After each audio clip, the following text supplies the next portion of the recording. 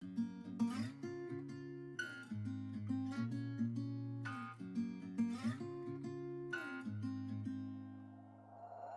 be driving down the state, yeah.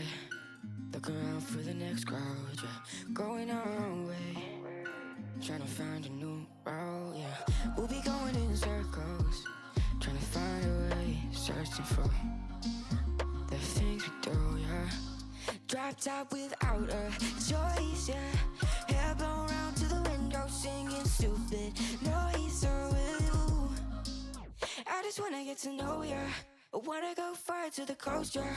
I wanna drive fast to the ocean. I wanna know all of you. Growing old like a ghost, yeah. I wanna have kids of my own, yeah. Live a life till it's over. But until we do, it's sleeping too long.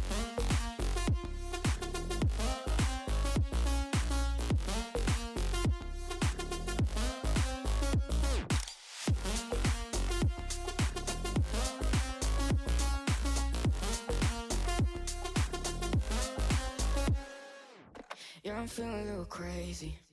Sat at home being lazy. Wanna travel till I'm 80, flying with you. Wanna take on the world and do something. Would you by my side like it's nothing? Wanna buy you things that you wanted. Wanna find you, drop top without a choice, yeah. Hair blow round to the window, singing stupid noise with you. I just wanna get to know ya. I wanna go far to the coast, yeah. I wanna dive fast to the ocean. I wanna know all of you. Growing old like a ghost, yeah. I wanna have kids of my own, yeah. And live a life till it's over.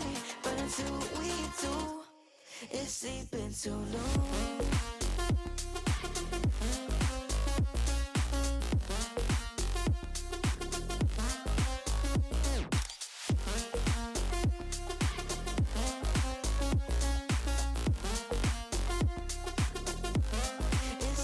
So no,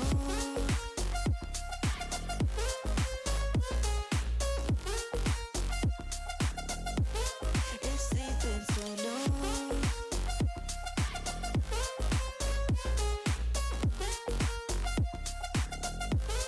It's sleeping so no.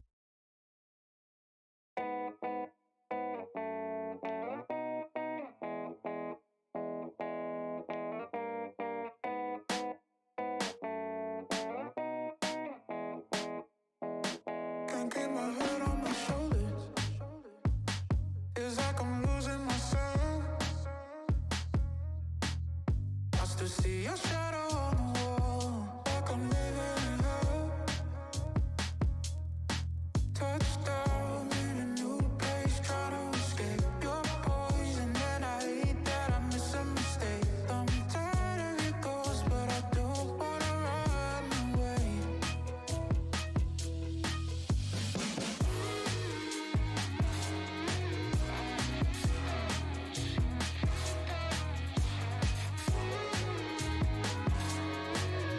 He only likes her because she's old. She's probably like 25. I can't believe I fell for all of it and it was a show. He only likes her because she's old. She's probably like 25. I know it's toxic, but it just don't feel right letting you go. But you play a game, I can't escape. I'm caught up in the middle. You're running through my head, and all the things we said. I wish I could forget you.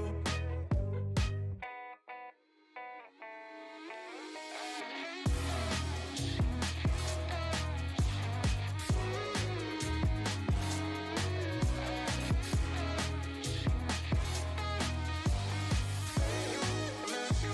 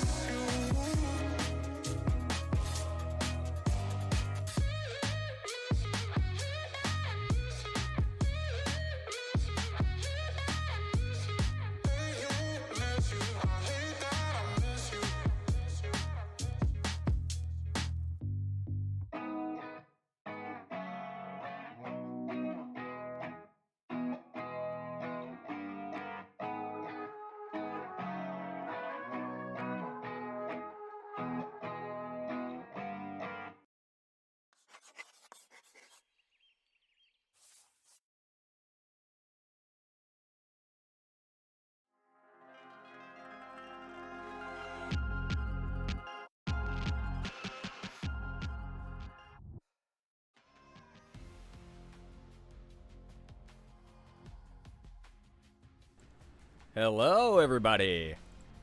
Hi. Happy Tuesday. I thought it was Monday for like 99% of the day.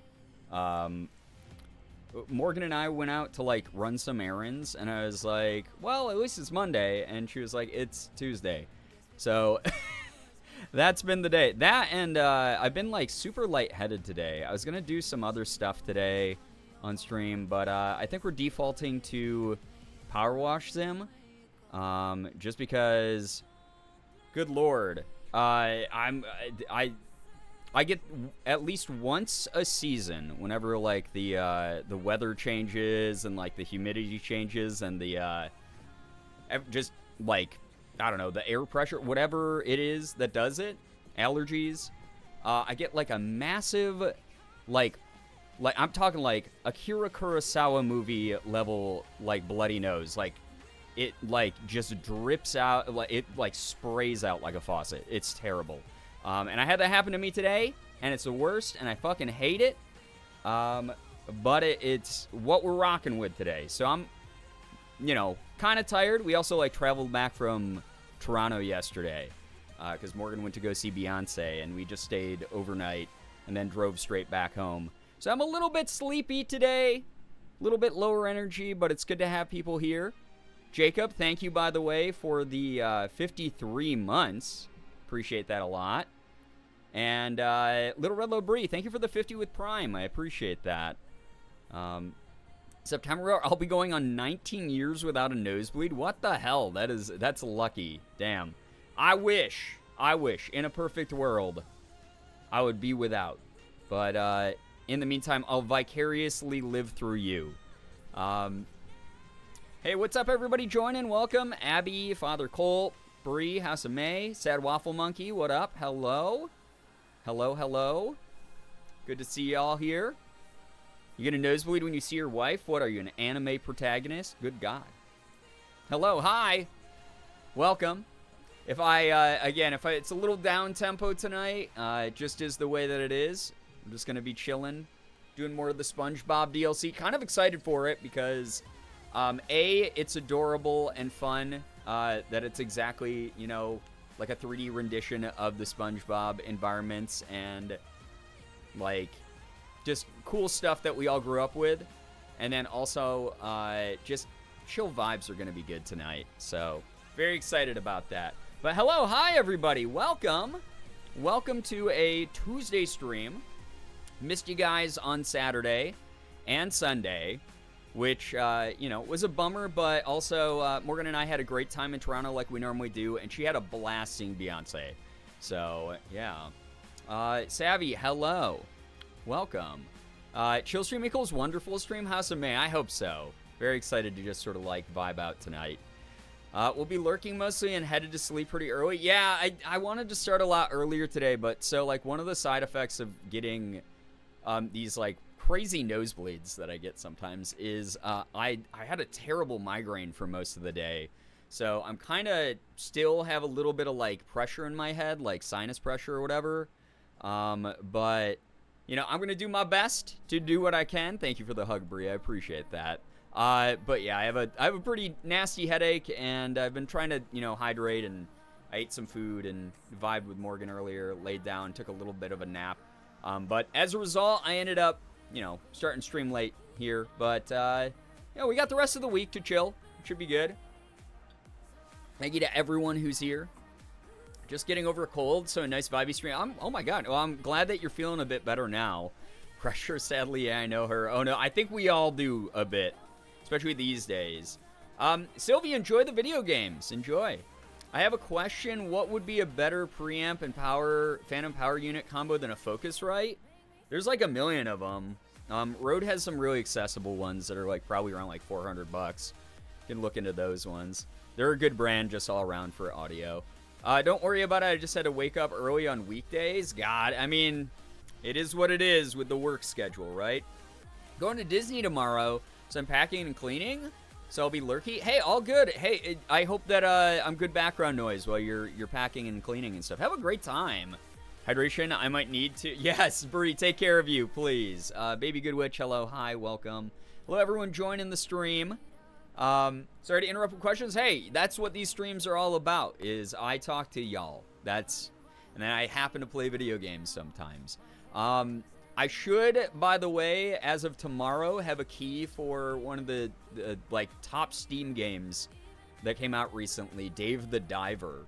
Ashley Roboto convinced me to play it, so I put in a media request for it today. So they should approve it tomorrow, and then starting Thursday, I might start up Dave the Diver because it looks really fun, and I've heard really good things about it. So yeah, heard the game is super chill and fun. Yeah, apparently it's like you go diving and like harpoon fishing, and then you run like a sushi restaurant at night. So that's kind of an awesome combo. I love like that type of gameplay loop. And you guys know me. I love a good like cozy, goofy game. Been watching Ashley play it. It's so cute. Excited then. The music's top tier. Awesome. So cute. I bet you're going to love it. I'm so excited for it. Speaking of taking care of myself, this week is the week I get both of my doctor's appointments to hopefully start the process of getting my chronic health issues treated. First of 2 appointments is tomorrow. Bree, fingers crossed for you. I hope that works out really well, and that you're working with doctors that believe you and help you out with everything. We have a long way to go with chronic health issues in this country, so I'm going to have fingers crossed for you, but I'm also hoping for the best. I am really happy that you're starting that process, though, taking care of you. Black Jew, hey, what's up? I've been watching Ashley and Feral Wife play. Yeah, that's awesome. Those are 2 of my favorite people, Ashley and Allie right there. So, yeah. Gotta run to the vet? I'm surprised you even joined Stream, Father Cole. I hope that the vet goes okay. Hello, Bussies, it's me. I'm here to be a pest? What are you talking about? Lulu, you're great. You're always wonderful to have here. Welcome. I'll need the luck.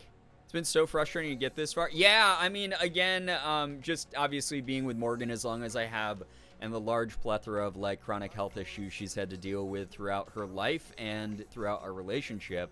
I am very, very aware of like all the crap that she's had to go through with doctors and such. So always sending the best to any chronic health people who need to get things checked out and talk to people who are in a field that is not moving quite quickly enough when it comes to taking chronic health issues seriously. So just to pick up food today? Oh, well, that's good. That's good to hear, Father Cole. So there's 6 rescues. That's so many. Damn.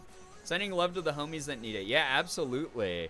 Almost said something ridiculous to enter chat, but thought better of it. You're welcome, Brian. Yes, Nettles Marie, thanks for sparing me. Hello, hi. Welcome, everybody joining. I know it's a late start here tonight, but I'm just going to be glad to vibe out and chill and have good energy with everyone that I can here tonight.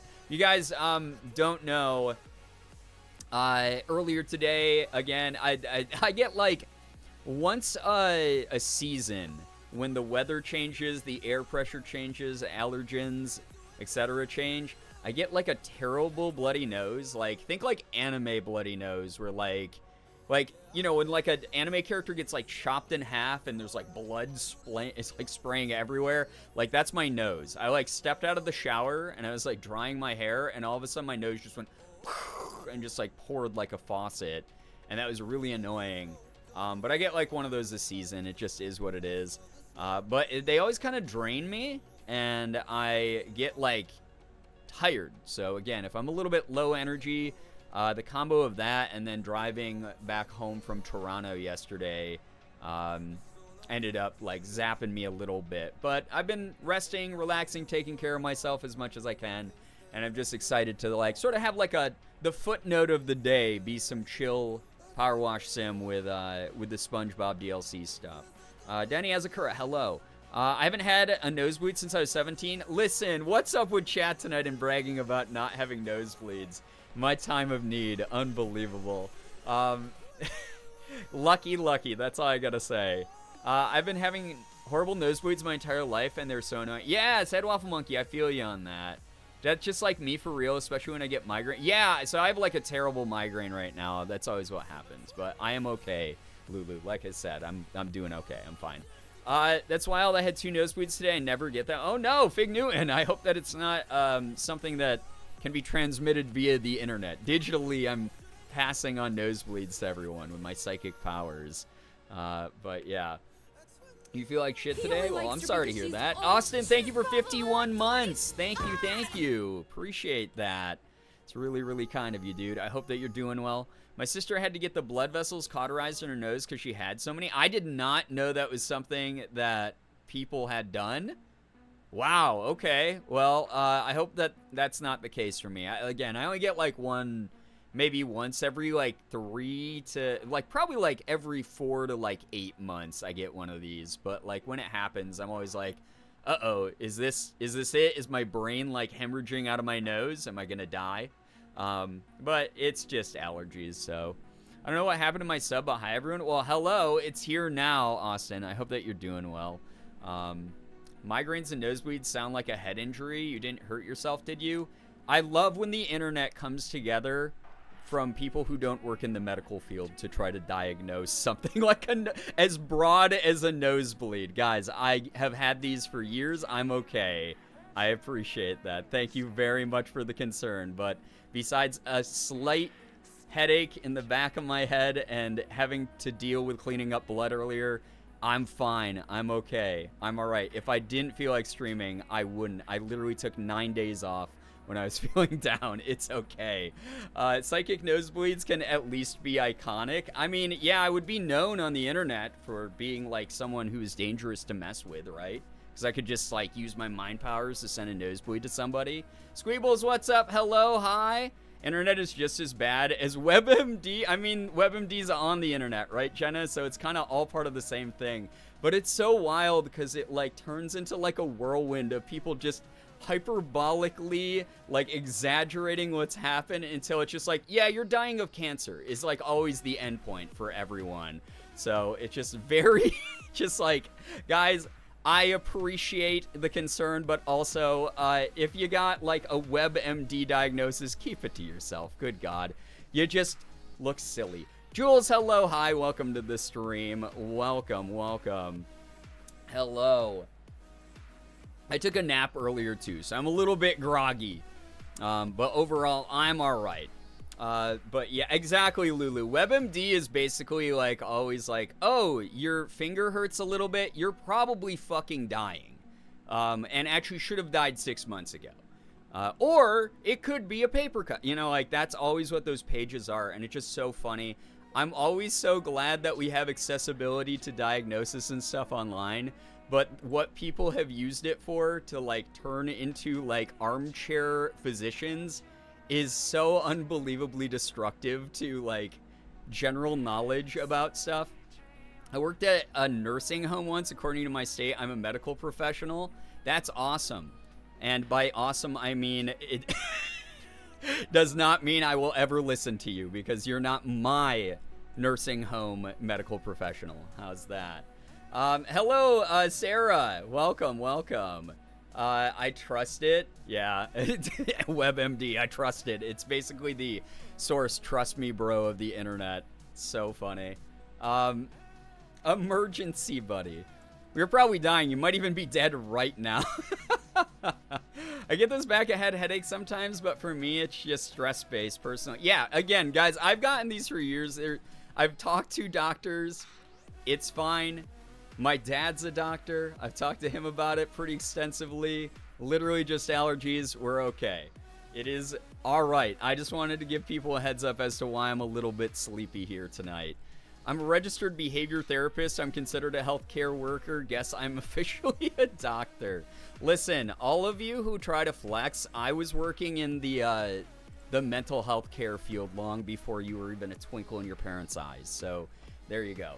I always take those sites with a grain of salt. It's more helpful that way. Absolutely, Jules. It's one of those things where it's like, oh, okay, cool. If it happens all the time, then maybe I'm going to take it more seriously. But until then, I'm probably not going to jump to the last bullet point on the list where it's like, yeah, this is definitely like you have like 18 tumors, you know? I missed the first half of the conversation, so all I heard was I have a headache and saw people saying concussion. Please never listen to anything that this chat says. It's possibly the laziest, most uneducated chat when it comes to this stuff. I love you guys, but the stuff you make up sometimes that we argue about in this chat is absolutely fucking unhinged. I deal with Shy, so obviously I'm a medical professional. Lulu, honestly, Shy and you, I'm so glad that you have each other. You're wonderful. Like, genuinely.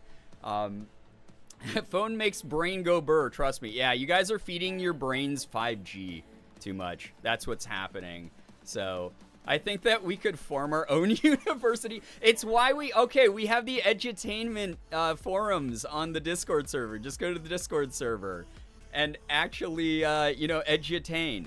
But also know that it will be fact-checked heavily, and we will destroy you if you're wrong. We'll make fun of you, and you'll cry. That'd be an embarrassing cause of death, nosebleed. It's happened. People have hemorrhaged out of their head. It's not a good way to go, but it's possible. But I'd say I've gone through enough of these that I know exactly what's going on here. Again, it was more of a description of what's happening and an explanation as to why I'm tired versus, like, armchair online people being like, you have this. Because that's, again, one of the weirdest fucking things you can do to someone else. That is not being a mother hen. Oh, I'm just the mom friend. That's being, like, a Redditor.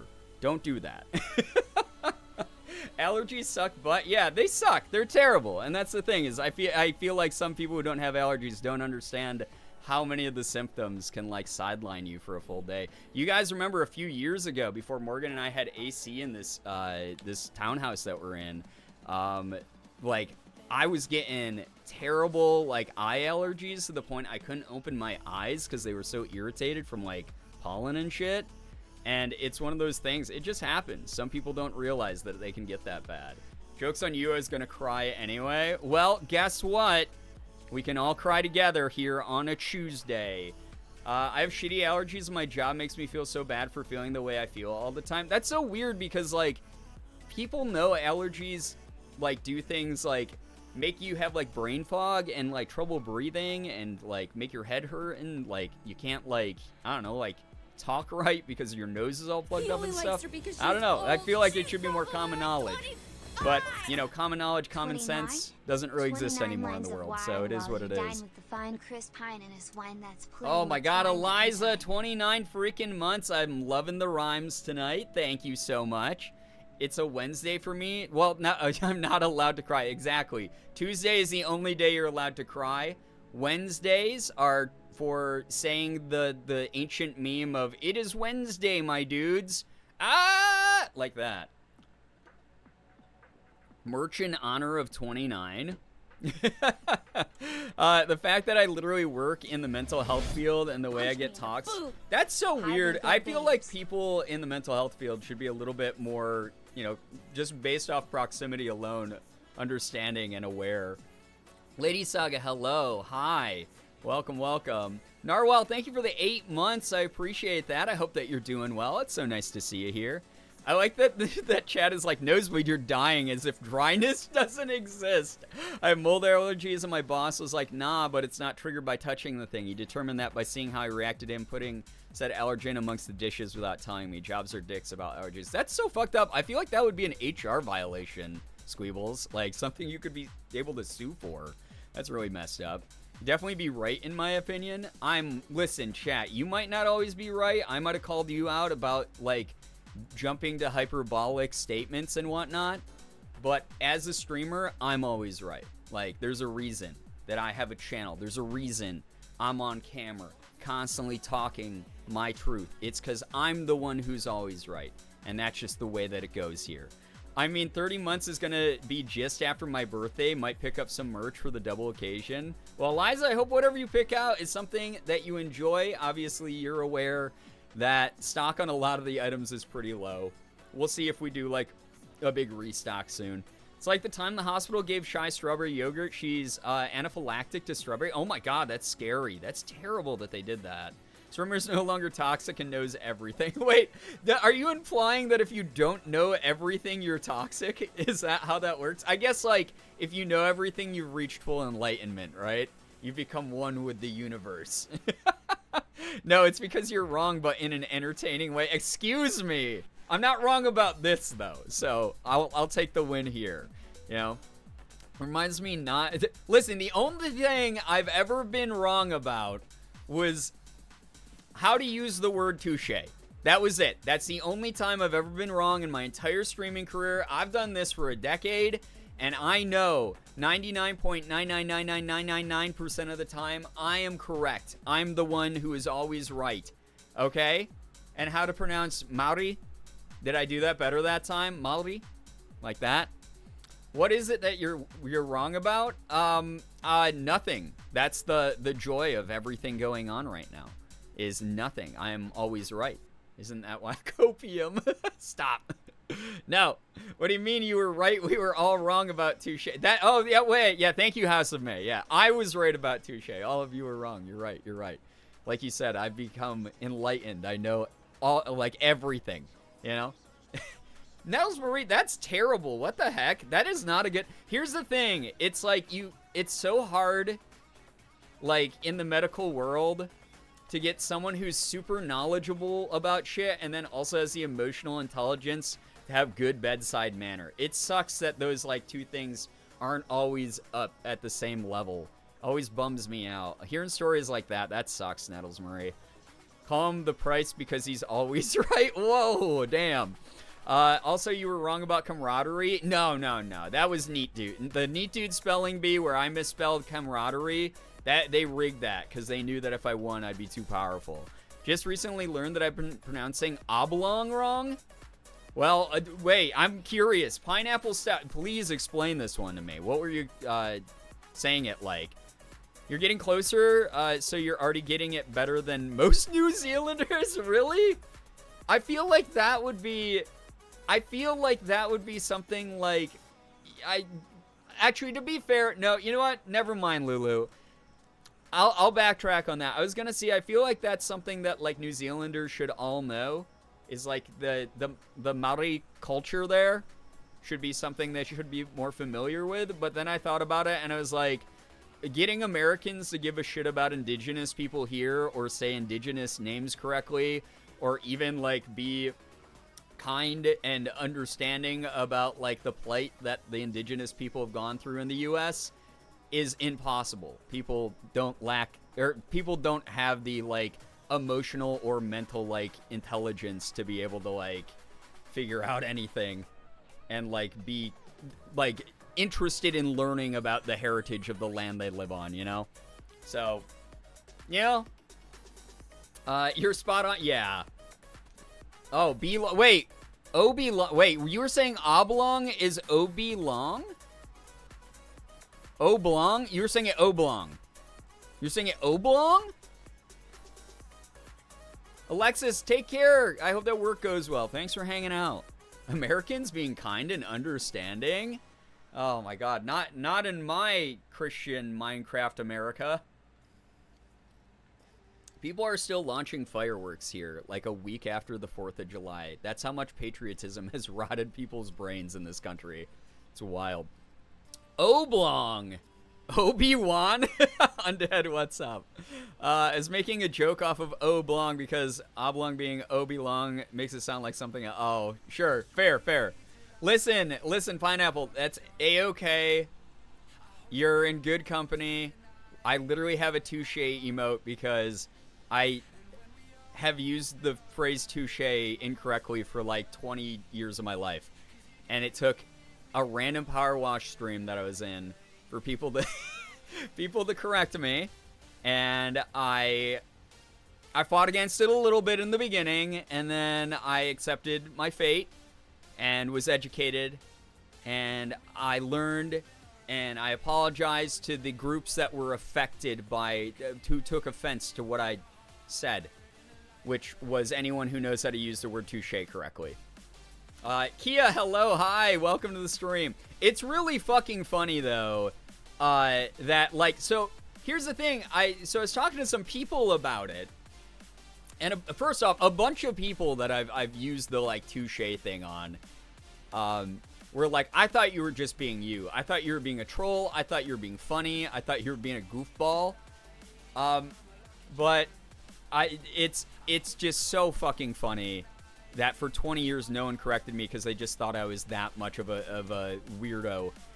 Got to make a YouTube apology video with a ukulele. I don't need a ukulele. We got bread here. We got this guy. No ukulele necessary. For those who don't know how I was using touche, I thought you were trolling. I wasn't.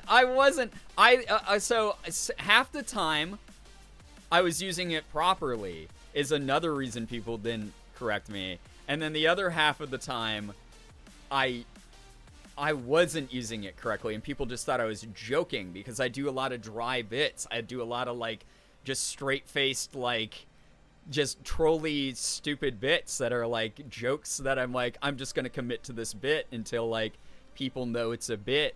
But in the beginning, they won't be able to tell if I'm being sarcastic or not.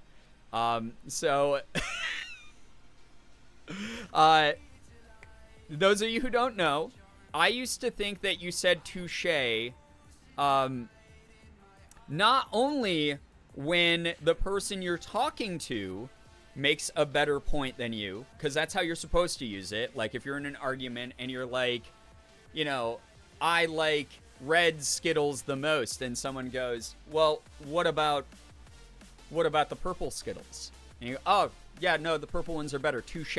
That's how you're supposed to use it.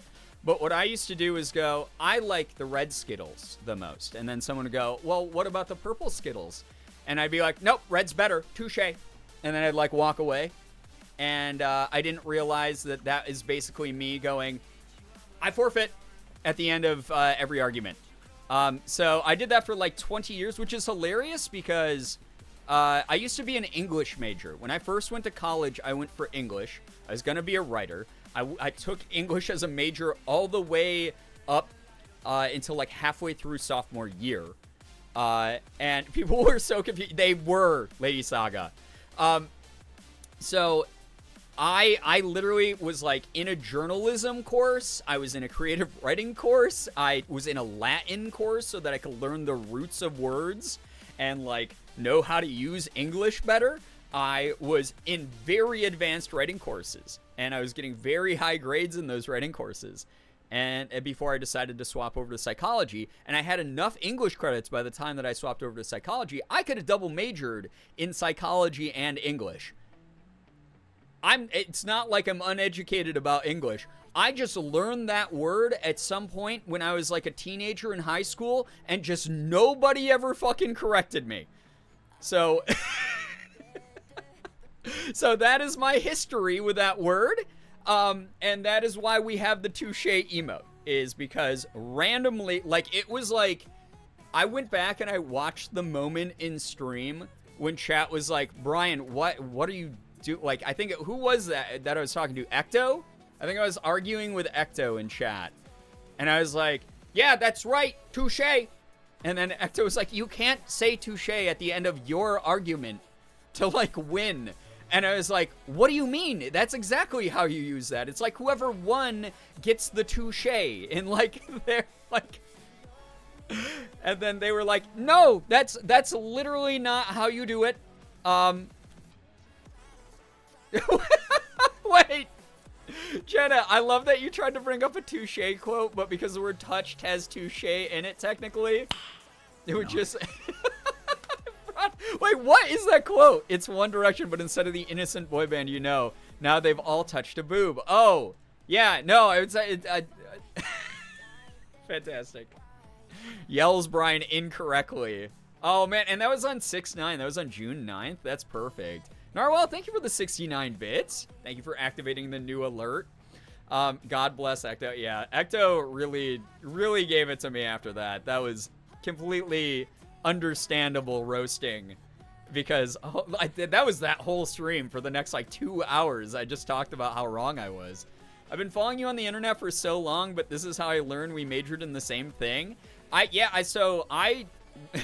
did the thing that every bright-eyed, bushy-tailed college kid does that goes into an English major. I was like, you know what? I'm gonna go to college, and I'm gonna be the best writer. And then as I, like, went through college courses in the English track, I was like, I don't like it quite as much, but I'm still gonna stick to it. And I was like, maybe I should pick up some, like, journalism or something. So I have, like, a steady job, not knowing that journalists are chronically underpaid, chronically underrepresented, and just not paid, like, they're just not treated well in general. I didn't know that back then, because I was an idiot. And I was like, oh yeah, I'll just, my steady day job will be as a journalist. And then by night, I'll write novels. And I was like really ideological about it. And then like halfway through sophomore year, I took a psych class as just a minor because I've always had like an interest in, psychology. And I was like, holy shit, this is like really clicking. I like this a lot more. And so I swapped over to that. And like I said, I had enough English credits. They were like, do you want a double major? And I was like, no, that sounds silly. When I was young, I pronounced touche as touchy. You must have been really, really confused when people were in a bad mood. And you're like, hey, don't bother them. They're just a little touchy right now. Like, for my sub gift. Why not? What the heck? Thank you so much. Yes, thank you. A lot of Ina's long-term subs are starting to end here, and then we got a couple that are a little bit newer from Ina. So thank you so much again to Ina for gifting that through, and why not? Thank you so much for being here 30 full months. Perhaps I stopped writing my book. No, I'm not saying you can't do that. You can definitely do that. You can write a book at the same time as doing other English-related and writing-related jobs. It's just I thought, wow, how easy would that be? And then like as I learned more and more about the field, I was like, oh, that is actually, I'd literally just be like destroying my mental health by doing that. For me, it was different. I was gonna go into med, but yeeted myself into psych instead because I found it so much more me. Squeebles, I mean, honestly, I get it. I think that a lot of us, especially those of us in this community, are like really emotionally like tapped in some way. Whether we're good or not at expressing those emotions publicly doesn't matter quite as much. It's just like, I think a lot of the people are drawn here because like we have empathy for other people. Not to be like, is an empath, but like just basically we care about other people. We don't want other people to feel like shit. We want like, the best things for the world. We want progress to be made, etc. That kind of thing. And so like it makes sense that we actually have a ton of people in this community who are drawn to psych. I think that's great. Sydney May, what's up? Hello. Hi, Brian and friends. I'm hanging with my best friend tonight and we'll be lurking. Hey, I hope that you and your best friend have a great time here tonight. Thank you so much. As someone who read constantly from a young age, not much made sense. House of May, I will say this much, and you can raise your hands in chat however you feel appropriate. I was one of those kids that constantly had my face buried in a book when I was younger. Because, again, I didn't have many friends, so I'd come home, I'd play video games, and I'd read. I'd do a lot. I learned how to find enjoyment in a lot of solitary activities. And one of the things that happened was because I was reading so much, I was picking up a really big vocabulary. My lexicon was, like, huge, right? But as a result, because I wasn't having conversations socially with other people, I was not learning how to say those words properly. I just had them in my head. So whenever I would muster up, like, the courage to be like, I want to try out, like, one of these cool words that I read in this book, that I was like, wow, that book's, like I'd look up, like, what the word meant in, like, the dictionary or, like, online or whatever. But, like, I wouldn't know how to pronounce it. And then I'd say, like, the word in, like, this absolutely unhinged, weird way to whoever I was talking to. And they'd, like, be like, is that how that's supposed to be pronounced? I don't think that's supposed to be pronounced that way. And that was just how I learned. So, too real. Okay, I'm glad that I'm not the only one. Good God. Why are we raising our hands? I was talking about, like, if you're a fellow person who did a lot of reading when you were younger, but didn't socialize that much with people, you learned the words and what they meant in text, but as far as how to pronounce those words, sometimes it made it a little bit of a challenge. For me, it was manga books. I still read manga all the time. That's, like, my favorite thing to do before bed, honestly, is I've been reading, like, a crap ton of Junji Ito, so that's been good. And I've been trying to work through Demon Slayer, and Jujutsu Kaisen currently. I would say something and people would look at me like, what? And I would describe the word and give it a definition. They had to explain it to me. Okay, I'm glad I'm not alone. I'm sorry that we all collectively had the same embarrassing moments. I feel that loved reading does not teach actual real-life conversation. Yep, exactly. Oh, me? Okay, there you go. Yeah, Lady Saga, you get to join in. Fun fact, for years I saw Segway and thought it was pronounced Segu, and then people said it out loud were saying segue. Yeah, my favorite thing with that word, Brie, is that because people, and this is the same thing with, like, a number of different words. My two favorite examples of that are Segway, spelled Segway, is the little thing that mall cops, ride around on, like Paul Blart Mall Cop rides that to chase down the criminal that's like speed walking away. And then Segway, spelled Segue, is said the same way, but like people don't realize those are two different words. So I'll see people be like, "Oh, that was a great segue in the conversation," and they'll spell it Segway, and I'll be like, "That was a great moving vehicle, like standing vehicle in the conversation." Is that what they? I don't think that's what they meant. And then the other one that I see is the word queue, where you line up, you get in a line, you get in a queue, which is spelled Queue. So there's like Queue. Very confusing looking word. The reason we say it that way and why that exists the way it does is fucking weird to me even. But I've seen people use the word CUE. Like homonyms in general are confusing, right? So I'll see like people like use like Q, like CUE, like, I'll take my cue to like, that's my cue to leave, or like, that's my cue to go out on stage, or that's the pool cue that I'm using to hit like a ball. And then people like reversing those a lot. So those are like my two favorite ones I see all the time. And then there's one that isn't even a homonym. It's just like really close spellings.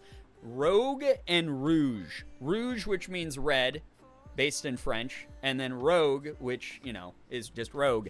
And so when the Star Wars movie Rogue One came out, I remember Twitter as back when like hashtags were still like super intense and there was a million tweets under each one. And people were freaking out about Rogue One. They were like, Rogue One looks so awesome, except they were all writing Rouge One looks awesome. Everyone was writing, like, I'm so excited for Rouge One. And I was like, oh no. Macabre is one that I didn't know how to pronounce from reading. It's so interesting because I've heard it said macabre, and then like the RE is like very like low and quiet at the end. And then I've heard people like overpronounce it as like macabre. And then I've heard every other pronunciation of it in between. I think that as long as you get the macabre in the beginning, then it's fine. I like to pronounce French words just to sound obnoxious and make them as French sounding as possible, right? Q is for awaiting. Q is for when it's your turn. There, I like that. That's a good one. So yeah, Q messes me up so bad. All good. I mean, like I said, it's really common, but it's my favorite one to spot.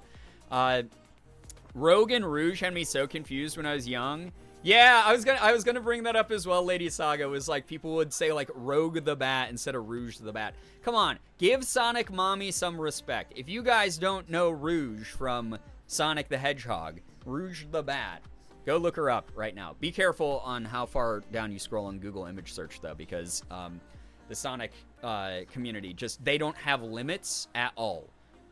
That said, I'm Team Amy. I'm an Amy girl for any fellow Sonic fans out there. So, macabre with the R pronounced gives it the vibes of massacre, which makes it more fun. And those two things can go together, right? I hated being called on to read out loud in class because, one, I got called out for mispronouncing busy in the first grade, and two, I kept reading ahead silently because I absorbed it better. Squeebles, I was the same way. I was someone who definitely read ahead, because of ADHD, and I would then get confused on where I had to be when they would call on me to, like, read. So I feel you on that one. Also, did you pronounce busy as bussy by any chance? Because that's really fucking funny.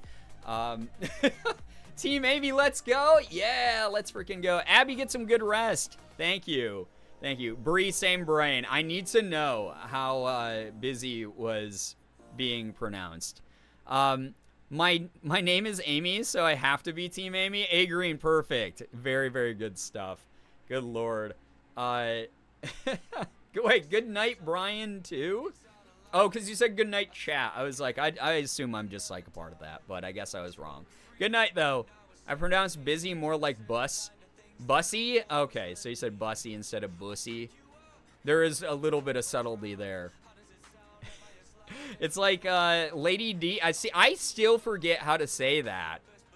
Like, how do you pronounce Lady D's actual name? The mom was too bussy to answer the phone. I think, wouldn't it be like... I don't want to go there. Never mind. Not the bussy bee. Oh, boy. In my defense, I was 6. Okay, fair. fair. It's Dimitrescu? Is it Dimitrescu? Oh. Or is that Dimitrescu? All right, Lady... I'm just going to keep calling her Lady D. I don't know how to say it. I genuinely don't know how to pronounce that name. All I do is when she's on screen, I just go, that's mommy, you know? The first one you said, that was correct. Dimitrescu? Dimitrescu? I would not have guessed that at all. Yeah, it honestly just looks like a hodgepodge of random letters. So, mommy sorry, exactly. I used to pronounce the S in Illinois. That's okay. That's a really common one. I think I did that until I was probably like, you know, in like late in elementary school or something, or like middle school, and they started teaching us states better. So, yeah. Baby Goodwitch, I hope that goes well for your brother. I'll stick to saying Lady D. Yeah, I feel you on... I can't even... Exactly, Squeebles. I can't even write that name. I can't even write it. Sending good vibes. Yeah, sending good vibes. So miffed that no one in that game had a Romanian accent. You know, that... Does it take place in Romania? I just go LAD because when said that way, you say ladies. Oh my god, Brie. Des Moines is also a hard one to figure out without help. Yeah, especially because, like, if you pronounced it like a French person would say it, they'd say Des Moines, right? Saying her full name gives me ADHD brain overload. Yeah, it's just, like, too much going on. It's like, if every syllable in that last name was driving a car and then just drove at 100 miles an hour into an intersection, and there's, like, a freaking 20-syllable pile-up. That's what goes on in my brain whenever I see her name. So, that's the way that works for me. So, Lady D, perfect way. Like, honestly. So real, yeah. I love terribly pronouncing croissant. Croissant. I say it just like Carl Wheezer does. Anytime I see croissant. It's so interesting because, like, you know, I've met some people in America who say it croissant. And then some people who say croissant. And I like to go, are you going to eat your croissant? You know. Fallen, what's up? Hello, hi, welcome. I have an ad right now, and I can just see Brian's aggressive hand movements with no sound. Oh, shit. Yeah, people spam Edge. You're back now? Hi. I said it, so I think it's only like a minute or a minute and a half of ads at a time. For non-subs, but thank you for sitting through the the ad break. We do have the ADGE command, ADGE, that you can type in chat if you know, you want to hear what's going on or see what's going on. I'm Southern. That there's a croissant. That's so fair. That is actually fair. Oh, Brie, it's not a command. It's a BTTV emote. So if you do capital ADGE, I think is how you get it to work. If you ever forget what BTTV emotes we have, by the way, you can always use the BTTV command. I think I have like 30 more slots. So I should be able to add a bunch more. I just have been very busy. And then obviously during break, I wanted to do exactly 0 work. Yeah, there you go. It's not working. Oh, it's working on my end. So if you don't have Better TTV installed on... first off, it doesn't work on mobile, unfortunately. But if you don't have it installed on your browser, then it won't work. It's like a 2-second, like, extension that you can add. So you do have it? That's so weird. I can see it on my end. Yeah, they don't work on mobile, exactly. I just pretend I see it. It's a pretty, it says add 1 of 80, and then there's like a countdown on it, which is hilarious. And also concerning that someone had to have like screenshotted that. Who was running 80 ads? Why did you do that? My BTTV hasn't been working either. I think I'm going to uninstall and reinstall. I hope that helps, Generic Litter Goth. They were doing like a little bit of like housekeeping. I think it was last month. So they might have screwed up something in the API for people. Image goes in brain. Are you going to TwitchCon in Las Vegas? I'm thinking about it, Juno. I'm not 100% sure yet. I was originally going to go for sure. And then this shit happened. where I got hit with a gigantic bill that, again, I am not well, I was not responsible for the generation of the bill, but because of the government and the legal system, I am responsible for paying the bill, even though it's not my fault and it's not my mess to clean up, and it annoys me that I have to. So that is currently holding me back from doing a lot of stuff. It's why when Morgan and I took the 9 days off, it was just staycation here, where we didn't spend a lot of money. And same with like the Toronto trip. That was stuff that like Morgan had paid for. So, yeah. Silver, I hope that the therapy exercises go well. I'm glad to hear you're taking care of you. When is TwitchCon this year? It is, I think, in the fall, right? Refreshing your browser fixed it. Oh, dope. Awesome. Cool. Don't pay the bill. Fuck capitalism. I kind of don't want to go to, like, actual prison. Or, like, have debt collectors come and get me. Because this is something that, again, deals with, I'm not going to go into specifics because it's very personal, but it deals with the government and the legal system, which is really annoying. And again, it's something that I have pretty much nothing to do with, but because I am a part of this situation, I still have to pay it, which is really fucking annoying. Late October. Thank you, Austin. Staycations are sometimes just what you need. I mean, I'm super refreshed. Those of you who haven't been around since I got back from staycation, it was awesome. It was super recharging. I feel like so ready to tackle the world. I'm starting to get ready to start doing... I know I've said this a million times over the past couple years, but like, staycation truly pulled me all the way back from the edge of burnout. I'm glad that I'm able to like spot when that's about to happen now. I feel awesome. Morgan and I have been waking up a lot earlier. We've been feeling like a lot more well-rested. We've been getting in more like personal time together, and just like in general having like an emotionally and psychologically fulfilling life together. But it's one of those things where like, just because I'm feeling good doesn't mean that I have like an exact date of when I'm going to come back to YouTube, but I've been feeling it. I've been feeling a little bit of the spark again.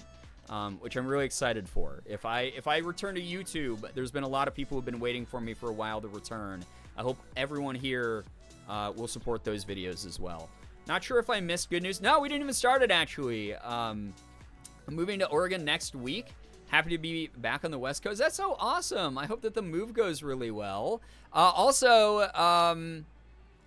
Yeah, let's kick off good news. If you have good news, feel free to drop some in the chat here. As long as it's something we can all comfortably enjoy. It doesn't have to be anything big, as long as you're proud of what you did. Did you watch any good movies during staycation? Oh, we watched so many. We watched I think 8 movies or something during staycation. There was a bunch of really good ones we saw, and then a bunch of stinkers. Morgan, I think, got asked during her stream, her welcome back stream, what movie was the worst one we saw, and she totally forgot.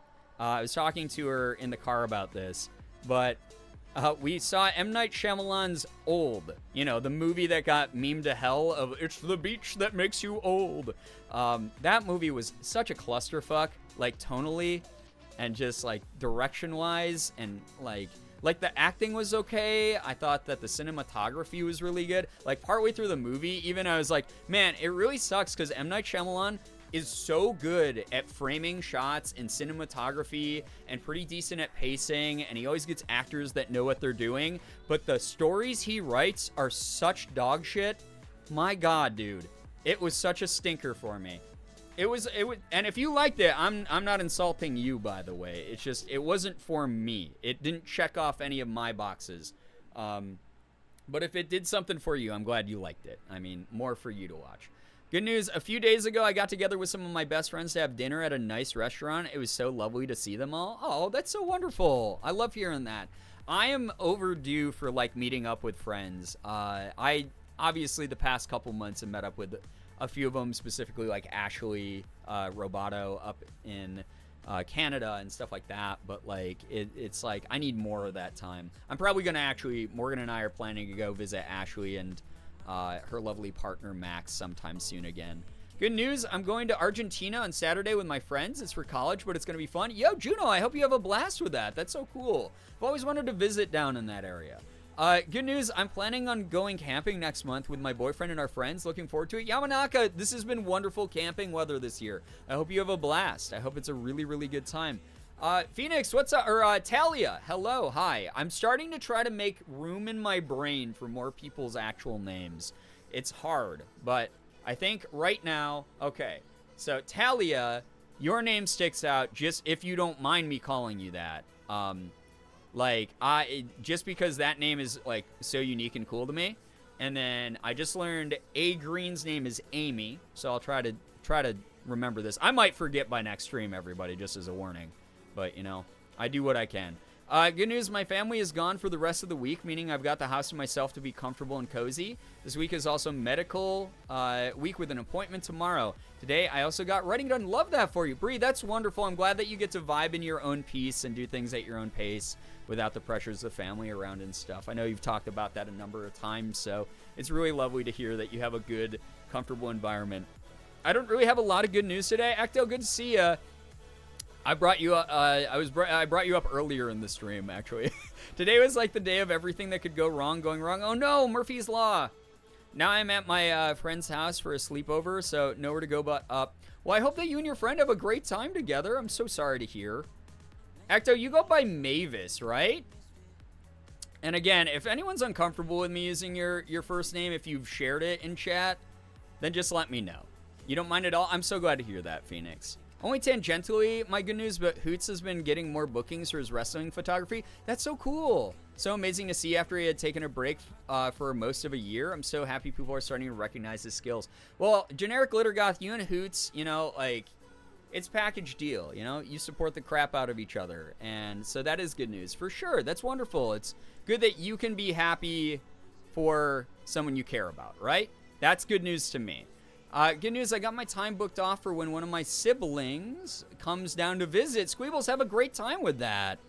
I hope that that goes really well. A lot of good news in progress. Things are things that I'm just waiting for. Darkwing, dude, I feel you on that. Like, I have, like, announcements. I got stuff coming up. I got, like, things I'm looking forward to. But, like, a lot of it is, like, you know, time will tell type of thing. When I'm allowed to talk about it, or if I even get to ever, if it doesn't fall through. That kind of stuff. I feel ya. But that's good to hear that things are brewing. Good news, even though it's been a few weeks, I finally got paid from a debt someone I worked with close to the family owed me for over 2 years. Starting to lose hope, but I'm glad I didn't give up. Lady Saga, I'm glad you stuck to your guns and you were able to be paid. That's great. You won't remember my IRL first name. It's Japanese. Are you insinuating I don't know how to speak Japanese, Yamanaka? You're right. I literally gave up on Japanese in college. That said, I mean, when it comes to names, sometimes they stick out more. But I do like that you go by Yamanaka, because it's just a fun thing to say. I do go by Mavis. I don't mind it at all. Okay, awesome. Kia, you're an easy name, now that you taught me how to pronounce your name. All those, what was that? Maybe like only 2 years ago. I think I used to say your name so wrong. Good news, I got a drawing tablet, a Canvas Pro 16, and it arrives on Friday. Weren't you talking? You were asking for suggestions from chat the other day, right? That's so awesome. Hope you have a blast with that. Get a lot of good, like, drawing done. I don't know if you all know this, but I may or may not go by Lulu. Oh, man, I thought your first name was Shut Up, actually, this entire time, Lulu. That's wild. Same Japanese is hard. Yeah, so, Talia, my thing was, I was like, oh man, I did the fucking weeb thing that every weeb does, where it's like, I love manga, I love anime, I'm gonna learn Japanese, because I picked up some, like, basic phrases from a TV show, like, which is like, you know, that's a good way to be introduced to stuff, but there's obviously so many, like, weebs, and then, like, now we have Korea-boos, who are like, yeah, I watch, like, a lot of K-pop music videos, so now I'm basically fluent, and I'm like, no, you're literally not. Kels, what's up? Hello, hi. But for me, learning the language was really fun up until they were like, okay, you guys are done with the basics. Now it's time to learn all 3 alphabets. And I was like, because there's the one that's like the traditional Japanese, right? Then there's like the one that's like derived from like Chinese, essentially, like the spiritual like Sino style alphabet. And then they have the one that's only used for borrowed words, like words from other languages where they're like, you know, they're speaking Japanese and then they just say in the middle of a sentence like business meeting and then keep speaking Japanese. And I'm like, fuck, dude, there's no way. I was like, kanji's hard enough. Like I can't hold 3 alphabets in my brain. It's impossible. So it's been kind of great learning Korean again. That's something I picked up over break again, was picking up Korean again. And now I'm actually learning how to write it. Like actually the way that you write the letters. You can't just write the letters any way you want. It would be like if you were to write an S and start from the bottom. You know, people would be like, that's kind of an interesting way that you did that. Theoretically, you can do it that way, but I'm trying to learn the actual strokes for like all the Korean letters, which has been great. It's been awesome. It's been really fun to get back into learning hiragana, katakana, and kanji. Yeah, so like I couldn't even keep those names like in my head lined up right, Phoenix, or Talia. So like, yeah, it was like, whoa, you know. You guys can call me Saga or Lady Saga. Both are cool. Well, I like the name Lady Saga. I think it's fun. Twitch recommended me your stream. Decided to check it out. Vintage, what's up? Hello, hi. I hope you enjoy your time here. Hungel's very specific about the directions of the strokes. Yes, it is. All Asian languages really are. Because, you know, they all are derived from like calligraphy roots and like, you know, the Sino Chinese type stuff. But like, it's fun to learn. I don't know how deep I'll get back into it, but hopefully I'll be able to get past the caveman grunts I know how to speak currently. So yeah. Yeah, Juno, that's the big thing I always warn people about, right? Is so with Korean, people will be like, I watch a lot of K-dramas, or I like watch a lot of like Korean music videos and like pick up, you know, watch a lot of variety shows, whatever, and pick up like certain words. And that's great for like really basic phrases and like imitating like how to pronounce things, because Korean is all here, like in the back of your throat. A lot of the consonants and letters sound the exact same. So like the sound for like the B, like B sounds the same as like the P. So like a lot of the time, that's a weird sentence to say out loud, but like you kind of say like both sounds at the same time, or like G and K are the same. So like, you know, you like some people will say like, oh, I really love like kimchi, and like really overpronounce the K, but you can also say it as kimchi. And if you say both consonants at the same time, which sounds weird, but you go, you know, kimchi like that, it's like way in the back of your throat when you say it. And it's not even just the formality thing. It's an age thing. It's a environment thing. So you're not going to speak the same way to an old person at the store as you'd speak to an old person at your job who's your senior. The honorifics, those are the biggest thing. And I always point those out where people will be like, well, I learned like pretty fluent Korean from watching like variety shows. You know, I watch so much BTS on like variety shows, or like K-pop groups on variety shows where they're like talking to like a host or to the camera. And I'm like, that's cool. That's a great like stepping stone, like the foundation. But those are a bunch of like 20-something-year-old boys talking to each other. That is not the same as if you were to talk, like hold the door for like an old man. So that's always like the big thing I try to point out for people. Brookie, what up? Good to see you here. Hello. Druxy, hello. I love the GK sound so much. It occurs in a couple languages, but people who only have heard English look at me like I'm mad when I mention it exists. Druxy, it's my favorite one because it comes all the way from down here. I have a friend who lives in Korea that I speak to semi-frequently, and a little less because he just had a baby. He had a little baby, which is so cute. But him and I would get into calls together on Discord and just chat about Korean culture and like food and music and history and language a lot. And it was something that like was really, really good for me, just as someone who, you know, has lived in America for my whole life and is trying to reconnect with my roots over the past like 20 or so years. And him and I were talking about it, and I was like, hey, it's like really natural to like, you know, speak from like deep in here. And he's like, yeah, he's like, actually like there's a reason, like genetically probably, that you have such a deep voice and that you can really lower it and like really speak from like every part of your throat, is because that's really common in Korea. And he's like, that's why they're so into karaoke, is like even average Koreans have fucking pipes on them. They might not be able to hold a tone, but they can get loud because they are so used to speaking from like deep in their throat.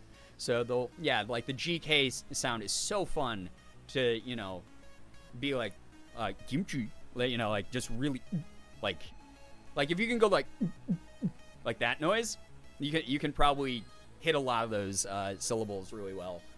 Not me over here, worried because I'm pretty sure I pronounce half of the things wrong. Latino, please give me a free pass. I'm trying. I always recommend that like you actually like watch the like videos that are like taught by Korean people, so that you get like the, not just the pronunciation, but also the inflection, because that's really important too, like where you emphasize words and stuff. There's different dialects within South Korea too, right? Yes, there is. It's and the thing is it's like sort of like here, you know, like if me, a northerner, goes down south, like when I lived in Florida, or like I brought up like Yinzer to you guys. That's a regional dialect that is technically an American dialect from the Pittsburgh area, but sounds like kind of like a different language. Like people in Seoul. So my buddy lives in Incheon, and people from his area pretty regularly make fun of people from Busan, which is like a coastal like fishing city. It's one of the larger cities. Some of you might know Train to Busan, very famous zombie movie. But people from Busan are made fun of a lot for being kind of simple in their dialect and how they speak and the way they emphasize words when they're like excited and stuff like that. I was born in an area called Daegu, and Daegu is a lot of farmland. So even though it is also a big city, is kind of considered a little bit of a country bumpkin place in some parts of Korea. So yeah, it's very, very interesting to learn about. I think that every country around the world just knows some variation within their language. I'm a Yinzer, just Pollux. Man, that's fun. Yins guys going to see the Stillers and that? Maybe go down and Permanis afterwards? Let me know. Even Canada, the Newfies have their own whole other language, but it's still English. Yeah, so I've been to Newfoundland before in Canada, and Newfies they're not like any other Canadians. They're on a big ass island, and I've shared this story before. Morgan and I went to go to Newfoundland years ago, back when I was still a YouTube editor, and we were on a whale boat tour where, you know, the boat goes around and you're looking for whales and other marine life. And there was like a guide that like flew by on like a speedboat. And the guide, who was like really nice and pleasant up until that moment, he had this loudspeaker, like intercom. And like when the boat went flying by, he was like, "Hey, slow down, you stunned arse." And I was like, what did he call him? And like the people we were with was like, "Stunned arse." That's like a really common Newfie like insult. It basically means like you're an idiot. And I was like, oh shit, okay, that's wild. Mod Team put on a showing of Train to Busan last year. Yes, they did. Yep. One of my favorite movie nights in the Discord, just because of the togetherness of freaking out and being emotionally damaged. Yeah. You going downtown later too? Okay, awesome. Love it. Yeah, I'll meet you outside of PPG. My favorite thing Yinzers in Pittsburgh do is say "inat." I lived outside of Pittsburgh for like 4 years, and it's a really fun area, honestly. What do you call me? Yes, Stundars. Canadians say Z in a different way. Yeah, they say Zed, which is like very European, because they brought a bunch of European stuff over as well. So having flashbacks to watching Jacksepticeye watching videos of heavy Irish accents and even him struggling to understand some of it. Yeah, it's really interesting. So like one of the first years Sean and I ever hung out at a convention, I think we met up at like, so I met Sean in 2015, I think, at PAX East in Boston. And we didn't like really hang out a ton besides at the convention itself. But then obviously in like following years we got closer and we were like hanging out in a group and walking around the city and stuff. And one of my favorite things was, first off, he used to make fun of all the Irish bars in Boston, and he was like, because we'd be like, oh, there's like an Irish pub and it has like Gaelic on the side or whatever, Celtic writing, and he'd be like, that's a bunch of nonsense. It's like that they just like smash together a bunch of words, a bunch of letters that don't even make sense. That's not even real. And so that was really funny.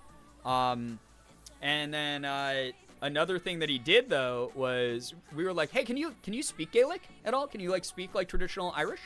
And he was like, oh yeah. And then he like launched into this big long sentence where he was like, it was just so weird to hear. And then, like you said, like in later years, he sort of has lost some of it because foreign language, as we've talked about a bunch here in previous streams, is kind of like a muscle. You just have to practice it a bunch or you lose it, you know? So, yeah. I despise the Z over Z thing. The alphabet doesn't rhyme. Oh my gosh, we got some fighting words in here. Always fun running into fellow Kansans from different parts because there's a significant accent difference between southern Kansas, northern Kansas, western Kansas. I believe that. Same with Florida. Like when I lived in North Florida, the accent was a little bit closer to Georgian just because Jacksonville, Florida is like right over the border. And then if you go down to like Miami, it's so different there. It's really, really different. And then if you go into the Panhandle, good God, I couldn't understand half those people. So, shoot, I have some other good news. I just remembered I got accepted into a research study to help create more access and understanding of mental health for WLW individuals. Love that. That's incredible. Very cool stuff. Love seeing more research being pushed into LGBTQ plus matters. Here in Brazil, where I live, we call those plug adapters a T because of the shape, but other places call them Benjamin. I think it's so funny. It's an actual name. That's so weird. That's a thing here in Michigan, too, the further north you go. I believe it, Kels. I've lived in a number of different states, and I've heard so many different accents, so many different dialects. I mean, you guys make fun of mine all the time because just Rochester A is just like the most whiny, nasally thing in the entire world, and it's just impossible to stop. And it's really funny. I think I shared this before, like a while ago, but I have literally lost out on voice acting like early auditions that I did before I was aware of how strong my Rochester accent was, because my Rochester accent is very pronounced. So when I audition for something, I'm like super aware of it, and I kind of tone it down a little bit, and I speak a little bit more like this. You know, I sound a little bit more normal. Oh, I'm from Rochester, New York. You know, like it's a different thing. Whereas if I go full-blown Rochester and I'm not thinking about it consciously, I've literally lost voice acting opportunities as a result, because it cuts it cuts through everything. It's rough. It's bad. So super stoked about it, Sylvie. I can imagine. I don't think about your accent much because you just sound like my family. That's yeah, exactly, because you got ties here. I say A in a very Midwestern/Northern way. I get made fun of here in Colorado all the time. Does Colorado have an accent? That's so interesting. I've actually never been to Colorado, so I don't know. Manifesting a game opportunity that takes place in the Rochester area. Yeah, they do casting call for authentic Rochester accents, and I'm just gonna talk about garbage plates and going to the plaza and lilac flowers and oh man, it would be great. Halloween, hello, hi. I once had a girl in elementary school give me a king-size Butterfinger if I said rabbit because I used to say my R as W's. Oh, so you said wabbit? Shh, be very quiet. I'm hunting for wabbits. The amount of times I've been talking and then I suddenly hear my Minnesotan accent. Minnesota? Is it? It's like Fargo, right? It's like the one where it's like Minnesota. It's a very vague Midwestern accent in Colorado, not something very distinct. Interesting. But I'm assuming like different than like how I sound, for instance. I don't think they do, but I get called out all the time, so I'm confused. It's really funny. I didn't ever think I had an accent. I just thought I sounded like everybody else. Because the Rochester accent, like, unless it's super pronounced, it's not that you know, indistinguishable from like, you know, modern American. But like there's enough of it there that like you can kind of hear it a little bit. But it wasn't until I became a YouTuber that I realized how intense it was, because obviously once you're a YouTuber, you're talking to people from all over the world. You're not just talking to the people local. So I had this friend from the UK, and he was like, Brian, I love hearing everyone's American accents, but your accent is so unique and so cool. I love that accent. And I was like, I don't really have an accent. I was like, I'm from Rochester, New York. Like, we're all the way on the western side of the state. We're literally like 5 miles away from the city. So like, I don't have like the Brooklyn accent, you know, like I don't have like that. I don't have like a Queens, you know, I got the Rochester accent. And this is just literally everyone from where I'm at speaks this way. Like, some worse than others. I'm actually pretty mild. But he was like, yeah, I know, you got like such a pronounced accent. And I was like, oh my God, that's so weird to hear. I don't know what kind of accent the Pacific Northwest has. To me, it just sounds like generic American. I think it is pretty much just chill and generic American, because like I've been to Seattle enough and talked to enough people out there. They just sound like, you know, like regular, you know, people you hear on TV and movies and stuff. Different. I've had people tell me they can tell when I'm on the phone with them, but to be fair, that was a contractor who was making small talk with me while we waited for a refrigeration unit. Cooled down enough for me to swap a part for him. Fair. Brooklyn accent. Yeah, your accent, Brookie. Minnesota accent similar to the Nova Scotia. Yes, very much so. I think it's because they both like descended, isn't it like Irish or something like that? Like Irish descendants. I know that's why Newfies sound the way that they are. They have a strong connection to the Irish homeland heritage, according to everyone I spoke to in Newfoundland when I was there. 72 Muses, what's up? Good to see you here. Hello, hi. My grandma was born here in Brazil, but she's Italian descendant, and sometimes normally when she's angry, the phantom accent shows a little. That's fair, especially if she's like straight from, you know, the homeland, the home country. We speak generic TV American on the West Coast. Yeah, I feel that way up until you get to California. And then California, obviously, you got like the vocal fry, you got a little bit of the like people who have the surfer speak. But even that is like fairly limited in all the times I've been to Cali, you know? So, it depends on like where you are. Gotta love the Maritimes accent. Minnesota's very German and Norwegian, not so much Irish. Got it. Interesting. Yeah, so who knows? It's funny how I took a linguistics course, a bunch of linguistics courses actually when I was in college, to learn about the migration of certain languages and certain accents and dialects and stuff like that, and it was really fascinating. But obviously, there's so many, I don't remember why some of them moved the way that they did.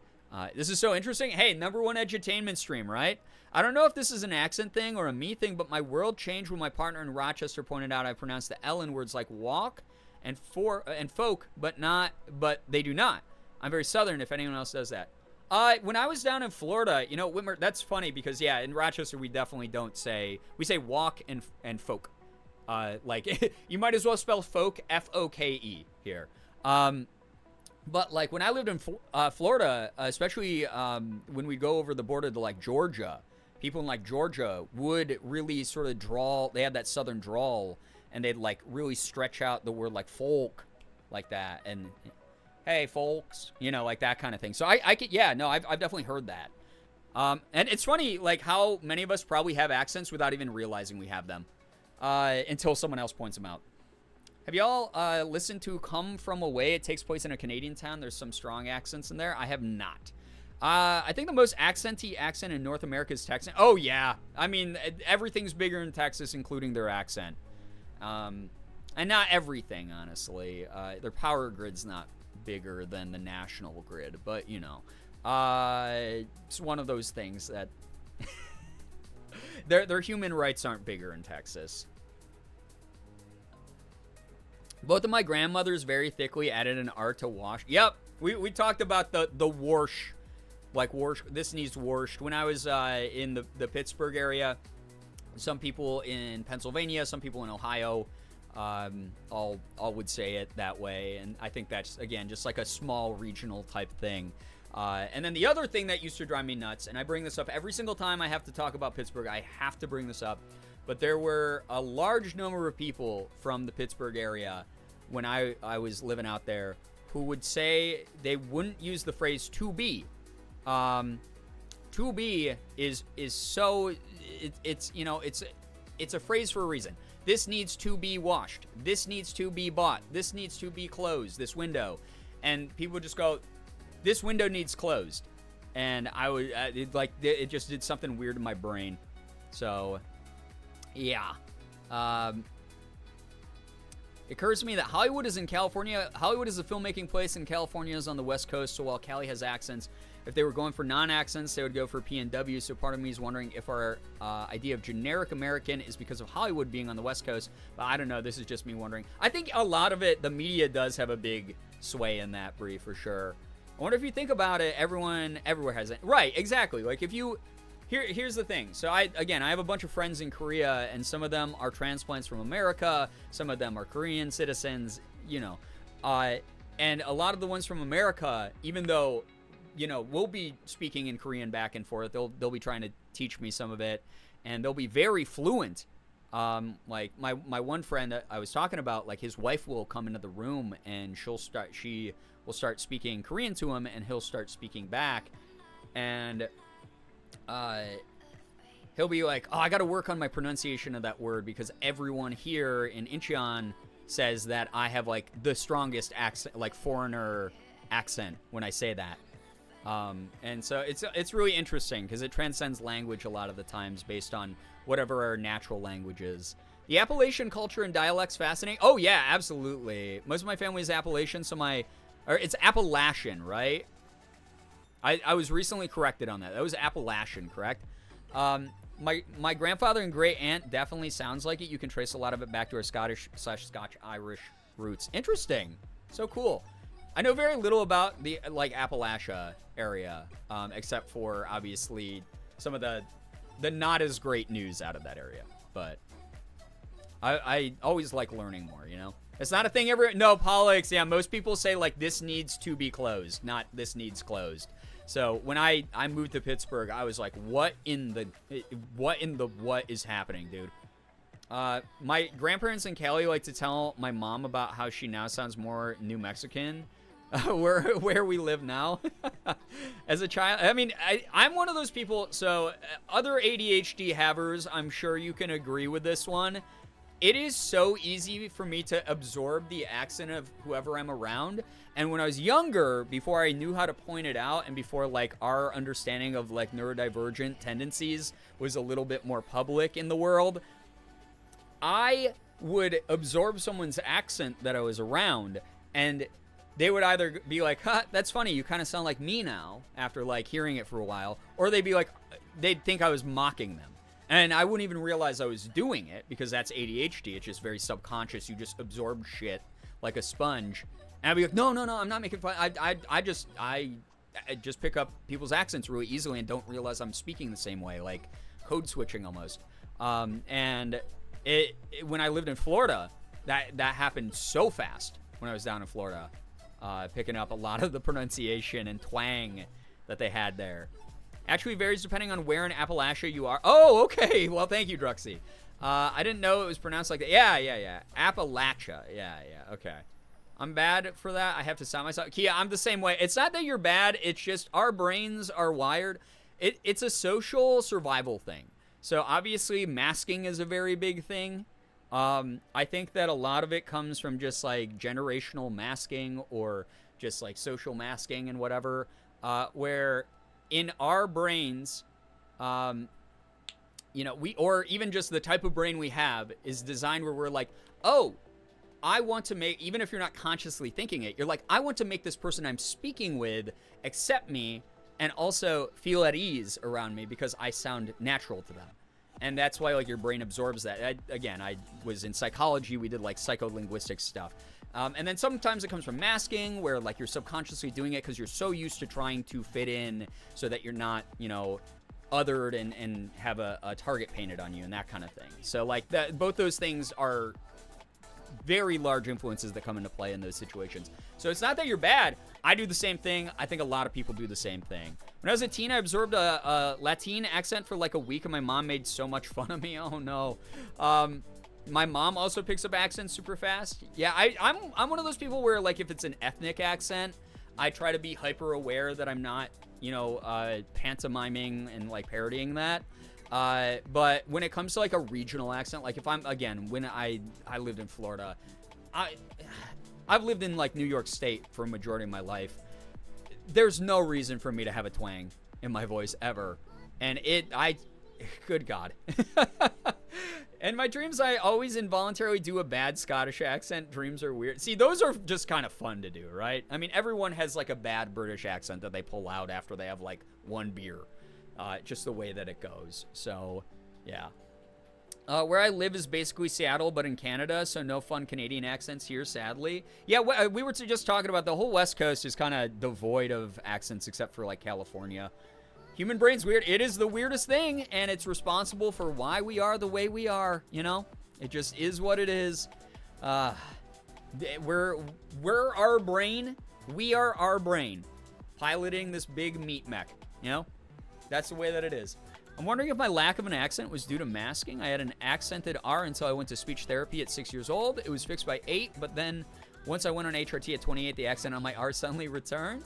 Well, HRT, obviously, chemically, it's going to be changing a lot going on up here. So, like, could be part of that. I mean, HRT, they say, is like you just are going through second puberty, right? So maybe there's a return to form from that. The weird part is it's not on purpose. Dream Me is always actively trying not to do it, but it happens anyway. That's hilarious. Maybe you got some roots, you know? Who knows? Like, way deep in your ancestry that you don't know about. I don't know.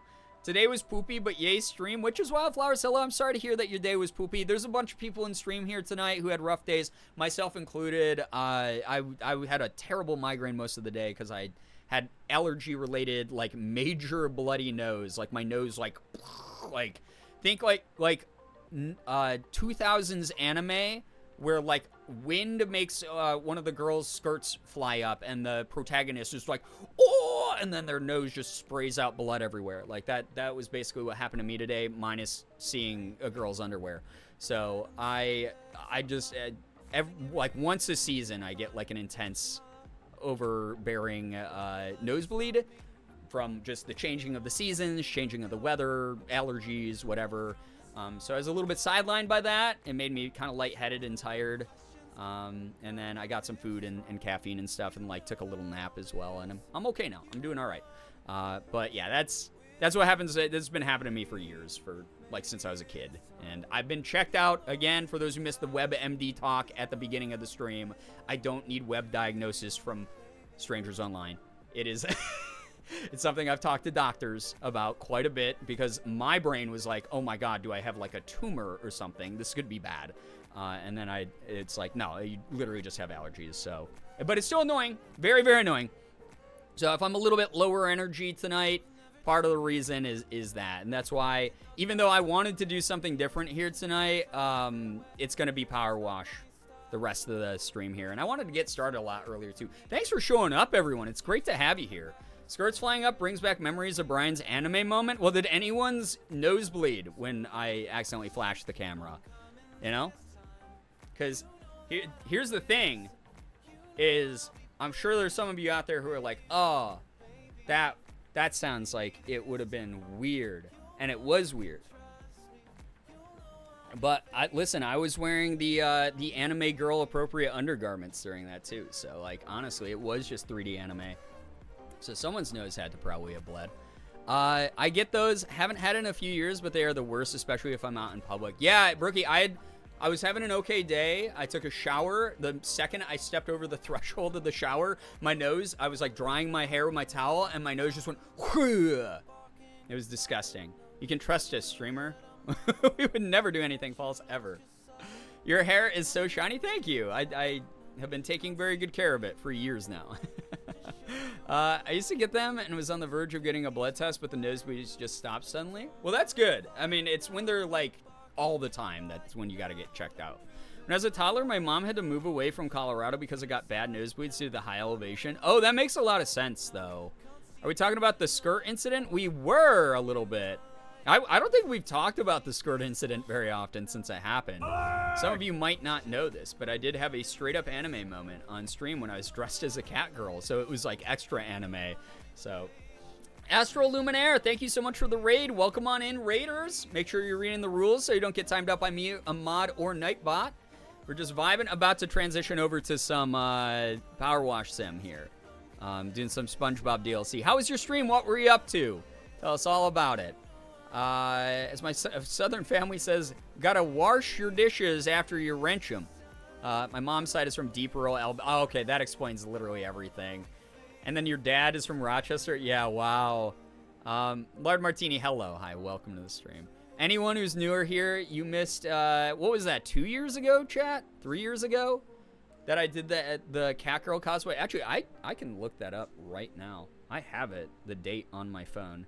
It was an important moment for me. It was actually a dream come true. You might think that's sarcastic, but I've literally, since I was, like, very young, have wanted to do, like, a cute cat girl cosplay.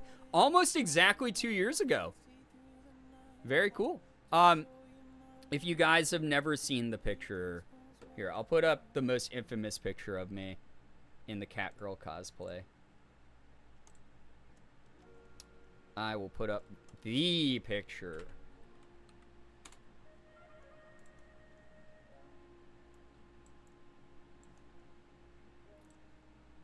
So there's me in cat girl cosplay from 2 years ago. The 24th, I guess, is the anniversary, the 2-year anniversary of that photo shoot. And this outfit is a white skirt and like cropped top, cat ears. We got some wicked winged eyeliner. Morgan did such a good job with my makeup. I still had the like sort of ombre going on because it was after I had let my hair grow out, the blonde grow out. So, excuse me? Excuse me? Hey, thank Mommy? you, Sad Sorry. Waffle Monkey. Mommy? Morgan, hello, Sorry. hi. Morgan's Mommy? doing laundry at her parents' Mommy? house, so Sorry. she ain't here right now, but hello. Yeah, Halloween, Morgan and I forgot 7-Eleven day. I was kind of bummed out because I wanted a free Slurpee, but that's on my brain, being silly. And I had thigh highs on, and I looked freaking, you know, adorable. And then what ended up happening, you're so beautiful. Thank you. God, thank you.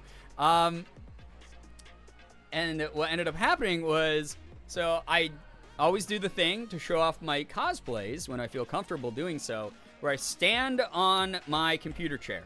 And this was maybe, I don't know, like 8 minutes into the stream.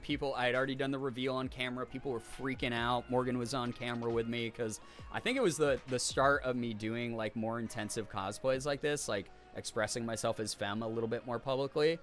And I stood on the chair and my hand, like my thumb, got like stuck under the hem, the bottom hem of my skirt. And it just lifted up as I was starting to stand up on the chair, and boom. Flashed the camera a little bit. To be fair, like I said, I was wearing anime cat girl appropriate underwear, so it wasn't like anyone saw anything they didn't, you know, haven't seen in the anime. But that happened. So that's the skirt incident. So your makeup looks so beautiful in that cosplay. Thank you. I appreciate that. It was all appropriate. Exactly. You guys just got to we all got to live in an anime episode together. Slice of life anime moment. Need a cat girl Brie emote. Oh my god. If I ever can unlock emote slots, we have to get up to like 1,600 emotes. Maybe I'll make Girbeagly a cat girl variation or something. We'll see. I remember this. I saw nothing. Exactly. I deleted the clips that were taken when that happened, and I edited it out of the VOD. Because the VOD is up on the YouTube VOD channel, but it is not... It doesn't have that part of it. Nothing that wasn't expected. Do you have more cosplays planned? Yes, actually, Lady Saga. So, I have a Your Forger from Spy X Family cosplay that I got a while ago, but then because of St. Jude month wasn't able to do. I have the Ada Wong from Resident Evil cosplay I promised you guys a second one because I never got a proper photo shoot with it, but I finally bought some black heels. I finally found some. So now I have the black heels. I need to get like a prop gun, I think, just because it's Ada Wong. She's always locked and loaded, you know? It looked fine during the stream. You also do wonderful when you cosplay. Thank you, Hasame. I really appreciate that. So another Ada Wong is planned. I haven't decided if I'm going to wear the same dress I did the first time or if I'm going to buy one of her other dresses because I love her style and I want to look freaking super, super cute when I'm dressed as Ada Wong because she's an icon. And then also I just got a Marnie from Pokemon Sword Shield cosplay that chat voted on after St. Jude month was over as one of the incentives for the milestone. And that just arrived like maybe a week ago. It's right here, actually.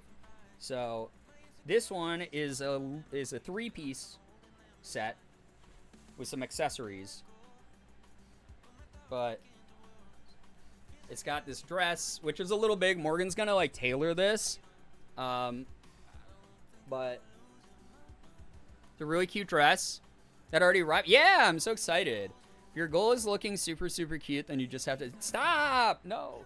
I wasn't prepped for this tonight. This is awesome. Also, this jacket is Marnie's leather jacket.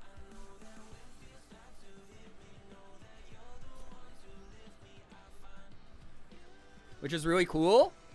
Amy, welcome back. Hello. I'm sorry your internet died. Love that color. I know. Isn't it so cute? And then the coolest part is the boots. I bought the boots. They were a little bit extra. It was before I got the major bill. I don't know if I would have bought these because you guys don't really see my feet very often. I don't know if I would have bought these if I had known the giant bill was on its way. But I did. I had already ordered these, but they are Marnie's like replica boots from Pokemon Sword Shield. So rare feet appearance, yeah. Strimmer has feet. I do. I actually put up a funny picture on Instagram of me and another one of those gigantic novelty chairs that make you look like you're a centimeter tall. So that's up on the Instagram. You should wear that every day, the jacket, but the boots are a statement. Yeah, I mean, here's my thing. I was telling Morgan, I haven't been like casually. I want to be in girl mode more, and I'm just too lazy. Because putting on like a full face of makeup and getting all like femmed up and stuff takes some effort. But also I want to do that more. So I might just like, you know, there's a couple like this one. This jacket's really cool, but the one that's even better is the Aerith jacket from the Final Fantasy VII Remake cosplay that I did. That jacket is such good quality, and it's actually such a statement piece. I love it. So that one I might just like rocking every day. But yeah, I wanna get all femmed up just for fun, like I used to. Cause I used to get like femmed up off camera too, and I just haven't done it in a while. But I like being in girl mode, so more of that soon. And then you will get cosplays on camera. But yeah. Oh wait, let me. All right, this used to be this is a fan house exclusive, but I'm gonna show it off here because it's been it's almost 2 years. So I'm gonna show off. If you guys want to see the rest of the Catgirl shoot, by the way, I want to do more shoots like this because this is maybe the sauciest I've ever gotten on camera. And it's funny because it was one of the earlier ones when I was the most like nervous. So. Excuse me? Excuse me? Mommy? Sorry. Mommy? Sorry. I gotta make sure I'm Mommy? scrolling the right way. Sorry. I don't want Mommy? to dox myself. Sorry. There's that one. I'm on the bed. Feet content for free on main. Look at that. I like that one a lot. Snorlax was a good assistant. Expertly placed. There's that one. Do you use Brian when you're in girl mode? Yeah, sometimes. I mean, it's like, it's my name. It doesn't really matter how I'm presenting or like what pronouns people are using for me. I'm just me. That photo. I told Morgan I loved that she took this photo with like this face. I feel like I look a little like Ariana Grande in it, you know? Perfectly timed mommy. Yes, thank you for the mommy. You're so photogenic. I'm literally not, though. Thank you for the awooga. I was talking to Morgan about this yesterday because we were taking pictures before we left Toronto. And I don't know how to hold my face because I come from a family where my mom and my dad just did not take a lot of photos of us. So I never learned how to, like, smile on camera very well. Like, all of it, which is funny because I was an actor, right? Like, I did, like, student film. I did, like, theater. I did, you know, improv and stuff like that over the years. And so, like, I've learned a lot of it from that. But, like, even so, my natural inclination when someone points a camera at me isn't to, like, you know, smile. It's like I freeze up and I'll be like, is this good? Hey, like, I'm not photogenic. I look like a, I don't know. I look like I am going to aggressively, like, ask you for change for the bus. Like, in a really overbearing way if you come near me. So, you look like an actual anime. Thank you. Sandy, I hope you're doing well. Cute stream alert. Stop! You're not allowed to do that. Oh, there we go. Hold up. If you saw the album name, no, you didn't. I'm off to bed. Kels, take care. Thank you so much. I hope you enjoy your lurk and enjoy the noise in the background that I'll be making. My mom took a lot of pictures when I was growing up for scrapbooks. I still don't know how to smile and make it look organic for pictures. See, Morgan has an absolute... Are you on a large filler today? Because you look like Ariana Grande. Oh, my God. Did you ever put on long nails? Not yet, but Morgan has a bunch of press-on nail kits. So I'll bring this up in a second. I can't keep distracting myself because my ADHD is so bad. You guys have been talking. We've almost been talking for 2 hours, and we haven't even done any SpongeBob. My mom says hubba hubba at your outfits. What the heck? Thank you. You can't stop me. You're cute. Stop. I can stop. You have the power. This is another one. I was kind of looking down. Looking a little coy. You know? See, Morgan had an advantage. She photographs great because her mom is a professional photographer. So she grew up, like, modeling for the camera. I, on the other hand, my mom... Now, cameras and iPhones was the worst fucking thing to ever happen to my parent, like, my family. Because, like, anytime I see my mom, she insists on taking photos on her camera phone. Except she does the old lady thing where she doesn't, like, take a picture like a normal person. She doesn't, you know, like, she does this. She holds it she goes, okay, everyone smile. Okay. And it's just like, what, huh? These are amazing photos. They're all professional quality. Oh my God. Well, thank you, Phoenix. There was a lot more taken. We took so many, especially for the shoot, because we had planned it out. And there's only been a couple of the shoots that I planned out like a ton for. So we put a ton of time into these ones, just because it was already planned out. And we threw away a lot of them too. There was some that, like, got scrapped, that I think are actually, they're not thrown out. I'm pretty sure Morgan has them on her phone. So yeah, that's a big part of it. Speaking of the press on nails though, so Morgan does press on nails and she wants to do press on nails. You do that? You're 37. Oh no, Lady Saga. Listen, I know plenty of us elder millennials who are already boomering out a bit. Morgan herself is a goddess. Yeah, that's very true. She just looks at the camera. So true. I think she would have so much fun with the fisheye lens mode. Maybe, Sad Waffle Monkey. Morgan behind the camera, like, you're doing great, sweetie. She was, I wouldn't be as confident as I am now. Not only being in cosplay and being on camera in cosplay, but just talking about, like, my, you know, just how fulfilling it is to feel femme and be femme sometimes. Like, my feminine energies, how connected I am to those, if it wasn't for Morgan. Morgan has encouraged me so much and helped normalize it and made me feel very, like, less self-conscious about it, and it's been a wonderful thing. It's been very great. Her outfit for the Beyonce concert, right, Brookie? That dress is, she's such a killer into that, right? Every time my mom takes a selfie with someone, she never sticks her arm out all the way, so everyone has parts of their face cut out. My mom does the thing also where she will have her finger in front of the lens in like 8 pictures in a row and not realize it. And so like we'll be like, oh, let's see how those photos looked that we just took. And then you go through and it's like just her thumb against the camera and like 8 of them in a row. So that's the way that it works. We summoned her. No, she was lurking. She was already here. So I love you, Morgan. Thank you for being here. We got that one. I think there's only a couple more. I just want to go through them because I like reminiscing. This was one of my favorite cosplays ever. So that's the one you saw on camera a moment ago. That one's pretty good. I mean, that's the classic. This was the one that I baited people into subbing to my fan house with. I think it worked pretty well. And then, oh yeah, that one. This one, there have been very few times that I have felt more powerful than this. That is, that was, I was like, I want to do like a really spicy one. And she was like, okay. So, that one was fun. I think I got the smolder down pretty well in this one. Did a little bit of a thigh reveal.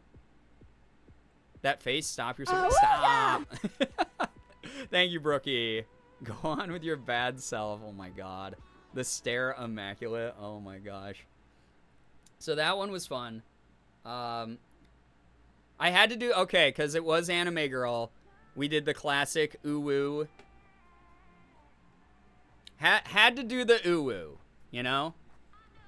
You give the cool but quiet anime character vibe? Well, thank you. I think I give off the completely useless sidekick character anime vibe. And if I ever get to voice a completely useless side character in an anime, I will be so fucking happy. That one, very similar to the first one, except I'm not looking at the camera in this one. Doing a little bit of a shy look off to the side. Yeah, everyone needs to be bonked. Thank you for bonking people, Lard Martini. If anyone wants a quick laugh, apparently our lettuce cooler's broken at work. It's been leaking water. I took out the lettuce and got water dumped all over me. Oh, no. Oh. That ooh was inevitable. So true. Every time I get enough for a sound alert, I use it immediately. Brookie, thank you. All right, we got Adge. All right, and Adge is coming through. So I will wait until people are back. Once people are back, then I will show off some more photos. Kind of fun to go down memory lane. Oh, the next one, chat, you'll lose it. I'm calling it now. The next one, you will lose it. I'd be willing to put money on it. Some of you are gonna... The only hints I will give to anyone who's seen all of these before... And again, this is like one of the first times I've shown off the full set because this started as a fan house exclusive, but enough time has passed that I want to show them off because I like them. But the next one is a mommy picture. The next one is a get stepped on picture. So that's all I'll say. Interactive Ira, hey, what's up? Welcome to the stream. You're back? All right. Ad watchers, you are back. I was just saying to chat that this next one I'm going to show off. This is one of the superior mommy pictures. This is one He only that likes her because she's old. makes people She's ask to like be stepped 25. upon. I don't even think it looks like me. Like, this is the thing about all these. I wish I looked like that all the time. Maj, thank you so much for the 17 months with Prime. I appreciate that. I hope you're having a good morning. Thank you very, very much. Enjoy your emotes, your sub badge, and another month of ad-free viewing. Thank you so, so much for supporting the stream with that. I know you only get one of them a month here. Jeff Bezos money going to me now. All right. Here we go. So this one we took at a much closer and slightly lower angle. Excuse me? Mommy? Sorry. Mommy? Sorry. Mommy? Sorry. Mommy? Sorry. It's very much a looking down at you type of face. While kneeling on the edge of the bed. Thank you, Silver. So that is that was that one. Just need to put all these photos on my shrine. Oh my god. So that one was pretty powerful. And then this one was another slightly spicy one. So those are... There it is. There's the step on me. Amazing. Wait, I didn't realize Nee had those as emotes. Those are fantastic. I love those. Those are great. So, Jules, what's up? Welcome back. Hello, hello. So a lot of top energy. You're gorgeous. Thank you. What the heck? And then that's all for those ones. But that was a very fun photo shoot. That was the most anime I've gotten besides maybe when I was Kiki, which is literally an anime. I don't even think God itself can be... Stop! No! No exaggerating allowed. I do want to do, like, more, like, sort of saucy photos. Like, fun ones. I didn't put on the cat ears again until I did this one. Those cat ears... I should probably be using the cat ears more. Here's the classic bunny one. Everyone knows this one, too. I think this is my Hive profile picture. So, that one's pretty fun as well. I love the bunny girl shoot. That was fun. We didn't do any photos for it, though. It was just me on stream, I think, playing Disney Dreamlight that night. So, the only words in my brain is the equivalent of key smashing. No, Halloween, that's not... I just have fun doing this. Also, this one, it's so interesting. So, back when I was doing Femme Friday every Friday, yeah, Ira, this year I shared some of them, but you just missed the premium... you missed the premium battle pass of Catgirl. Of, like, all the behind-the-scenes modeling shoots of the Catgirl cosplay. But this one, so I used to do casual Femme Friday, right? And like this, I love this look personally. I thought I looked pretty cute. I like the little front pigtails and the eye makeup Morgan did, and it's like a little bit more of a casual look. That top is so comfy and cute too. But it didn't, like, people didn't make a ton of commotion for that one when I did that one. And then when I reposted it for Pride Month, then people, like, made noise for it. So maybe we just didn't chase enough of the straights out of the community yet by that point. I don't know. Are you a master? A master of P? No, I'm not. I'm a master of very few things, actually. I'm a jack of all trades, master of none. I love the look. I love that top. Aw. Sometimes key smashing is just how people think. What were you going to say? You're going to say bottles, obviously. That's the only word I can think of that starts with B-O-T-T. Absolutely. I had someone message me the other day. Well, not the other day. During Pride on Instagram. I will not dox them in case they're here in the chat, but they were like, imagine how powerful you would be on HRT, and I was like, stop. But that's the internet. It's fun. Oh yeah, the nail question. Okay, so I never answered that one. I can't believe I even remembered it, Juno, but here you go. Here's the thing, so Morgan has press-on nails. She uses them pretty regularly. Likes her because she's old. Yo, Anonymous, what the hell? Thank you so much. That was really nice. Thank you, Anonymous, for gifted sub to Talia. Talia, enjoy the emotes and the sub badge. Thank you so much to whoever did that. That was really, really kind. Thank you. That full saying is so good. A jack of all trades is a master of none, but oftentimes better than a master of one. I kind of like that. I've only learned the first two parts of it. Of being a master of none. I put the pan in panic. So, Morgan's been wanting to do my nails for a while, whether painting them directly or putting press-ons. I have one funky nail that I'm a little worried about. So when I was a kid, this nail, you guys can see the nail bed is like really low. Like it's pulled back off the nail. Like this is what my regular thumb looks like. And then next to it, it's like really deep in there. So I had this thumb smashed in a door when I was a kid, and it split my nail in half and like killed part of the nail bed. temporarily. And like, it took such a long time to grow back that it ended up growing back super weird. So I'm wondering if press-on nails will work with this. We'll see. But I proposed this on Twitter a couple days ago. If you guys don't know the Minecraft YouTuber Finster, he's very, very big. Yeah, not very poggers of the door. Well, not very poggers of the person who slammed the door on my hand. So I put the buy-in, what if I'm actually fully gay? The door was not an ally. Also, hello. Anna, hello. Hi, welcome. I'm very self-conscious about this now. I've gotten a little bit better about pointing it out or showing it on stream. But Brian Finster arc? Maybe. So here's the thing. All right, I don't know if people are like cool with this.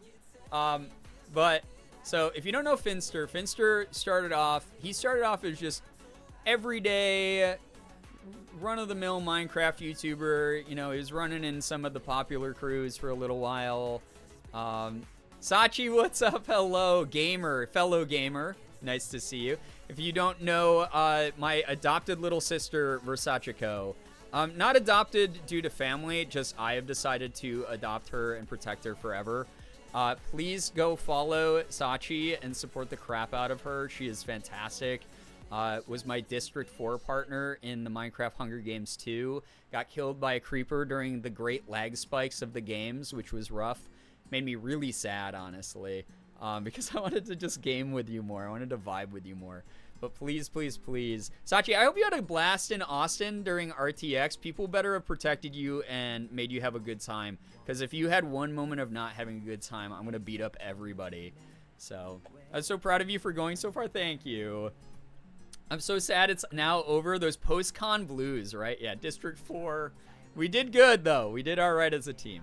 And the alliance, the coalition against Nandre worked very well. So I was happy about that.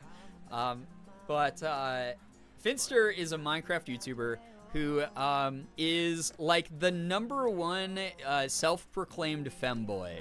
I think that he has like 900,000 followers on Twitter now, which is so funny because I think I followed him back when he had like maybe 60K or something. I'll not tell you the stinky parts of my week. Oh my gosh, Sachi, who do I have to go after? Yeah, he's like the femboy. Yeah, he's the femboy to the point where Andrew Tate blocked him on Twitter because every time Andrew Tate would put up a toxic post, which is literally every Andrew Tate post, about like, oh, men need to do this, and like men who are like wearing like women's clothes are weak and shit, Finn would post a picture of him, you know, all femmed up and ratio the shit out of him.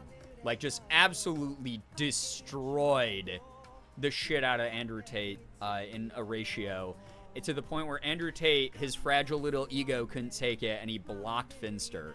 So that's hilarious. But Finster is known as like the femboy on the internet, pretty much. And yeah, Andrew Tate breathing is toxic behavior. So true. Icon behavior, truly, yeah, a hero, yeah, as he should. So Finster, if you follow my alt account, you've seen me quote retweet Finster's looks a number of times. But he started this thing back in the day where he hit a sub goal and said he was gonna like try on makeup and like femme clothes just for fun. And the results were him being like, holy shit, I look so much like a girl that it's like fairly convincing. And so he made it like a regular thing that he would do when his subscribers were like above a certain amount on Twitch. And he made a ton of YouTube videos about it, did a ton of streams and stuff like that. And what ended up happening was, no, Squeebles, we haven't even started power washing. It's 2 hours in. Got roped into watching the last half of Rush Hour 2. What a classic, though.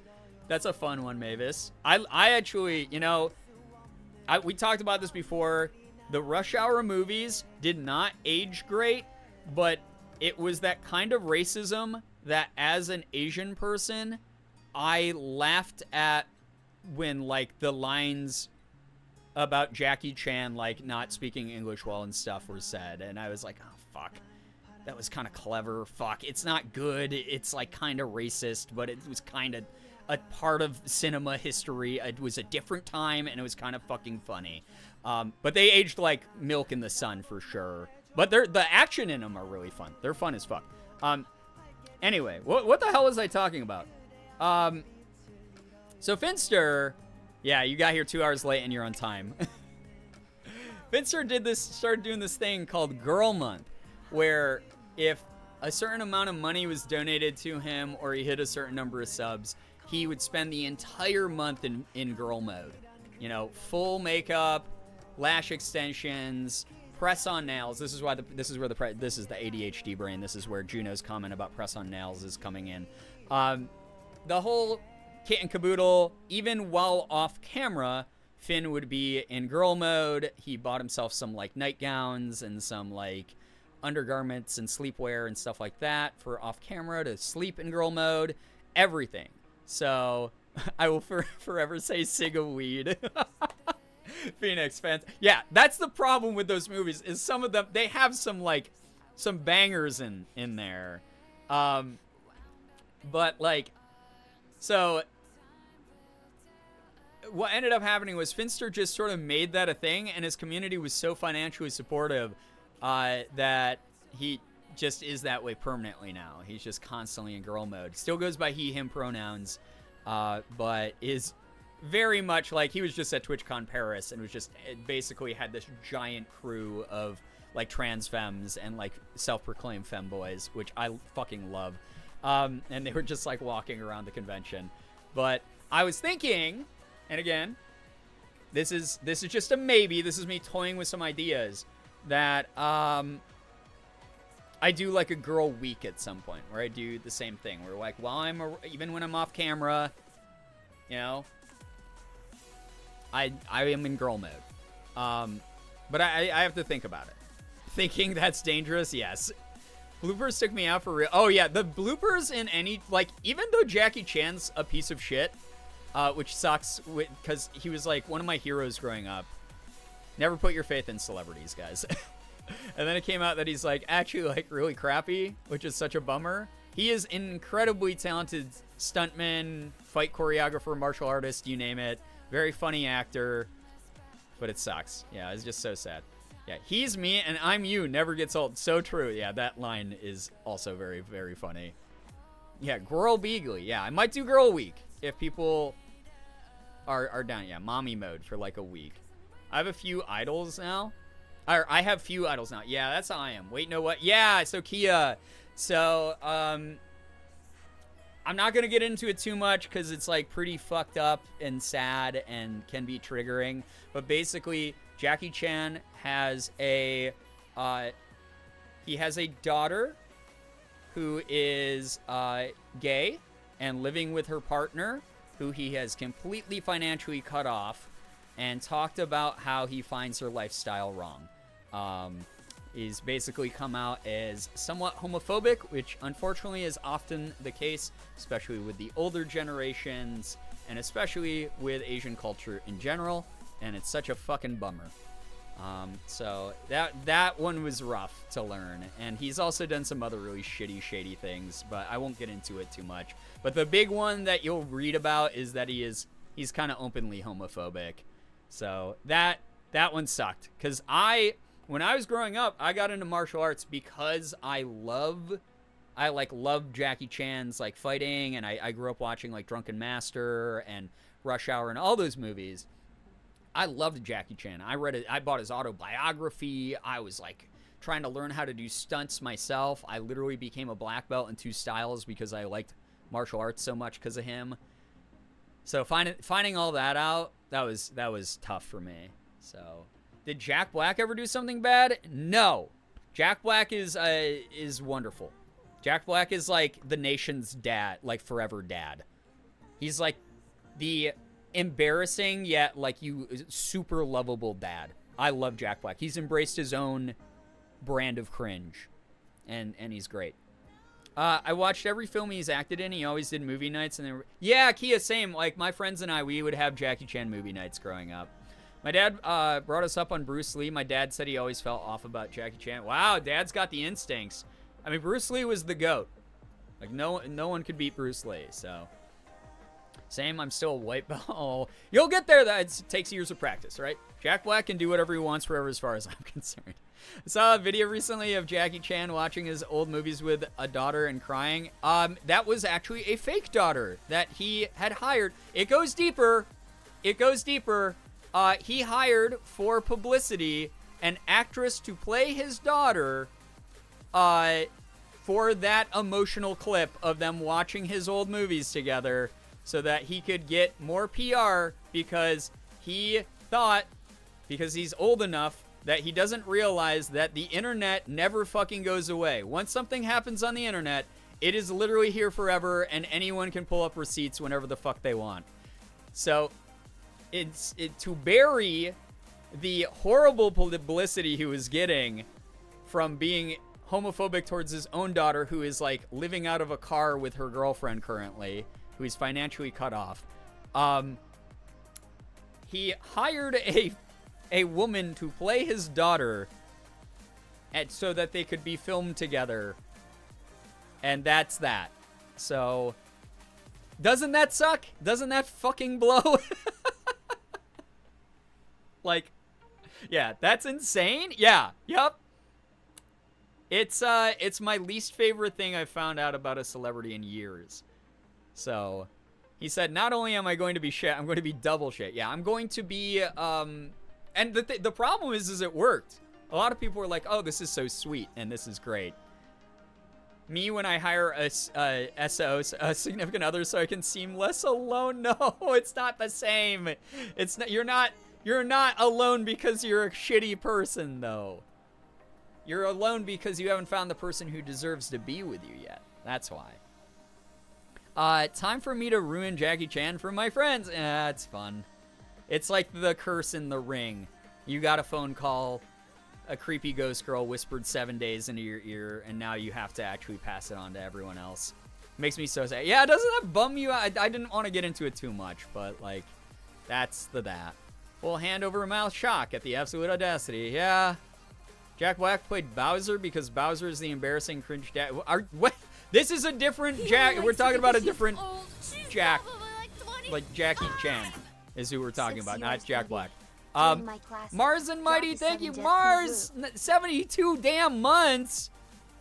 Thank you so much. What the hell? That is 60. I had to do the math a second. You have been a sub for 6 years? Mars, I know you said you got to go. Thank you so much. We better get some hype and some pride in the chat. Cleanse the vibes with the hype and the pride. Let's undo Jackie Chan's homophobia with our pride in pride. You know? Good God. If you don't respond to this channel in your MySpace bulletin, you will die in a week. Not the chain letters, Amy. Come on. Having 3 simultaneous conversations. I think Lard Martini might have been the only one having that one by themselves. But that's okay. That happens here sometimes. We got to get some of Morgan's chat cleansing crystals in here. Yeah. Mars, the one and only, right? Absolutely wild. Mars, I hope you've been well. Thank you so much.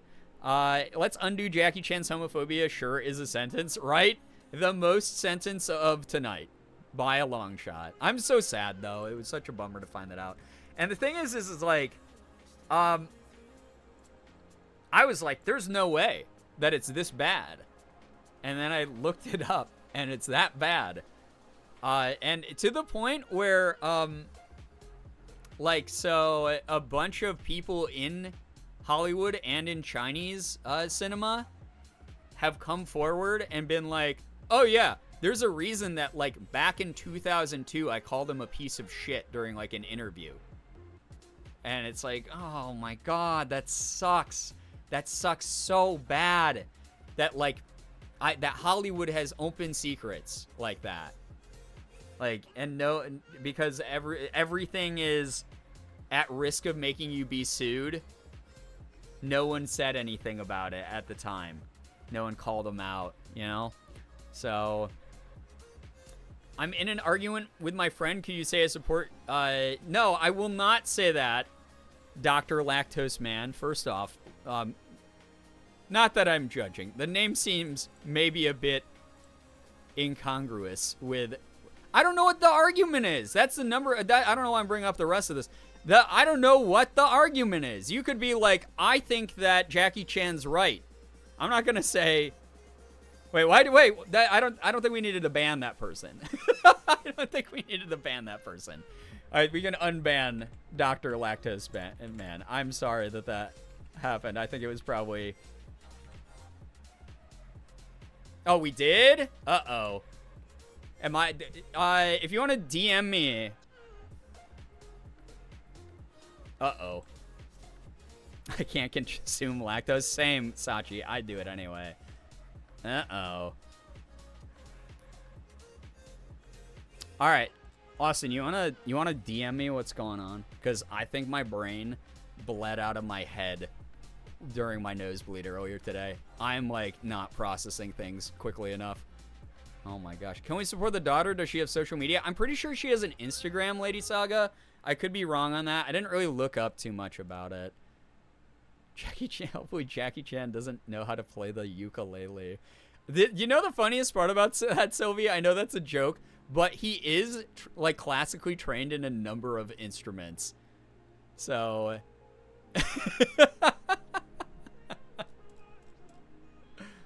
I'm also nosy. Okay, I mean, if it's something I don't feel like will be triggering to chat, I can explain it. Oh, no. They're taking the drama out of us. Very rude.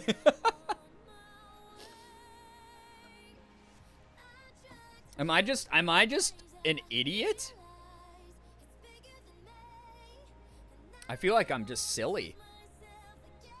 Anyway, how's the weather? You know? It was beautiful. Discord DM? Thank you. Appreciate you.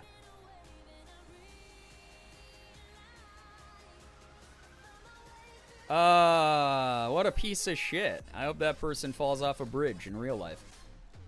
Like a really high one. That's above like a street. I'm glad I didn't read it out loud because I was like, I don't even want them to clip it. Wow, clever. Dr. Lactose Man. There's probably a reason that no one in your life loves you. I think we all discovered it here tonight. I thought you meant their name. I was trying to work out their name the whole time. Yeah. So I was right. I was like, why would I endorse that? Because your argument could have been, I'm pro eradicating people. And then it is actually what they wanted me to say. That's okay. And by okay, I mean, again, hey, if you're still watching the stream, you are permabanned, and I'm sure that's a feeling that you're pretty used to. Very weird. Very weird incel energy. Ugh. I'm nosy, I missed the message. Basically, they were calling for the eradication of, like, a certain group of people because they are someone who... You can smell them through the screen. You know that they're the type of person that, like, no one likes them in their family, in their regular life, at their job, in even internet communities. They probably don't even, like, I bet other 4chaners don't even like them. Which is like, yeah, fuck that person. Yep. They just want attention. I hope they enjoy the attention. Because they're getting a little bit right now. But the thing is I want them that, like, for a, like, very serious moment. If you're still watching the stream, I want you to know that you think this is funny right now, but you are worthless as a human being. Nobody loves you for a reason. And I hope that that sticks with you forever. Because you're a loser. That's that. All right. They smell like Okay, yeah. Not the Axe body spray in that, though. I used to, when I was like 14, I was definitely an Axe body spray kid. My mom, I begged my mom. I was like, please, all the cool kids at school have Axe body spray. I'd never smelled it in my life. I'd just seen the commercials. I was just like, yeah, please. And then, and then I got it. And I remember, I forgot the name of the scent, but it was the green one. And I didn't know how to wear any cologne or body spray or scented anything. And I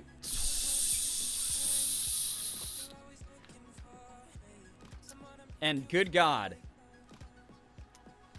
you could smell me down the hall. That had to have repulsed people. It was rough. I'll be damned if I listen to facts up out the mouth of a man with an unwashed ass. Excellent reference, Sylvie. Also, though, that's my other thing, too, is most of the time I just let trolls go. But if you come in and you're, like, trying to trick people into saying fucked up things, there's, like, a good chance that, like, if I ever met you in person, I would just fucking crush you. I would put your nose through the back of your head. Like, you're nobody. I live in Rochester, New York. Find me. Roll up, bitch. You know? 1 billion, what's up? Hello, hi. Welcome to the stream. I can hear that sound. Some dude down the hall spraying half the can in one spray. That's the other thing. Anyone who owns Axe body spray does not know how, like, what moderation is. I've never met a single person who just goes, and that's it. It's head to toe. And I'm like, who's smelling? Bro, who's smelling your shins? Who's smelling your why do your shins need to smell like whatever, like, fresh energy smells like? Whatever the name of the scent is. Overusing Axe as a teen is just assimilating with the white teenage boys. Listen, I wanted to at the time. Like, I was like, it's so when I was like a little kid, especially, I was the kid who was like, man, I'm getting, like, picked on a lot for, like, being Asian. I should downplay being Asian as if I don't fucking look like this. It was a tough thing to, like, stomach. It was a tough thing to, like, process as a child, you know? Yeah, Bree, that's fair. In the commercial, they show people. I had a classmate spray a whole ass can of Axe in the hallway during our. Yeah, so by high school, Axe was mainly used to troll other people. So, like, if you were in, like, a department store and someone was being an asshole, they would, like, take a thing of Axe, open it up, and spray you, like, in the store. Or, like, if you were at school and you had it in your backpack, people would spray each other with it. Be like, dude, what the fuck? I'm going to smell like whatever spicy, whatever the name of the scents were. I'd enjoyed Axe solid deodorants before. The idea of using the body spray scares me. I mean, honestly, the deodorants aren't that bad. That might be a hot take, but you can also get ones that smell better that are cheaper. Catch Brian on the south side of Rochester in the Wendy's parking lot. They will punch any fascist any day. Oh, yeah. Absolutely. I saw JSOM earlier today tweet that he had talked about on stream how it's good to punch Nazis. And it's like, yes, I agree completely. I endorse that rhetoric because being a Nazi in and of itself is violence. So any punching, first off, there's literally, like, international laws against it. They're an internationally recognized hate group. I consider punching Nazis self-defense. They shouldn't be allowed in public. So, people making those types of jokes in my chat, you're 1 degree off from that. I would have no problem laying hands. You know, that's hypothetically, obviously, Twitch. I'm not here to make threats, but if someone enters my space, that's self-defense, baby. They need to make deodorant cheaper. Some people stink. They have cheap deodorant. It's just people all want to buy the name brand of stuff. That's the thing that is insane to me. You can get, like, travel size name brand stuff at Dollar Tree also. If you really want Speed Stick, you know? He went on a whole ass rant about it. It was amazing. I fucking love Jason. I've talked about this before, and I'm very comfortable talking about this. You guys who've been around a while, you know it's been a long journey for me to open up and talk about, like, being a POC and talk about, like, how I perceive the world and how I've interacted in it and how I've survived in it. But I've met a lot of people who claim to be allies over the years. I've known Jason now for, I think, 3 years, something like that. I'm one of those people who, like, I met a lot of alleged self-proclaimed allies who are very publicly, you know, signaling good, and then behind the scenes are not so great. And Jason is one of those people who I've seen walk the walk and talk the talk a ton. So him saying, let's fucking, like, if you, like, yeah, exactly. If you feel unsafe, if you're afraid for your safety, call a friend. Everyone has that friend that will come punch for you. Yep. Nazis inherently should be punched. There's a reason there's a reason that our grandparents treated them the way that they did many years ago. Several decades ago. So, Hinky, you came in during an interesting time. Thank you very, very much for the raid. Welcome on in, Raiders. Dude, how is your stream? If you don't know So Hinky, please go follow. Some of you might have seen Smosh got together again recently. So if you remember Smosh Games, if you're someone who early internet YouTube culture, it's very big. Smosh Games. Now, the Ogsog crew. So Hinky was a part of that. Was one of my favorite people on that show back in the day. Someone who's been nothing but kind and amazing to me since we've gotten to know each other. Community meetup to go Nazi punching. Oh my God, for real though. Yeah, and so Hinky from Kolak as well. That was actually the next thing I was going to bring up, Generic Litter Goth. If you guys were Team Mallory during Kolak, so Hinky's your boy. Fantastic human being. Dude, what were you up to? How was your stream? Please drop a follow to So Hinky. Just fantastic individual. One of my favorite people, I think, on the whole internet. Isn't afraid to say it how it is. Stays in his lane, minds his own business, and is unbelievably good at games and incredibly entertaining. So go support the hell out of So Hinky. Play the new DC card game. I saw that. I forgot the name of it. Starts with a D, maybe? Maybe I'm insane. But kind of, is it supposed to be competing directly with the Marvel Snap? Dual Force. Okay, yeah. Ogsog is so fun. All amazing people. Yeah, again, like, I've been a huge fan of that whole crew for, God, I don't know however long you guys have been around, honestly. Because long before I became a YouTuber, I was definitely a fan of other YouTubers. Like, some YouTubers have been around for, like, 12, 13 years. I've been doing YouTube for 10. So, to put it into perspective, there were people even before the ancient caveman times of me starting up. There's a town in Colorado that was called, oh God, Jesus. It was named during the pandemic. I don't care if I misspelled it. Punch all the Nazis. Yes. People are drawing that comparison because of the DC versus Marvel thing, but it plays a lot more like Hearthstone or Magic. Oh, damn. So I like Marvel Snap for like a quick casual type of game. I don't like some of the sort of like pay to win elements of it. Because I just don't have time to grind the 18 games that I'm playing right now with battle passes. Again, chat, you've heard me go on the rant. Not every game needs a battle pass. We got to stop it at some point.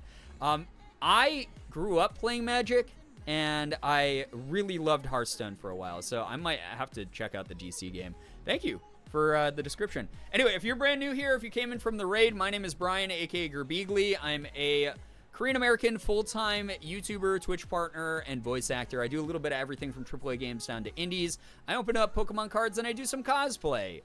So I would just, you guys missed my behind-the-scenes Catgirl cosplay pictures I was showing off earlier. So I'll be up your alley then. Love that. A great stream, dude. Thanks for the kind words. Take care. Dude, seriously, thank you so much again. Can we get another shout-out for So Hinky if the cooldown's done? I think mods were telling me that it has like a 5-minute cooldown or something weird. Please go support the hell out of Matt. Just a fantastic human being. I miss Catgirl. Brian Conn. Yeah, I was just showing off. So, Mavis, are you someone on my fan house? I don't know. You don't have to. It's not me judging you if you're not subbed to my fan house. But the old fan house pics from 2 years ago, they're about to turn 2 years old, which is wild to think that I did that photo shoot then.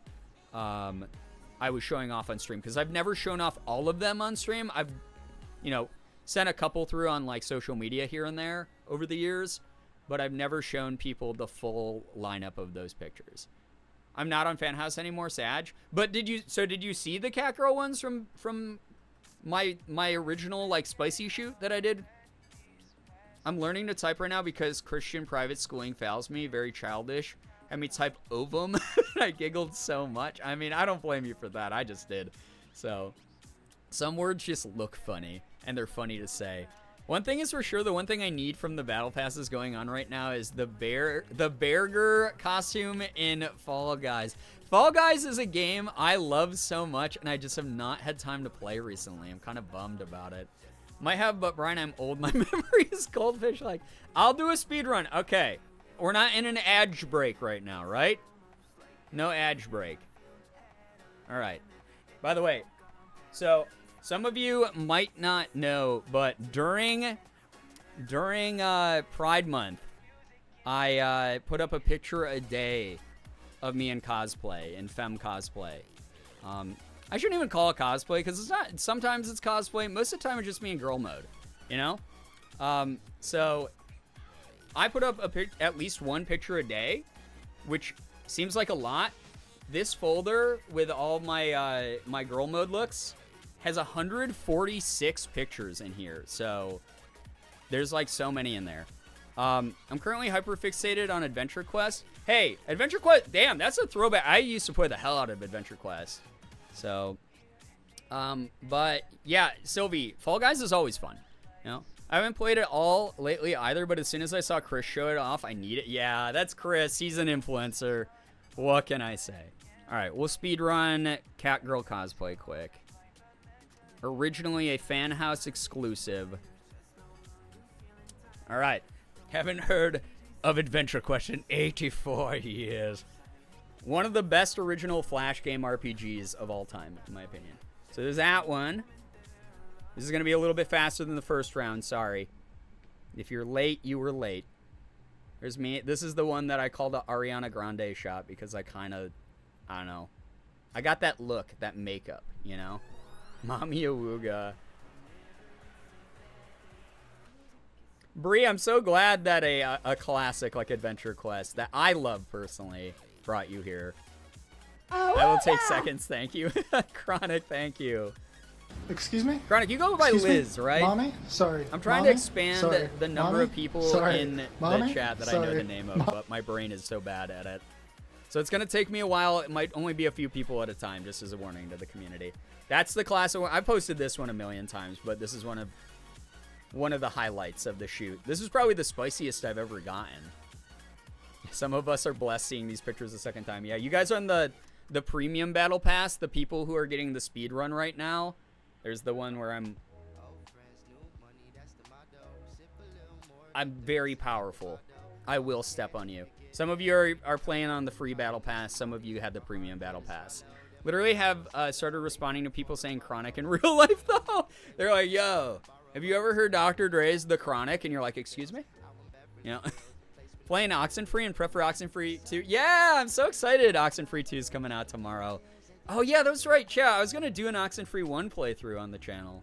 Maybe I'll do one. The Zoom. I have to Zoom for that, you know? Do you want to kill me? I did the classic Uwu. The reason that I showed these off, by the way, Mavis, was because we were talking about my accidental on-stream anime skirt flip-up moment that happened now almost 2 years ago, which is wild. Loved Oxenfree. It's such a good game, and it's so neat that it has like different endings and decision-making. Gotta start remembering and saying them too. I feel like some of you, I default to saying your screen name. It's just easier to do most of the time, but it's nice to try, you know, because some of you, it's very inconsistent how I do it. Some of you, the next I can't wait. Well, there's that one where it's the same. You get my feets, but I'm looking off the screen. So there's that. Just saw a salon owner get heat, rightfully so, for denying LGBTQ plus customers in my city. God, I'm so fucking angry that that's going on. It's such dog shit. It's like, how are we going backwards with some of that stuff? It's ass. So funny is that when Jordan called me Mavis recently, I told him it was illegal, so now he just calls me McFly. Well, I'm not illegal, so I'm allowed to say. Brian gets special privileges. Oh, thank you. Oh my gosh. Narwhal, totally understandable. Like, do what you gotta do, right? And if you don't like it, you get to change it after like 6 months again, or 3 months or something. That's the one that you said that you're gonna lose it over. Right, Juno? That's the very powerful one. This one. There's a zoom in of the face. I'm looking down at you, chat. Bow. Kiss my feet. That's the energy. By the way, this necklace, that choker, I need to wear more chokers. I really do. And then this is slightly saucy as well. And then, oh, that's the merch shoot photo. That was fun too. That was good. We did that right after Cat Girl, pretty much, showing off the new merch drop. I like that one. You know, you can't convince me to submit. Was I not mommy enough in that picture? I was literally looking down at you, at like the edge of a bed. That was my maximum power. Besides maybe, some of you know this one. This is the classic. This was one of my earliest cosplays, but that is, I mean, I don't think I could ever girl boss harder than this picture. This is energy. You're the only one allowed to look down on me. She's a cutie for real. Stop. I love the yellow long sleeve, extra long arms though. That's fair. Morgan does too, and the yellow long sleeve fits her pretty well. Yeah, this one is iconic because it was, that one was like a, like one of the first ones I ever did that I felt like really confident in an outfit. I love that dress, by the way. That's an overall dress, so here's the full length. Me looking a little less intimidating. Little more cutesy and coy. But I love that dress. It's so good. And that black shirt was actually Morgan's. She let me borrow. Thank you for the 150 bits. I really appreciate that, Sylvie. That's really nice of you. Thank you for supporting the stream. Everyone's been so kind. Thank you very, very much. Just flatlined. I'm already on my grave. Oh my god. I don't know. I showed off most of these during Pride Month. Again, I have 146 photos in this album. So, me respectfully showing Denny your girl mode pics next time I see her, so we can both look respectfully. I don't do. That's the thing, is most of the time I go for like more like cutesy pictures, like, because you know me, I'm like cottagecore girly, like that. That's just who I am. But every now and then I want to be a little bit spicy, so that's why some of the cat girl ones are like that. And then obviously this one was so fun. Pumpkin spice latte girly. I did duck face. Those boots are really comfy. You're so photogenic. Stop, we already went over this earlier. These are just the good shots. There's like 20 that we like scrapped. At least per picture. I'll die every time you show these pretty photos. Oh my gosh. Either way, I'm a chronic woman lover, so like cute, spicy doesn't matter. I gobble it all up. Your black hair is adorable too. Thank you.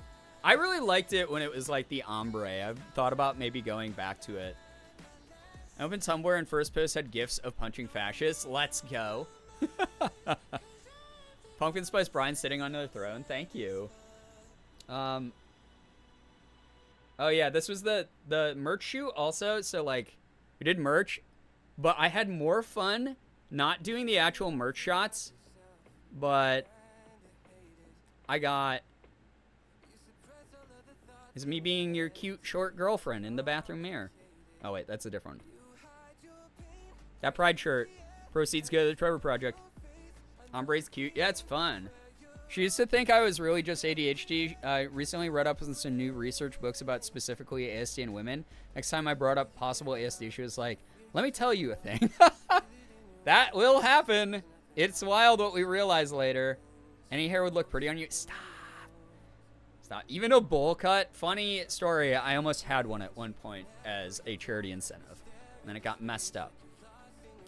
That's a part 2 to my good news, Brian. Oh, got it. Okay, okay. Continuation. Let me see the good news. Oh, wow. Wow, that's,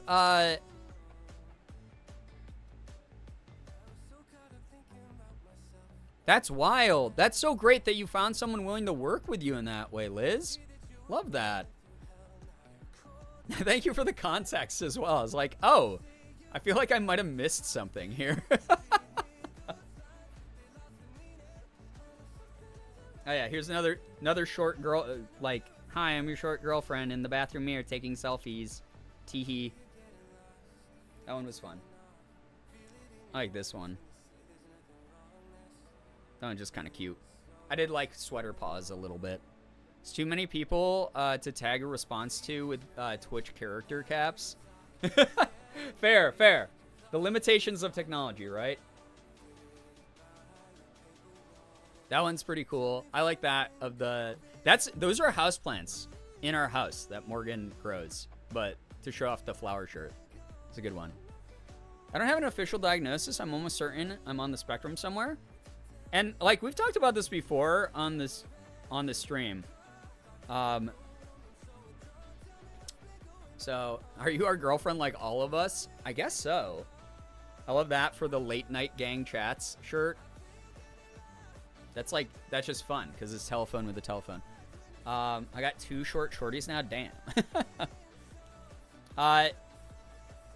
Whether you're on the spectrum or not, it's one of those things where, like, the diagnosis, I hope it makes people feel really comfortable. But please know, we'll always do our best to be patient with you and be able to just support you and help you get through conversation or emotional interactions or whatever it is that you might need those extra moments of understanding and patience with in this community, because I'm neurospicy as shit, as you all know. The Late Night Gang chat shirt is still one of my favorite merch shirts, let alone from your collection. I'm so glad to hear that. Denny is 410. Holy crap. What the heck, Anonymous? Oh my god, hooking up one of our mods, Brookie, with a gifted sub. Brookie, enjoy the emotes and the sub badge and the month of ad-free viewing.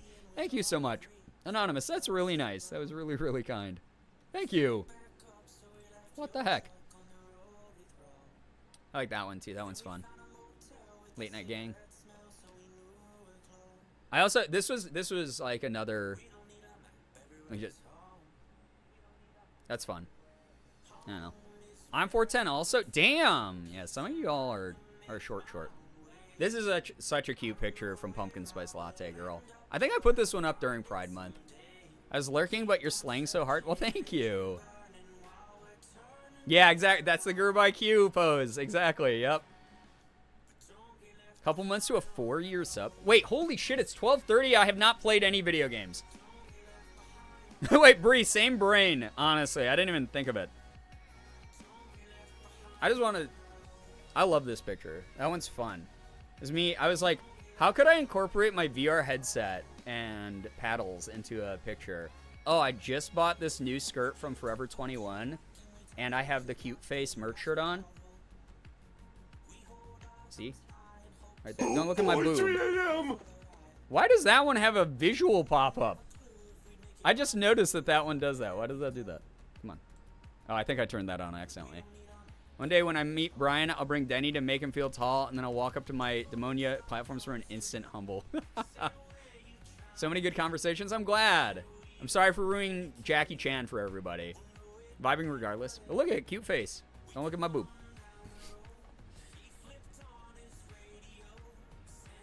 And then, see, I want to do more like cutesy poses, like fun ones. So I'll do more. I know you posted about it on the alt, but I can't wait for Dave the Diver. I should have a review key for it tomorrow. One of my contacts said that she was gonna send me one tomorrow. So I should be able to have it for Thursday stream, and then we can start off with Dave the Diver, which I'm really excited about. So I'm glad you told us about Jackie. Yeah, I'd rather have people like know than be in the dark, I guess. All right, why am I looking at these still? I showed you guys Catgirl. Anyway, let's power wash. I'm the same height as Brian, which I'd categorize as tall, small. The skirt gives me "Hit Me Baby One More Time" vibes, and if you recreated Britney's outfit in that vid, I think your community would actually pass away. Funny you say that because I literally was just talking to Morgan about how when that music video came out, I really, really wanted to wear that outfit. And I've thought about cosplaying it before. I'm pretty sure we just had that conversation like 2 days ago, too. I really love giving Brian shit about their height because I'm literally an inch taller. Okay, well, maybe I'll just wear taller shoes and heels than you. How's that? Would that work? What if you did a photo shoot with an umbrella and one of those see-through cute raincoats over a girl outfit? Do a super powerful pose. Oh my god, that would actually be fun. I'm the same height as Danny DeVito who wants to send a bald cap. I love that, though. That's fun. Wait, I don't want to do that. I want to do SpongeBob. SpongeBob. Can't say much. I'm 5'7". I love that, yeah, we have a height contest. It always comes back down to sharing height in chat. I guess we have a decent number of new people here, so if you guys want to share, if you're part of short gang or tall gang. Any friends? It's late. I gotta go to bed. Take care, Bree. Thank you so much for hanging out. Get some good rest. Thank you so much for vibing. My mom's 5'5". She teases me, and Maddie's 5'3" selves, even though it's a couple inches. Listen, when you're down this low, every inch matters. 6'2", Bree. What the hell? I didn't know you were that tall for some reason. Wild. Yamanake 5 exactly? Dang. So tall, I'm a tower when I wear heels or platforms. I dodge tree branches when I go on walks. No way, Talia. That's wild. 5'8", which is technically tall for a lady, but it's average man. Wow. Okay. Yeah. So you get to kind of pick which category you feel like being average height or above average. You know, you can be like, well, I am technically above average. You know, so is 5'4" short gang or middle? I mean, it depends. I think 5'4" is like the average height of like a AFAB person, right? And then like 5'8" is like the average for like a assigned male at birth. Could be wrong on that. That might have changed. That could have been like from years ago for all I know. 5'7" according to my last doctor appointment. I wish. But here's the thing. I get to kind of be like, when I'm in girl mode, I'm like sort of like pocket size for your convenience, right? I love that I hate being tall, but when I see tall girls, I fall in love.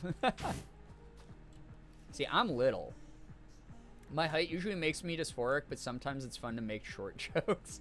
I'm a little bit taller than Jordan. Today was the first time I was told I'm average height. It made me so happy. That's great. Love really tall girls like Brie because they make me at 5'8" feel chill. You have the, but here's the thing, okay? Here's the thing. If you're a tall girl, you get to literally be the meme of, like, the tall girl. Like, have you guys seen that meme of, like, the tall girl, like, pinning, like, the short girl against the wall? It is, like, the ultimate, like, sapphic vibe. Roughly 5'5", which is so great as a trans mask. Oh, hey, I am also 5'5", and I'm AMAB, so, like, you know? Ain't so bad. People mainly like me, I think. Maybe. Maddie to Narwhal. Hey, you renamed. My baby brother 6'4" and likes to tease me for being short. Oh my god. The little siblings always get the height, right? It's so wild how that works. All I know about my height is I've been taller than my mom since I was like 11. Holy crap. Is your mom like extremely short, or did you just go through like a really early growth spurt? Tall girls are so chill, usually from my experience. The meme did make me feel better. There you go. There you go. Because the internet went wild for that meme. They were like, this is the way things should always be.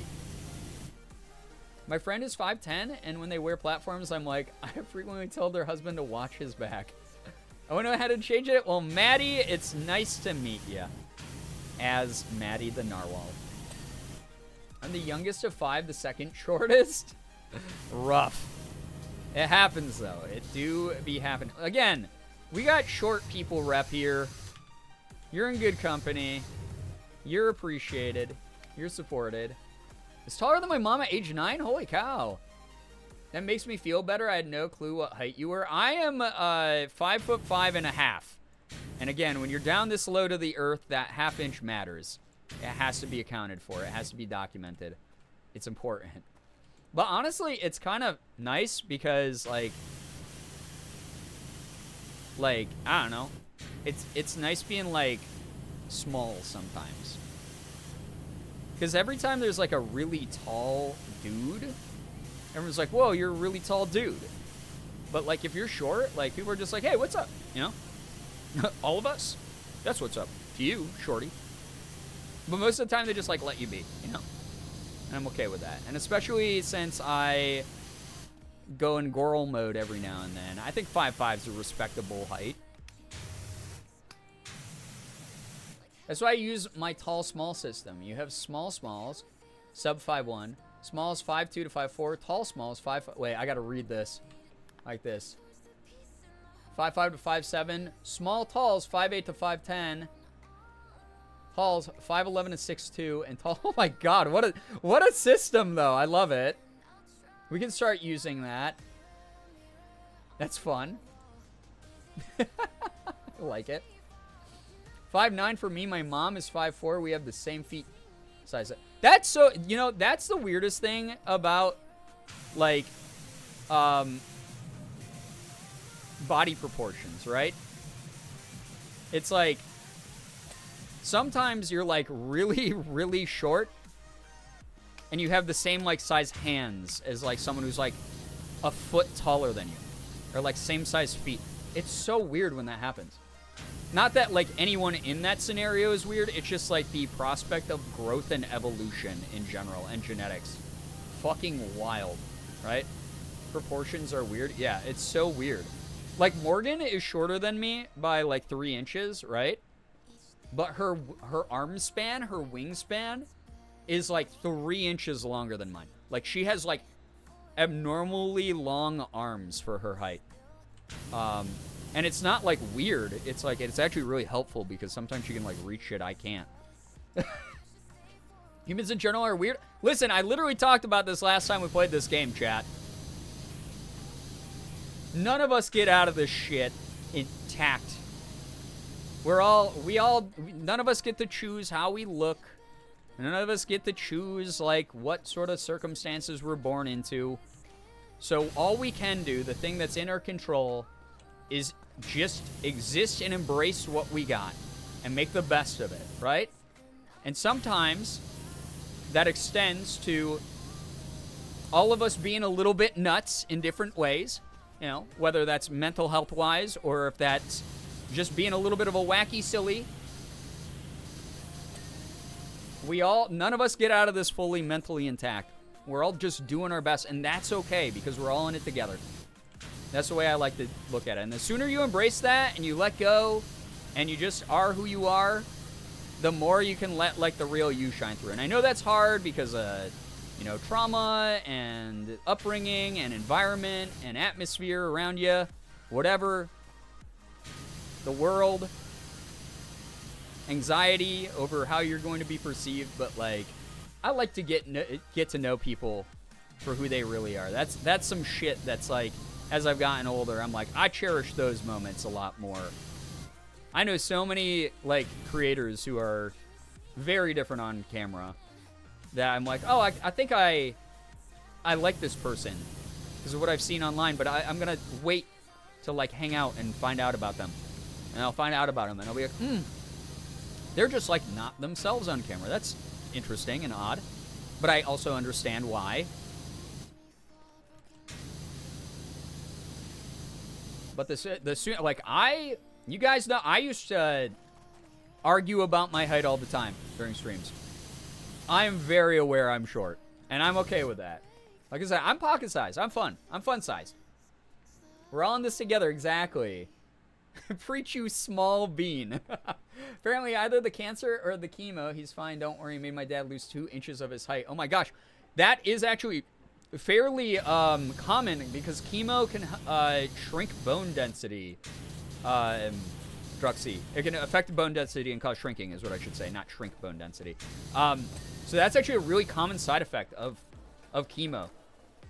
But that is wild. And also old age in general. Like, as you get older, like, Morgan's dad, when I met him, he was like an inch taller than me, and now he's like 2 inches shorter than me. Having weird proportions IRL is the reason I know proportions in art are arbitrary and usually dumb. Exactly. Same with, like, clothing sizes, and it sucks that, like, it's a, like, this size fits most thing a lot of the times. Because some people will be like, hey, it fits me fine, except, like, my arms are really long. Or, like, whatever. You know? So, you know, you gotta make it work how you can make it work. My trans sister complained about being short, and I, who has the same short jeans but is trans mask and is much shorter, just like, well, hey, you know, you guys are gonna have probably different perspectives on that by quite a bit. Sounds like it would take so much energy to pretend to be an entirely different person whenever you're on camera. Some people do it, though, you know? Pretty wild. I didn't know that. Yeah. I mean, obviously working with St. Jude for a very long time, I've gotten to learn the ins and outs of chemo side effects quite a bit over the years.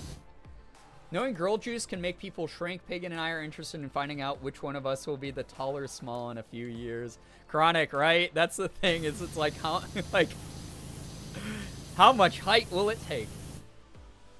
My dad was very tall, but he got fatter and a little small. He was 6'2" or something. Yeah, I mean, hey, it happens. I got a longest torso, longest legs, so rompers usually fit me. Weird. I've talked about this many times before, but, like, my midsection is, like, pretty, like, average to, like, a little bit long. And then the, like, my legs are stumpy. Like, the reason I lose height, the reason I don't have a lot of height is my legs are really, really stumpy. So, like, I get it. I understand. I hate when I get a larger size shirt, the sleeves are silly long. It is kind of goofy when that happens. And there's, like, you know, obviously, like, some stores that do, like, custom sizing for people. But, like, definitely can't accommodate for everyone, which kind of stinks. So, again, you just make work what you can make work, right? My dad started dyeing his hair fun colors around the same time he started chemo. His particular type did not cause hair loss, and apparently he got lots of compliments when he went to the medical place. That's sort of like what Hank Green's going through right now, right? So those of you know Hank Green was diagnosed with cancer, and he gave himself a fun little mohawk hairdo, you know? Because he's like, why the fuck not? You know, life's short. Do what you want to do. And that's punk rock as fuck to me. I have a 33-inch inseam. These legs go on for days. Damn. My mom makes me grab things off the shelf despite being the same height. I don't know if my arms are actually longer. They might be. My legs are long, but I have thick thighs, so it kind of cancels it out. Yeah, see, so I hope that's a nice chat. If there's a takeaway, not that I ever try to force one here, because we just be vibing. We just be saying words sometimes. I hope that it's a good reminder, because we all suffer from some, like, self-image issues from time to time. That you're not alone in that, and especially if you're someone who's like, well, I'm aware that, like, I got stubby arms, or I'm aware that I'm, like, really short or whatever. You're not alone. The ideal average proportions are actually kind of rare to have all of them. All of us are a little bit funky, and that's what makes us individually kind of cool, you know? So you're not alone. You got a bunch of other funky, fun people. It gives us character, you know? My legs are long, but I have thick... Wait, I already read that. Why am I rereading things? I didn't know that. Neat. Yeah. Pretty sure my friend Sydney shrunk a little bit from her girl juice, but I don't recall. I do, however, know that she got blessed by fat redistribution. Yep, that's a big part of HRT. Those magical little pills. Now she's thick in all the right nice places. She got real lucky with a lot of her transition. She's keenly aware of it, but also taking full advantage of it. Yeah, because you can't control that redistribution, but it definitely happens. That's for sure. Chat is gorgeous. Chat is very wonderful and beautiful and awesome. You guys are great. We can't all be Stefford wives. Thank gods. Exactly. It's actually more fun to just, you know, be you. And the older you get, here's my thing. The more distance between you and high school, the more you will realize this shit. The more you will realize how little this type of shit matters at all. Because here's the thing, is if you're like in your 30s or 40s and you're still judging people based on how they fucking look, who are just minding their own business, there's a good chance that they're not all the names that you're calling them. There's a good chance that you're the loser. You're the weirdo. You're the strange person because you're very obsessed with other people's business. Fucking weird thing to be. Literally get a life. Get a hobby.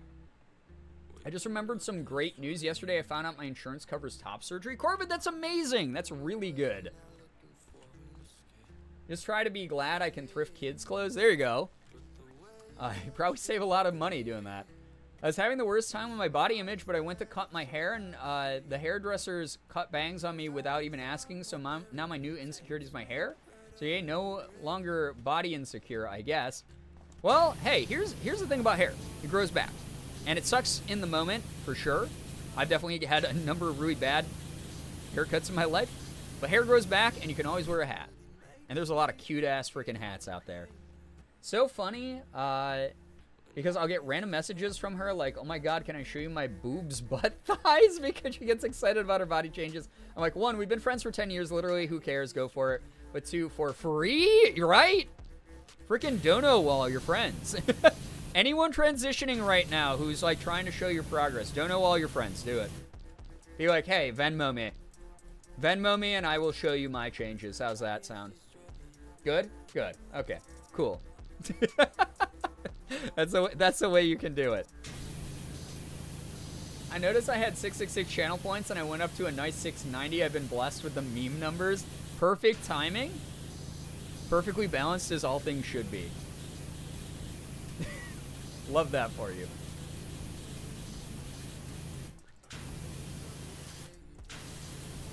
Oh man, I forgot until this moment because of SpongeBob.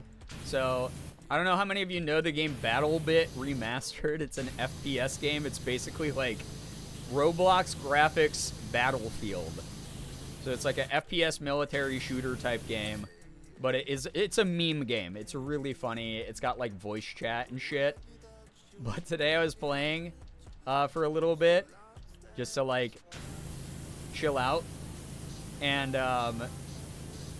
someone was running around just blasting the SpongeBob opening. Like full volume.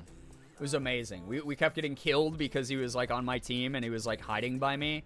And by hiding I mean blasting the SpongeBob music so everyone knew where we were at any given time and could just find us and blow us up and kill us. And it just kept happening over and over and over. It was so perfect. It was amazing. I loved it. Because it would be like, all right, we're behind enemy lines. We can like take down this base and take it over. And then you just hear, are you ready, kids? I can't hear you. And it was just great. I loved it. The mayonnaise? Yeah. The instrument. Why do you think I named the stream what I named it? That little mayo jar in here. I have a friend that's trans mask, but can't transition because of his parents. Oh, I love to tell him things that make him have gender euphoria, but he looks so happy. It makes my day. That's wonderful that he has you then. Because that's the thing, is it might not feel like you're doing as much as you want, but I will let you know, being validated and normalized in that way by someone who you care about and who cares about you is unbelievably, like, good mental. That's good energy. Alex Flyer, hello. Hi, how are you? I'm doing great. I'm vibing with the community tonight. The headache I had earlier today is kind of going away. I'm playing SpongeBob Power Wash them, which is like, how could it get better? Really, you know? So, I hope you're doing well as well. I almost said, I hope you're having a good Monday.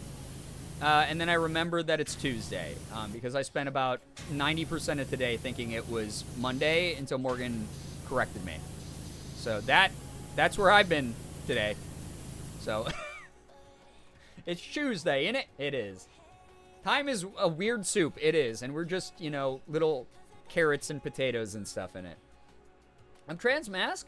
but I'm attached to my name and don't really want to get rid of it. For now, it's fine since I can't transition, but I wonder what kind of questions it would bring if I do end up transitioning. Hey, that's, you know, up to you to figure out the pace of, knowing that your circumstances are safe, knowing that your circumstances are comfortable, etc. I wish you nothing but luck with that journey. That's all very personal decision-making that I'm sure you're going to put a lot of thought into. And I hope it goes really well. I hope that it really does. Know that this community is always going to be here supporting the crap out of you as much as we can. I just killed Handsome Squidward, I just realized. I'm sorry, everybody. He was there for a moment, but he is gone now. On that note, to all non-binary and gender non-conforming members of the Late Night Gang, have a wonderful non-binary awareness week. Hell freaking yeah, I forgot that it was that. Happy non-binary awareness week, everybody. Freaking great reminder. Thank you. Enjoy. Please know you will always be supported here. We'll stand up for you. We'll chase away the bottoms. And we will always just have a place to let you be yourself here.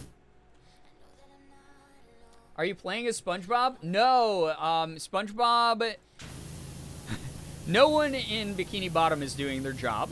And I am a fish person, actually, who you'll get to see whenever the level completes. Not Handsome Squidward, you monster. I'm sorry. I got too in the zone washing Bikini Bottom, washing the Krusty Krab here. I should have been paying better attention. That's on me. I actually thought that today was Wednesday when I woke up. I freaked out. Wow, so you put your misconception together with mine, and it's going to average to be correct. The universe has a funny way of working out mathematically like that, right? Happy Non-Binary Awareness Week. Yes, absolutely. Anyone who is openly non-binary, is questioning, has changed their mind, you know, is dabbling, figuring things out. Even if you are closeted and you aren't able to come out yet, please know that this community is always going to have your back. I know how unfulfilling it can feel to not be publicly 100% proud of your identity or able to be openly proud about your identity. But here, you got a space for that. So, doesn't matter if it took you 30 years to come out, if you're still in the closet, if you're someone who thought you were one way and went, nah, this kind of fits me better. You're all welcome here and you're all supported. So, making Krusty Bucks, we are. I never changed my name. I love my name, even though sometimes a little jealous of the other cool NBs with their noun names. Who wouldn't want to be named like Skillet? Fair. And that's the other thing. I know some trans femmes who still just keep, you know, like their masculine names. I think that names are, if it's something that's causing you some sort of like, you know, like dysphoria, that's on you. You can change that if you want. But if you're like, yeah, I kind of don't give a shit. That makes you fat. That's also just as valid, right? That's cool. Break out the L word. Lesbian? What the heck? Undead, The thank other you so L much for word. gifting a sub to Firewall Lesbians? Flower. Firewall Flower, if you're here, please make sure you are saying thank you to Undead. Enjoy the emotes, enjoy the sub badge, and enjoy an ad-free viewing experience for the next month. Thank you so, so much. Twitch suddenly crashed on my phone because my phone decided to update the app. That is something that annoys me a lot about technology, is sometimes, even if you've already switched the option to auto-update off, it will turn itself back on. I've had several things do that with my computer, with my phone. Just be how it is. I finished this DLC last week. It was cool as heck. I love it so far. It's chill as fuck. Welcome. But yeah, I hope people remember that. Like, I can't remember who was asking earlier that when I'm in girl mode, if I still go by Brian. And I was like, yeah, sure. You know, I'm still Brian at the end of the day. I'm still me. But, like, my alt was kind of where I first started really expressing a little bit more of my comfort with, like, being femme sometimes. And as you guys can see from, like, the profile picture over there, as well as, like, the shortened name, you know, Bree is sort of, like, Like, you can pronounce it Bri, like a nickname for Brian, or you can pronounce it Bree, like, you know, short for, like, Brianna. And that's, like, that's sort of why I picked it. It's, like, just easy, it's familiar to people who know me, and it's a vibe, dude. It's sort of, like, neutral in that way. It can be whatever it needs to be to fit whatever situation it needs to be within. So, if you're ever curious, if you're ever unsure of how to address me, like I said, as long as you're being respectful, I don't really have a preference for, you know, pronouns or too many labels or anything like that. I'm just who I am. So yeah. Breathe the cheat. No, like BRI, like the first 3 letters of Brian. When I was finding a name, I genuinely thought about names like Moth and Sock, but then I thought of being called Genesis and immediately loved it. I think you made a good choice. I think that those names are fine for the most part. I think Sock might be a little bit odd. I think, and then again, if it makes you feel comfortable or if you like it, that's on you. I don't have to have that as a name.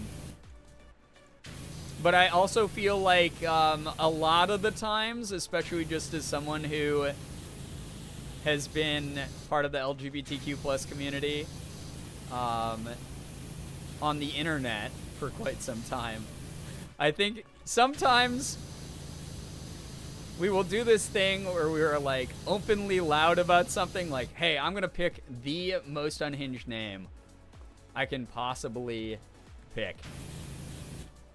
And then we go, I wonder why people are going at me, right? I wonder why, after I painted this giant target on my back, why people are constantly questioning me about my name. So I think it was an okay choice not to go with that personally. And like I said, that's not me trying to like make fun or anything. That was more of a, I think that was maybe just from a practicality standpoint, probably a good decision. I found a fix for the computer issue I was having. File Explorer would crash every time I opened it, but I would crash on the home section, so I redirected it so it'd start on a different folder. Crashes if I go home, but I don't really need to go home. Well, that's good that you figured that out. Genesis is red. Yeah, I really like the name Genesis, honestly. So I think that that's a cool one. I like that a lot. It could be a cute nickname with Socrates. See, I don't know what kind of socks you guys are thinking of. When I think of socks, I like think of like worn ones. And then I'm like thinking foot smell. And then I'm like, maybe not for me. But hey, also the internet is obsessed with feet. So like if that's who you are, speak your truth, live your truth. Who am I to judge? I'm not here to judge. I'm simply here to share my own input, and that's it. Like I tell you guys all the time, I don't know the answers to shit. I'm just an idiot on the internet sharing my opinion. It's an opinion at the end of the day. I don't mind my government name, but Jules is a more gender-neutral version of it, and I already get called it by my family. I like that name. Yeah, that is fun. My Twitch app wasn't working, but I thought it was just the Chili's in it. You're watching me in a Chili's? Okay, first off, God tier choice. Great choice. I hope that you are getting the salsa and chips for free. If you use the app, you get that for free every time. I hope that you do the like you pick 3 for like 3 items for 10 or whatever the deal is. It's the best. It's so good. Get like the crispy chicken like sandwich or the chicken crispers. Get yourself a nice bevy. You get the free soup or salad or whatever app. You better be living it up, because Chili's is one of Morgan my favorite like cheap budget meal restaurants. You're working. Oh, you cook there. Okay. Okay, what items are the best items to get at Chili's, in your opinion, as a cook? You're watching? Hey, what's up, Chili's Kitchen? A huge fan, by the way. Sounds like Chili's needs to sponsor someone. Cutie, hello, by the way. Cutie, you missed 2.5 hours of just chatting before I even started playing the game. Jothion staring you down? Yeah. He's there. He attack. Pretty dope. Dope little dude.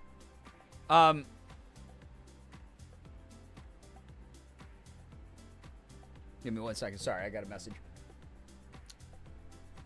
I spent, you know, part of April in Memphis, Tennessee for the St. Jude Ambassador Summit that I'm invited to every year. And one of the other regular guests is Dr. Lupo, Ben Lupo. He's a very popular FPS gamer, very funny, nice guy. He's been around for a long time. And Dr. Lupo took me and a couple other creators out to dinner over there. Just because he's a nice dude. And while we were there, the subject of Chili's came up. And I found out that even though, and by the way, Chili's, another reason I love them, is they are a big-time sponsor of St. Jude. They have donated enough money to have buildings built on the St. Jude campus that have expanded the research efforts at the hospital for, you know, curing different diseases that children are afflicted by. So, really cool organization. As a cook, I would say the ribeye, chicken crispers, chicken sandwich. Okay, so all the shit I pick are ready. Undead, you're saying is awesome. I'm goated, is what it is when it comes to choosing chili meals. We found out that despite all of that about Chili's, Dr. Lupo does not like Chili's. He was sitting there, he was insulting it, and me and this other student were like, "You're being classist." Like, it was all in good fun. He wasn't being like an actual dick about it. We were like, "You were being classist, bro. Like, you clearly never have gone. You've never had a cheap dinner date with Sam, his wife, who's a lovely soul. I fucking love Sam Lupo so much. She's wonderful." We were like, it's very clear. And he's like, "Listen, bro." We were like, "Okay, well, like, what didn't you like about the Chili's food you ate?" And he's like, "I've never eaten it, bro." And we were like, "What?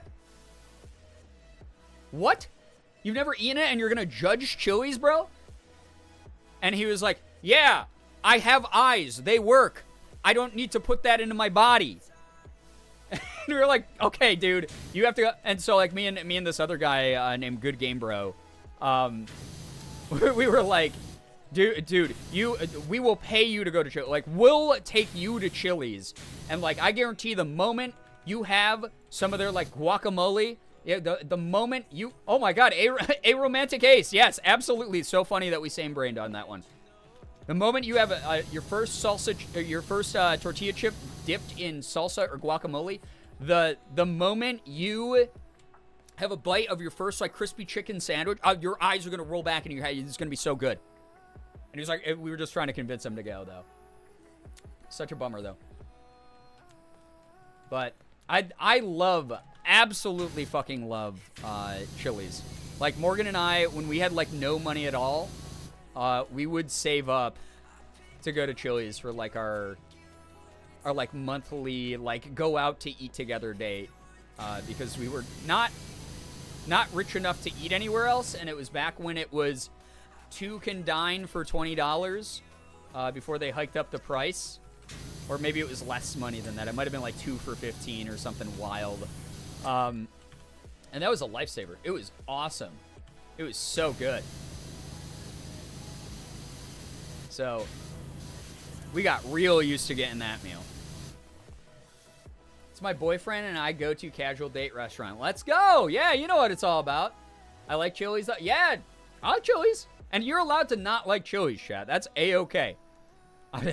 The jokes about being classist were just jokes.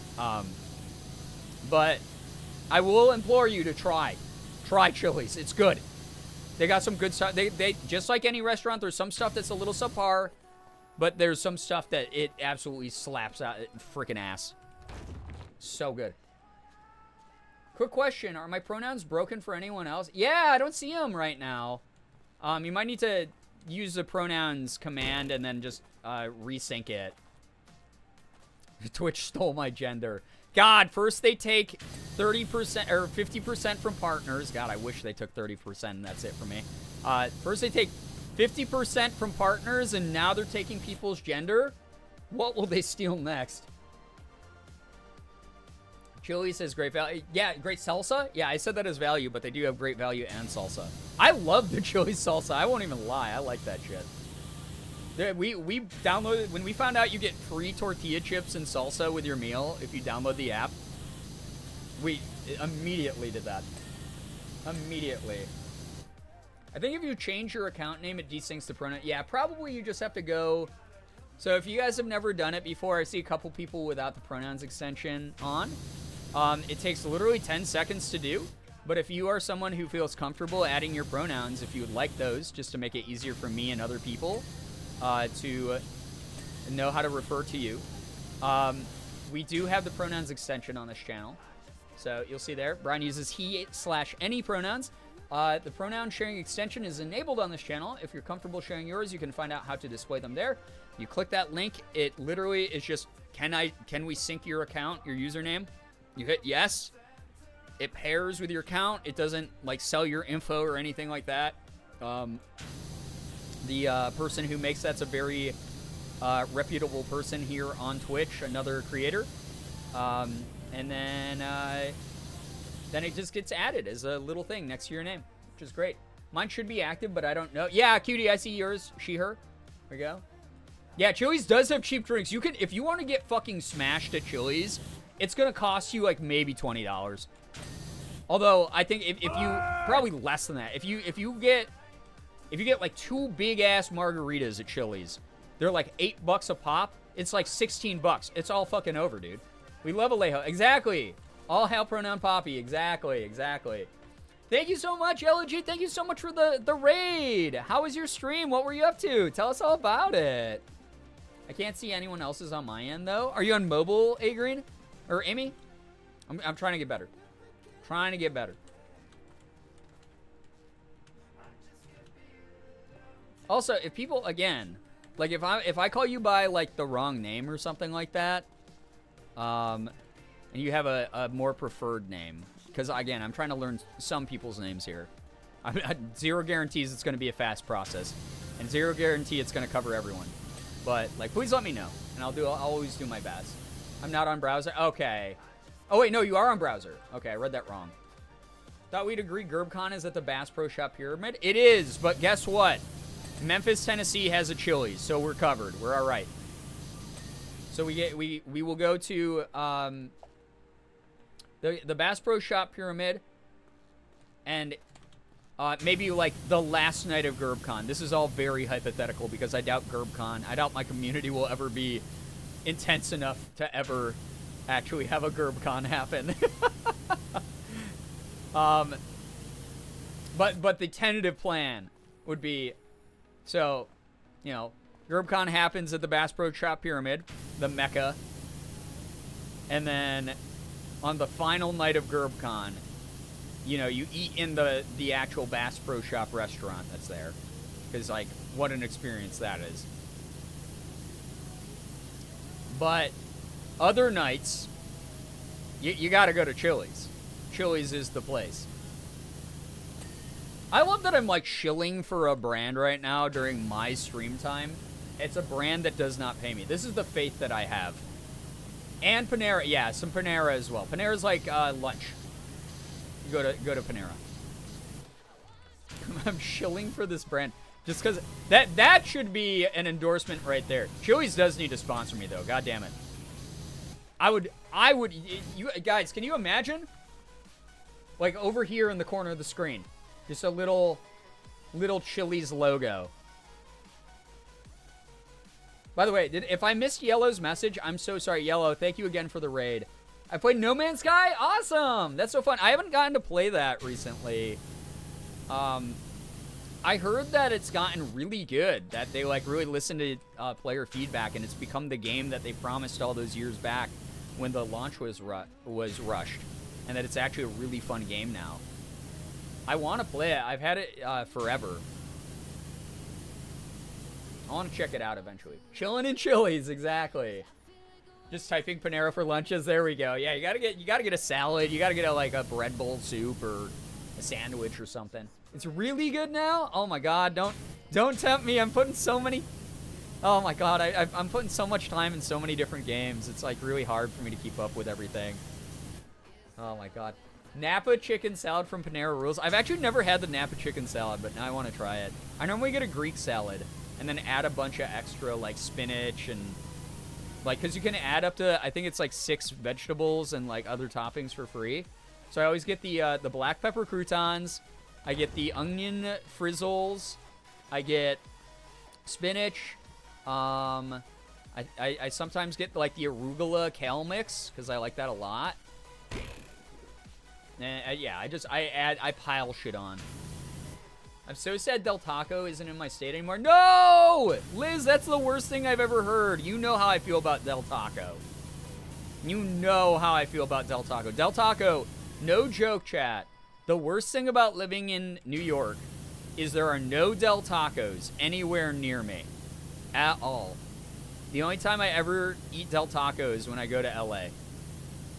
I fucking love Del Taco. I don't care that it's like fast food tier Mexican food. I don't care that it's like kind of silly and memey and not super high quality. I don't care.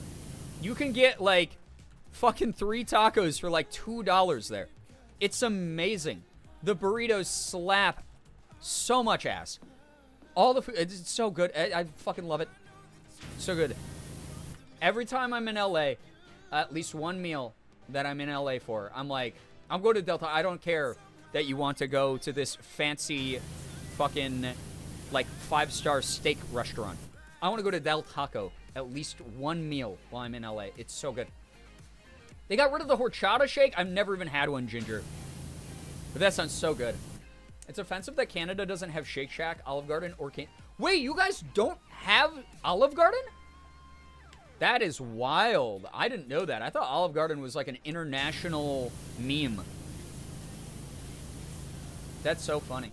I was getting Napa chicken salad and a baguette if they have. I mean, I love the baguettes at Panera. I always get that as a side. Free shavakadu. They do have free shavakadu at Del Taco, and it is awesome.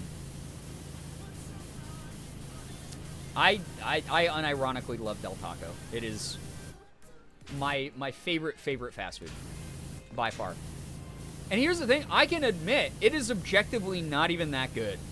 It's like a sloppier version of Taco Bell. But I have to eat it. If I don't eat that like once every like couple years, I die. It's like when a shark stops swimming. I just drown. You don't have Olive Garden. That is so wild, though. Fresher than Taco Bell? I think that depends on the location, because like Morgan and I have our favorite Taco Bell. We have a bunch of Taco Bells near us, but this one we travel a little bit farther just for the quality. It's always fucking good. It's memory food. There we go. Exactly, Warzone Vincent. I'm sad I've never been to a Del Taco. If you ever get a chance, try it out. It's going to be the cheapest meal that you have ever eaten in your entire life. You will either hate it or you will love it. There's never been anyone I've met who's like, yeah, it's okay. Everyone I've met is either like, it's the fucking grossest thing I've ever eaten. Or they go, oh my God, it's so good. Oh my God, I can't believe all of this food costs $7. I can't believe I got 4 soft tacos. I got a chicken burrito and like a side of fries, like French fries, for like $7 and a drink. Canada has Olive Garden, at least the province I am. Oh, so okay, so we're province locked. Some of you guys are getting dono walled. So those of you in Ontario, I'm guessing you don't have it because I've never seen an Olive Garden in Ontario. Speaking of region-specific restaurants, if y'all are ever in Bama, you have to try Milo's Hamburgers. If I ever am compelled to go to Alabama for whatever reason as a POC, I will ask chat where I should eat. Milo's is the only bottled tea I drink. Wait, so they sell hamburgers and bottled tea? That's kind of dope. We don't have Taco Bell here, but we do have Chipotle, and my brother likes it, and our Mexican parents are concerned. Yeah, Chipotle is not real Mexican food, but every now and then I'm like, fuck, I really want to like a power bowl or a burrito from like Chipotle.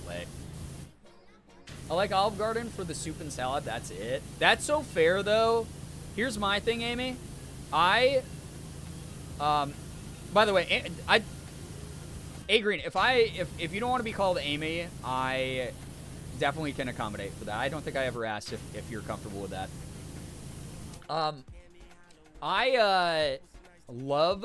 I just forget that they do it, but they have the lunch special where it's unlimited soup, salad, and breadsticks for like $12 or whatever. I gotta do that more. It's so good, you know? What I think is strange is we have Boston Pizza, but the U.S. Yeah, so every time I go to Canada and I see Boston Pizza, I'm like, why is this a Canadian chain called Boston Pizza? A, it's called Boston Pizza, but it's only in Canada. B, Boston is not known for its pizza at fucking all. As a New Yorker, I know I'm contractually obligated to dislike Boston, and I brought up some very valid reasons for why I don't like Boston as a city. But why the fuck does Canada have Boston Pizza? Why is that a thing they just invented? We have a place called Eastside Mario's that's our only really out-of-date Olive Garden type that does that. Wild. Hey, what's up, Anime Fangirl? What have I missed so far? Like 3 hours of just random chatting and maybe an hour of me playing this game.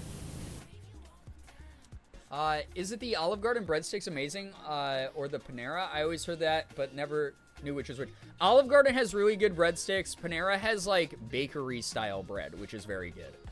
They have, like, an actually, like, on-site bakery where they, like, bake everything fresh. It's dope. But, like, once they run out of bread, then they're just, like, out of it for the day. So, like, if Morgan and I are like, ooh, Panera for dinner, I'm like, yeah, I can't wait to eat an Asiago bagel, dude. And then we get there, and it's sold out, and I sob into my chicken and rice soup. It's been forever since I had Olive Garden too, maybe like a decade. I want to go more often, but I have a bunch of go-tos. I always forget about it. The two restaurants Morgan and I go to because we consider them high camp are Olive Garden, which is not real Italian food, but it's like what like the most stereotypical idea of an Italian restaurant is what Olive Garden is. So we go there because that's high camp and they have absolutely awesome food, even though it's not like real Italian. It's like fast food Italian. It's good. And you get unlimited food. It's just unlimited fucking food. So it's like worth the money sometimes. And then Cheesecake Factory is the other one we always go to because Cheesecake Factory looks like if Thanos used the glove and the stones to like merge all the realities that have ever existed into one reality inside of a restaurant. It's a liminal space. It's so bizarre. They have like weird like Egyptian inspired like sculptures in there. They have these giant like chandeliers. The lighting is like weirdly low, but not like in a romantic way, just like in a way that makes it hard to see shit. The menu is it's scary, Lard Martini. It's gigantic. There's like 8 million categories to the menu. Yeah, the tacky fake columns that are like Greek inspired, Roman inspired or whatever. And yeah, the menu has like, you'll be like, oh, soup and sandwiches, that's normal. And then you flip the page and it's like Chinese food. And you're like, huh? And then you like flip it again. It's like Italian. And then you're like, okay. And you flip it again and it's like like Mexican fusion. And you're like, I don't understand I don't know what's going on. The pricing is so inconsistent. The actual cheesecake rules. It's so good. It's amazing. But it's out of this world how insane it is. Yellow, take care. Thank you so much for hanging out. I hope that work goes really well. Thank you again for your raid. I hope your stream went really well. It's so nice to see you whenever we get to see you here. Is Cheesecake Factory an exclusively American thing? I think so. It's really a bizarre place. It is high camp, the restaurant. Morgan and I love going there and just being like, this isn't a real place, dude. It's just a weird, like, if AI designed a restaurant, if you put into one of the AI, like, auto-generation tools, you're like, themed restaurant, fun-themed restaurant, that's what it would spit. Like, if you were like, and like, keywords were like, romantic lighting, interesting architecture, you would get Cheesecake Factory. Cheesecake Factory was designed by AI. That is my headcanon. The only regional-ish places near me are extremely specific and would dox me. Ah, yes. Don't do that. My friends took me to Cheesecake Factory once years ago. I had bronchitis for 2 months. Oh, no. That's not good. Yeah, Cheesecake Factory is high camp, for sure, 100%. It is like being in an 80s movie. Like, slightly insensitive, maybe. Nothing fully offensive. And just really bizarre. Everything feels a little bit off and jilted and not quite like real life. So, I've never been to a Cheesecake Factory, but I really want to try it. It is like, it's... I'm fully convinced that Cheesecake Factory is aware of how chaotic the environment is and how much of a meme their restaurants has become. It's like, it's one of those, like, public chains that, like, you're not gonna catch me dead in, like, a Olive Garden or, like, any restaurant taking selfies. But Cheesecake Factory, I'd feel comfortable taking selfies in Cheesecake Factory. I'm almost determined that they set up each of the rrestaurants to be like those like places where that are just like venues where you take Instagram selfies. Like, hey, look at me in front of like King Tut statue. By the way, really enjoying my spaghetti. Like it's so bizarre. It's a really weird place. They also have a full bar, like a full service bar in every Cheesecake Factory.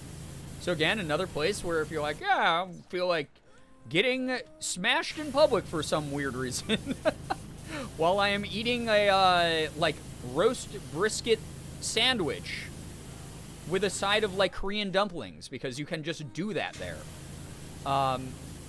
Yeah, Cheesecake Factory, that's the place to do it. And then while you're smashed, you just take a picture of you for Instagram. So, yeah. Chum Bucket, I will never eat there. Well, that's good, because if you said that you would eat here, I would know you were a cartoon character that escaped into real life, and that's my job description. Sounds really good, to be honest. Listen, okay, so my thing is anytime we go somewhere that is, like, very clearly not Korean, that has Korean-inspired items, because that's the trendy thing right now. Koreaboos have made it very trendy for restaurants to have, like, gochujang and fucking kimchi and like mandu dumplings and shit like that. It's just everywhere. You know, you get like, you can find that now in America, which is like mind-boggling to me as like a kid who grew up without any of that really, except for when I like went to Korean camp. It is my thing where I have to eat, like, try the Korean food and, like, see how good it is. Because it doesn't matter. Here's my thing. I already know it's not authentic, so I don't really care about the authenticity. I don't care if it's prepared authentically. I don't care if it's prepared with authentic ingredients or comes from, like, a regional cooking style or whatever. If it's good, it's good. And Cheesecake Factory, I've tried a couple of their Korean-inspired dishes. I think they had, like, a bulgogi, like, taco or something weird. And I was like, holy shit, this is good. This is actually really good. So, it's hilarious. Now I'm thinking of Buca di Beppo, oh my god, which is an Italian-American restaurant that heavily leans into the chaotic wholesome that Italian-American families can have with vintage picks everywhere. I'm very aware of what this is. I want to visit one. I want to visit one so badly, Liz. I think they're so fun. You ever been to Golden Corral? Oh my god. Golden Corral is probably the least hygienic restaurant that's ever been created. But there's something about it that, like, I love. There's something that's, like, about the, like, bizarre chaos of it. Like, that just, it resonates with me. Now I want Korean barbecue and other Korean food. Me too. Like, around the clock I want that. I keep teasing Hoots about getting kimchi because he likes spicy things, and he's like, yeah, but I don't know if I can do Korean spicy. That's so funny because, as someone who loves, like, lots of spicy food, Koreans all the time, oh, that's too spicy, that's too spicy for me. 99% of the time, the thing they're reacting to is, like, gochujang sauce, which I do not find spicy in the least. They're like, but you want to talk, like, Mexican food? Mexicans are like, yo, let's just fucking kill whoever's eating this. They're gonna love the flavor, but they're gonna, like, be 3 bites in and go, oh shit, this is a habanero pepper that has over 1 million on the Scoville scale. and you're just like, oh shit. And I like that food, so I've been like a little bit tempered by that, I guess. I have not come across a Korean food that's too spicy, except for that novelty samyang ramen that is like the bulldog spicy noodles. Like that, those can get really spicy. Like the 2 times spicy one, no shot. That's just designed to hurt people. But it's really funny because like Korean people will always be like, "Oh man, Korean food's so spicy. Be careful." And Morgan, who does not like spicy food at all, is like, "What are they fucking talking about? This really isn't that spicy at all." There's a couple that are, but yeah. Dipped out for a bit because your body image pep talk inspired me, so I made an edit. I posted it on the Discord. Love that. That's so wonderful to hear. I had my first communion dinner at Buca de Beppo like 20 years ago. Wow, I've never been there since. Fair. I love Buca so much. There's one nearest to me. I gotta look if there's any near me because now I really want to try it. Everything's served family style. Love that. That's actually really fun. The noodles are cool. Yeah, if you guys have never done the fire chicken bulldog noodles. Those are they taste so awesome, but they are very spicy. I like the regular ones, the 2 times ones, the 2 times spice ones. That was meant as an internet challenge because Korean mukbang challenges were the rage. But they make a carbonara variety that is probably the best. The cheese one's not bad either. The kimchi one is kind of subpar. I've literally tried them all. The black bean one is alright. It's okay. Family style restaurants are cool. I love them. So if you guys want a tip that a Chinese person gave me about Chinese restaurants, if you're trying to find like authentic Chinese food in America, there's a couple criteria. The first criteria is that all the restaurants, all the Chinese takeout places you see on like Grubhub and shit that are rated like 5 stars probably are serving things to American tastes, and that's why they have 5 stars. But if you find the ones that have like 3 stars, as long as the reviews aren't like, you know, wow, found a dead rat in my food or something, there's a good chance that they're serving like less Americanized, like, you know, they're not gonna have like General Tso's and like sesame chicken and shit. They're gonna have like more authentic mainland dishes. And then the other criteria he said was they will serve it family style. You will not go in and be like, oh, I'm gonna order like these little individual portions just for me. They serve it like to your table, and it's like, oh, this is a platter you're supposed to like all communally like grab from. And so those are like the two, like that's what reminded me of that. The portions are huge. The other thing that Buca de Beppo reminded me of, Buca di Beppo, is that how you say it? I don't know. I've literally never been there. There was that, oh my god, it became like a TikTok sound, but it was, this, I promise you this ties into the Cheesecake Factory talk as well. There's, a pasta that is, oh my god, I forgot what the name of the pasta was, but it was a TikTok like meme of someone like over pronouncing and exaggerating. She was like making pasta at home, and she was like, oh, it's the Pepe did whatever, and she said it so weird. Sylvie, get some good rest. Thank you for hanging out so late. Appreciate it. But they have that pasta on the Cheesecake Factory menu, and it was like, oh my god, I have to order the meme pasta. Last time that Morgan and I were there, I was like, I have to order the meme pasta. Cacio e pepe, thank you, yes. Cacio e pepe. Thank you, Cutie and Sydney May, for knowing what I'm talking about. Oh my god. Perfect. Yeah. Oh, this delicious cacio e pepe is like what she does in the TikTok, and it became like this such a fucking funny like soundbite. They have it at Cheesecake Factory, and Morgan and I saw it, and I was like, babe, I have to I have to order the meme pasta at the meme restaurant. And I did, thinking it was just going to be absolute ass.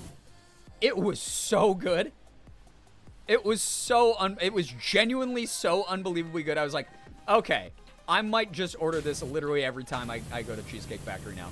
It was genuinely good. Genuinely very tasty. It was surprising, but I loved it. It was very, very tasty. Cacio e pepe. I'm so glad some people knew what I was talking about. I feel like every time I bring up like a TikTok reference in this chat, you guys are like, Brian, what the fuck are you talking about? And then Morgan and I were talking about it on the drive home from Toronto yesterday of like, we're not on like normal people talk. You know, I'm like, a lot of you are on like musical theater talk or like world news talk and stuff like that. We are on absolutely unhinged memester talk. Like, it is cursed on both of our For You pages. Mine's a little bit more wholesome because I'm very deep on trans femme talk. But even then, I mainly follow and interact with trans femme memesters. I only knew that because Ethan just ordered some. Cacio e pepe is delicious. It's so good. I just came from Ethan's stream. Okay. Who was eating cacio e pepe? Yeah, that's what Cutie just said. I'm getting ready to take the dog out when Olive Garden came up, but I learned sometime last year, I think, that you can get their soup to go in gallon buckets. Don't tell me. I found out you can, like, you could get, like, takeout, like, feeds a family of 4 soup from Panera. I did not know that Olive Garden did that. Why would you tell me? You curse me with this knowledge here. You have seen the video, though? Okay. Trans Femme Talk is it's so fun. It's really, really fun. It's so wild, right? So, like, Dylan, spokesperson of Bud Light, I saw so much of her content on TikTok because I was already on that side of TikTok way before she got like all these crazy sponsorships and like features and stuff. So it's kind of cool. It's like kind of cool to see her blowing up as much. I wish the brands themselves would publicly stand behind her a lot more and more openly and basically be like, hey, if you're a transphobe, fuck yourself.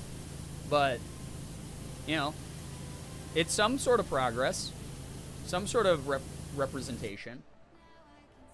I'm getting sleepy, but I'm also getting very hungry because I also had sleep for dinner. Oh, no! Liz, I hope you're able to get some food. Even if it's a quick little, like, hold-you-over snack type thing. So... You used to go to Golden Corral with your grandparents and their church every Sunday. I mean, that's such a, like, big group place to take people. The only thing I don't like is unsupervised kids at Golden Corral who put their grubby little gross fingers in fucking everything. And they don't use, like, the like, server, like, tongs and stuff. Solely stuck on Taylor Swift talk, and since she apparently hates Canada, I would like to get off of it. Hey, listen. It's still very early in... her tour announcements. There's a high... I think that there's no way she skips, like, Vancouver and Toronto. No way. No shot. No big music celebrity does that. I know y'all are panicking, but she might be like, hey, these are going to be, like, my main big, awesome, fun shows. I remember her day of being a girl, TikToks, and... Yeah! She deserves the world, truly. The pickle barrel slaps, too. Putting their hands in the chocolate fountain. Exactly. You know what I'm talking about, anime fangirl. Good God. The number of kids I've seen stick their fingers directly into the chocolate fountain. Bro. Ugh. Golden Corral scares me. It kind of should. It has a very intimidating energy. It's kind of like chaotic evil, but I love it for that. I haven't gone to one in years, but, like... Listen, if you got like 10 extra bucks and you want to go and, you know, eat a bunch of like really inexpensive food, but have an unlimited amount of it and have a variety, like an unlimited variety as well, that's the best bang for your buck. I keep thinking, wow, I haven't been to a buffet in so long. Childhood nostalgia. Then I'm like, ah, yes, there was a pandemic. Yep. Yep. Morgan and I, there's one buffet that we go to every now and then in Rochester that is like one of our old favorites we used to go to all the time. That is a Chinese and like sushi buffet. So it's unlimited sushi, unlimited hibachi, unlimited Chinese food, and they even have some like Japanese food there. I mean, obviously with like sushi and hibachi, but like, it's really inexpensive, and it's the only place that like all the servers still like wear masks, and they separate like the tables, so like if there's other people dining in there, they'll like put you at a booth that's like across the restaurant, and they turn over the food a lot. They're constantly wiping down stuff and disinfecting it, and it's just like very like they're still taking things like really safe. And I'm like, okay, this is like literally the only buffet I'll eat at. So there isn't any Golden Corrals in Oregon, but or Oregon. Wait, you guys taught me how to say or. It was oregano without the O, right? Or Oregon? Oregon. Yeah, no, that's wrong. Wait, y'all told me how to say this. I forgot now. Also, thank goodness for this from the sounds of it. Golden Corral, you are playing with your life.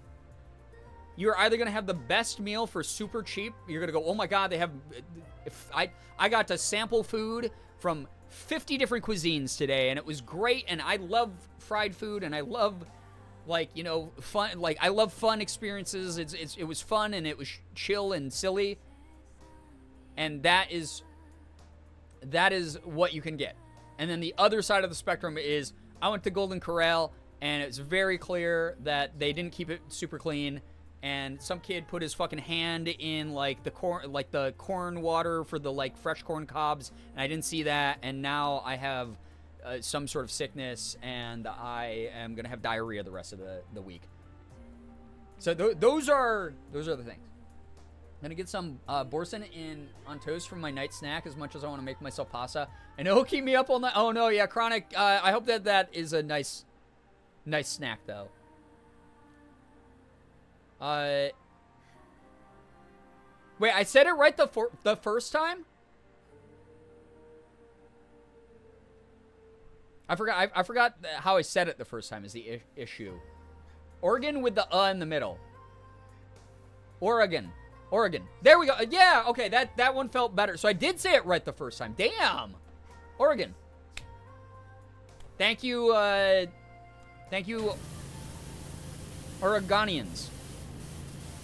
Oregonians, I guess. Is that how you would say that then? Thank you for teaching me. The corn water squishy bees, yeah. They have like fresh corn on the cob that's like just chilling in water in the buffet at Golden Corral. So sometimes a kid will not use the tongs and they'll just stick their fucking fist in there and grab a corn on the cob and put it on their plate. And just is what it is, you know?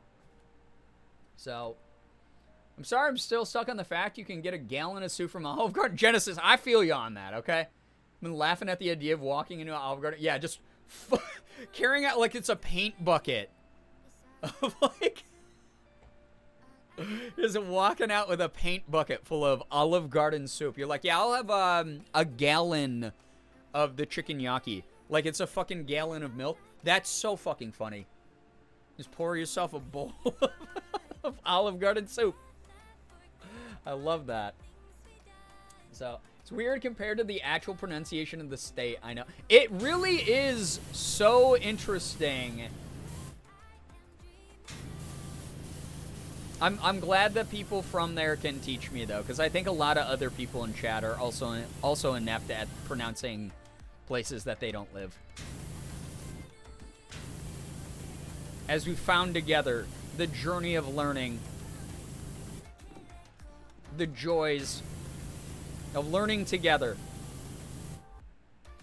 What's your soup sona? Stop.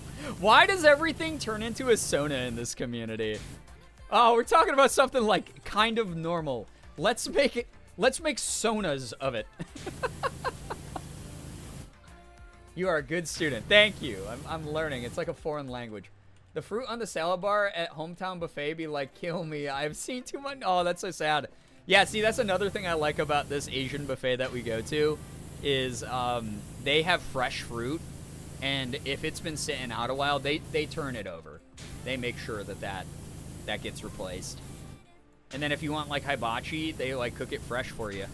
They have the little hibachi station where you get, like, the raw ingredients and they cook it right in front of you, and it's nice and fun and delicious, and it's my favorite thing to do. My school is very lacking in geography stuff. That's okay. I mean, I know almost nothing about Canada outside of, like, the province of Ontario. So that's fine.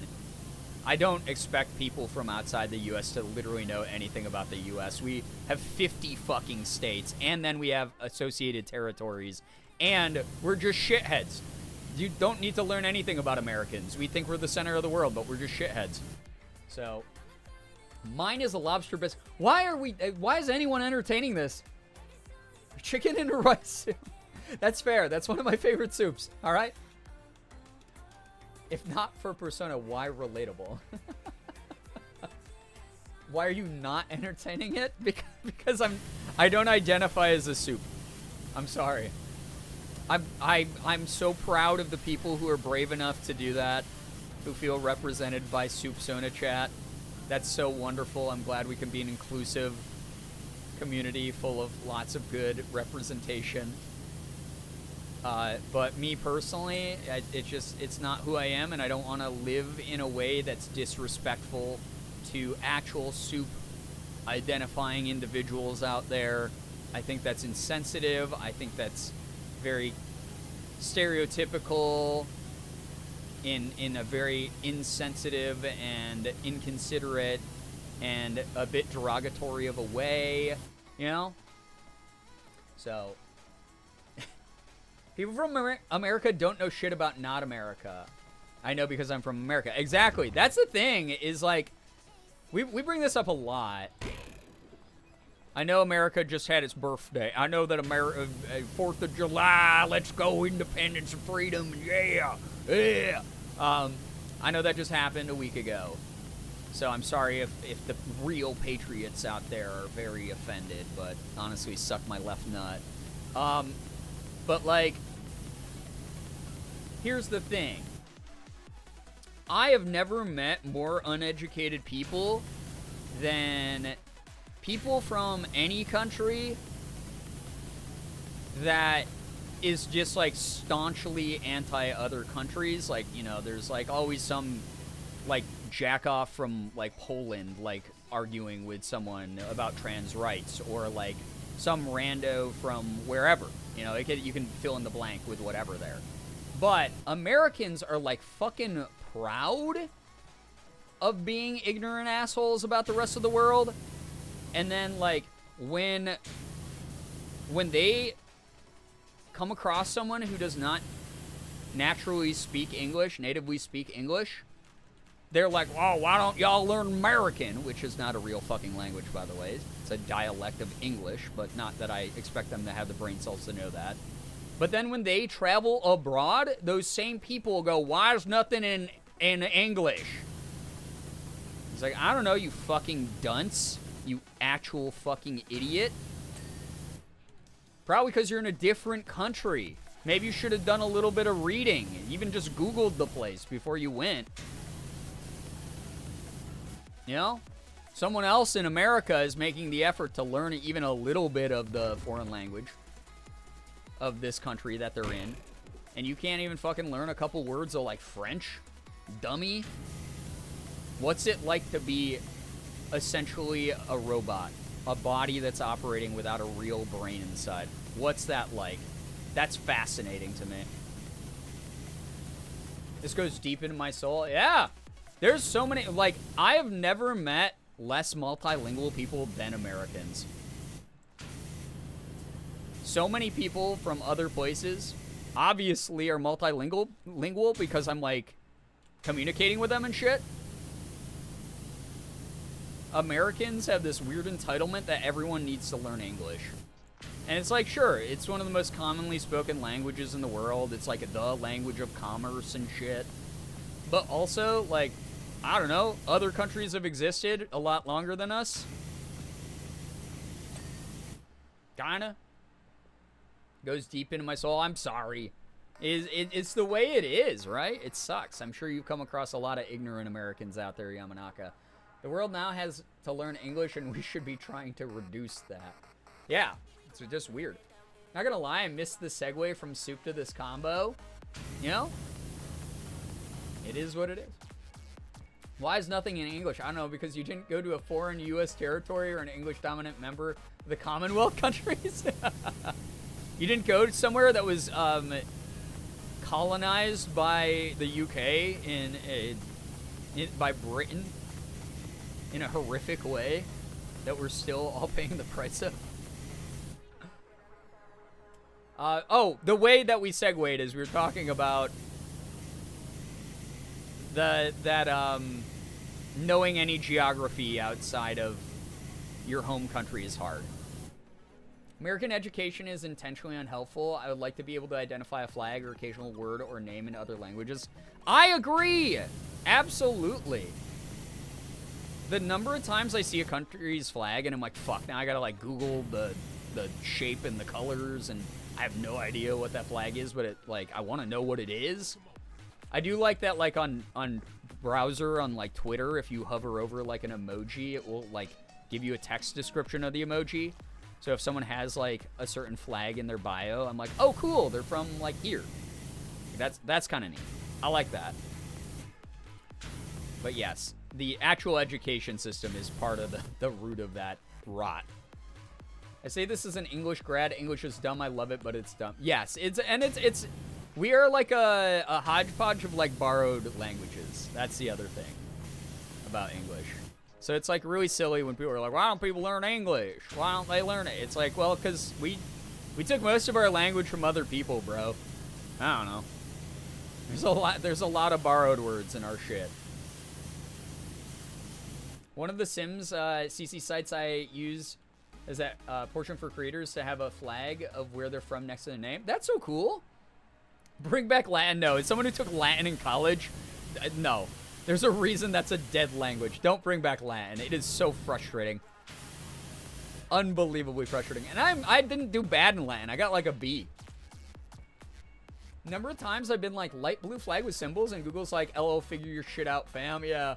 Bastardized version of a bunch of other languages. Yep, we just took all other languages and mushed them together. It's like, hey, here's a good example, chat. The word touche. A lot of you know what that means. That's pretty common to hear in an English conversation. That's from French. Literally means touched. I don't know. I've always found that mentality really fucking weird, though. Very bizarre. Touchy. American English is equivalent to katakana. Yeah, it's just kind of borrowed words. So, it just very, very, that mindset obviously only comes from people who are ignorant. But it's a bummer that there's so many of them, and they're so loud all the time. They just don't know how to shut the hell up. Shut the hell up, bitch. Dr. Phil, that is still the funniest thing you've ever said.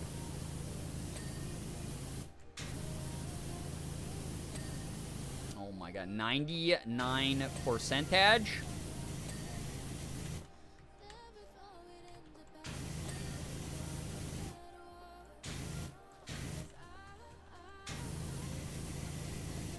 English doesn't borrow from other languages. English follows other languages down dark alleys, knocks them over the head, rifles through their pockets for spare vocab and loose participles. My favorite joke about English. Love it, love it, love it. Very accurate as well. Again, former English major here. I learned a lot about how English migrated throughout the world via linguistics alleyways. Very interesting language. It's, you know, again, it's a handy one to know. It's a good one. There's a reason that it's commonly taught. It also has a bunch of rules that don't fucking make any sense at all. Like structurally compare like to literally any other language in the world. It's really uniquely bizarre in that composition. But it's a Frankenstein. Incredibly enraging to move out west only to realize how much they're not used to other culture the same way the East Coast cities are, especially with Toronto being so diverse. Every time Morgan and I go to Toronto, we're like, we love how fucking diverse it is. That's a bummer. I didn't know that about the West Coast in Canada. Language borrowing is common in a lot of languages, but English does it more. Yeah, it does it in a really weird Frankenstein way. Linguistics is fascinating. Yeah, that's why I took linguistics classes in college. Learning French and so many words are similar to English. Yeah, I mean, a lot of them have similar roots. You know? A lot of them have similar roots, so... And yeah, and gendered words across different cultures are always really interesting. All right. 99%.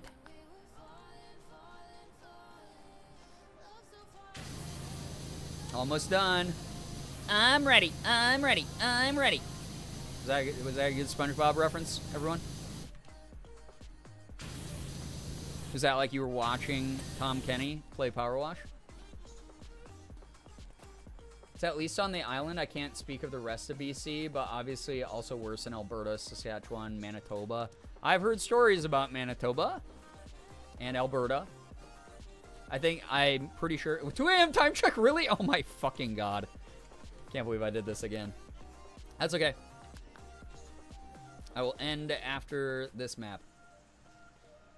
Yeah, that's the way I think that you described it to me before, Cutie, because I had no idea. Alberta is the Florida of Canada. I believe it from some of the stuff I looked up afterwards. Because for a very long time, I was like, man, everyone fucking hates Quebec. And, like, that was, like, the big thing. I was like, oh, is Quebec, like, their, like, Texas or Florida? And then people were like, no, like, Quebec has, like, some people who are, like, really unaccepting and terrible and, like, want to keep things the old ways of, like, the French. But, like, also, then I was corrected, and all of you were like, yeah, they got some stinkers, but, like Alberta is the one that's, like, funky, you know? So, Hero Link, what is up? Thank you for the raid. Welcome on in. Appreciate that. How was your stream? What were you up to? Hope it went well. This is the last map I'm doing a power wash probably tonight. I can't believe it's 2. Lost track of time. When you're talking about the 97 different conversations we've had tonight, chat, I guess the time kind of flies, yeah? Kind of wild. Welcome on in, Raiders. Hope you have had a wonderful week so far. It's good to be back. I was in Canada up until yesterday, and we had a wonderful time. Also stopped in Burlington. I've never been to Burlington before. Cutie, you've been on Twitch for 15 years? What the shit? That's wild. Just in TV days, then. Holy crap. Congrats on the big milestone. That is wild. He only likes her because she's old. She's probably like 20. Airlink, thank you. 17 months. Hot fucking 17 damn. months sucked. Appreciate that. Thank you so much for supporting the stream. Can we get some hype and some pride spam for big ol' resub? Thank you, everybody who's been resubbing tonight and gifting subs and stuff. Very, very kind.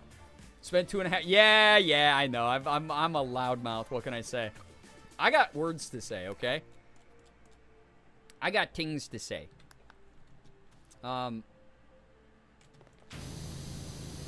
15 years, though, on anything is a long-ass time.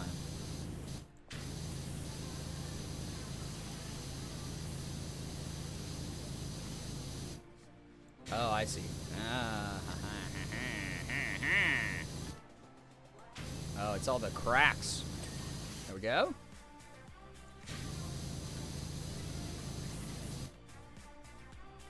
Almost done. So excited. Do you like Lisa Frank? Some of her stuff. I mean, it's like... Obviously, it was like a fun thing when it first came out way back in the 90s. I haven't really looked at any Lisa Frank shit in like a long time. So I don't really know if I still actively like Lisa Frank, but like back in the day, I thought it was cute. I remember I had a friend who had a Lisa Frank Trapper Keeper that was like this thick. But yeah, I mean, there's nothing wrong with Lisa Frank as far as I know. It's kind of cool. Remember Happy Bunny? Yes, I do.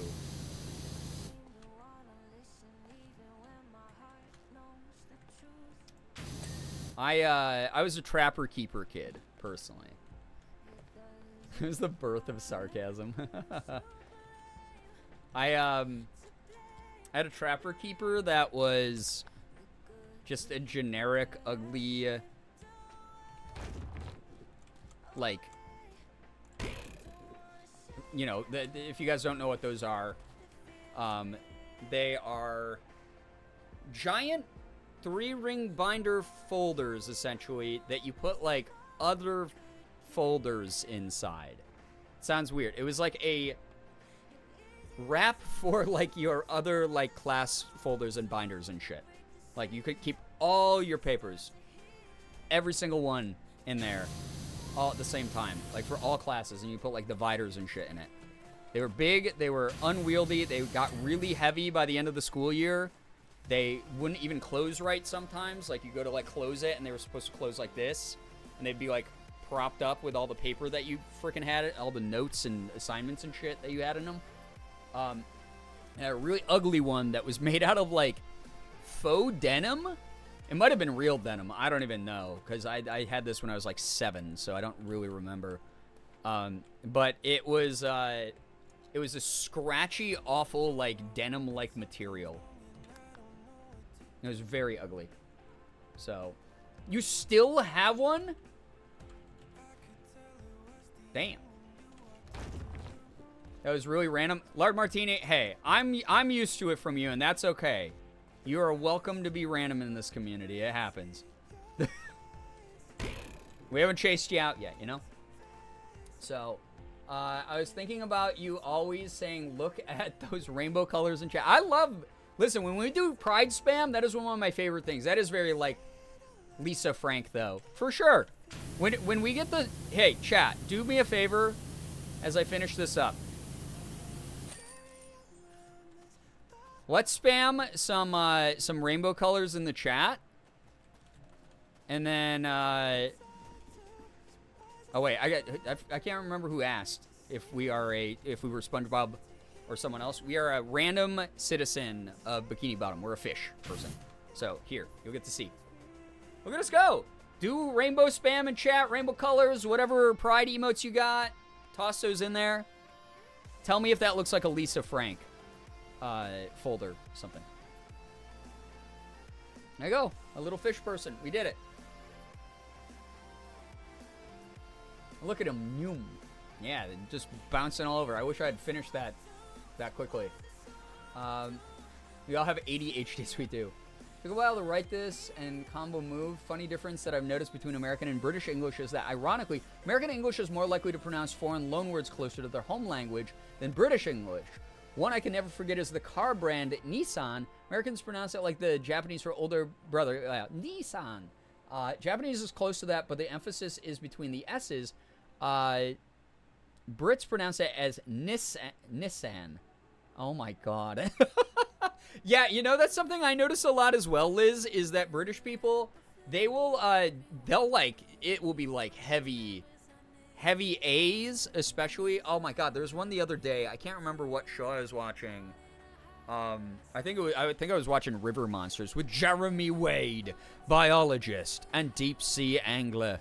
And he said a word, and I can't remember what it was. And I was like, that's not how you say that word. I was like, that was so British of him. And I can't remember, but it was like he put like a hard emphasis on the A. And I was just like, that is such a British pronunciation. But yeah, it does pop out. I'm going to college, Harvard University. Damn. What's it like being rich? Holy shit. Congrats. Have fun. Paddy wagon. Oh my God. It's the fucking paddy wagon. SpongeBob sent us this job. I'm just going to get it started. You guys know. I'm going to stop. I'm going to stop because I can't be up till 5 a.m. streaming.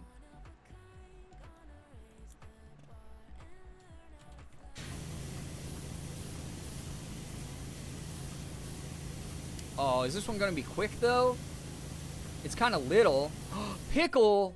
The pickle wheels! Brother. Yo. Yo.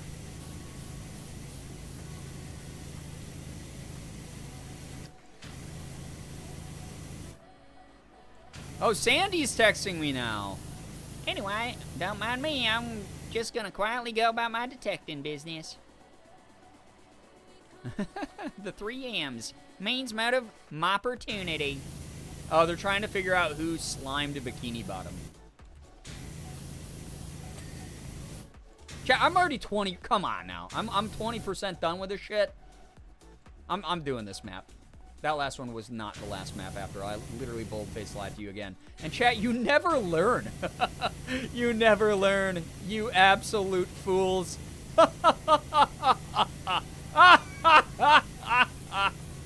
You think I'm gonna stop now? Morgan hasn't even texted me that laundry's done or anything. She's not even on her way home yet, dude.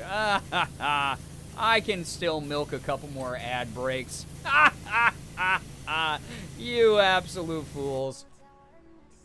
I have a hunch based on my early SpongeBob series, lore who the culprit is. Ooh. Is it gonna be, what's his face who, was like, you didn't make the Krabby Patty right? That guy? I always forget his name. Next stop, 4 a.m. God, please, no. Good God.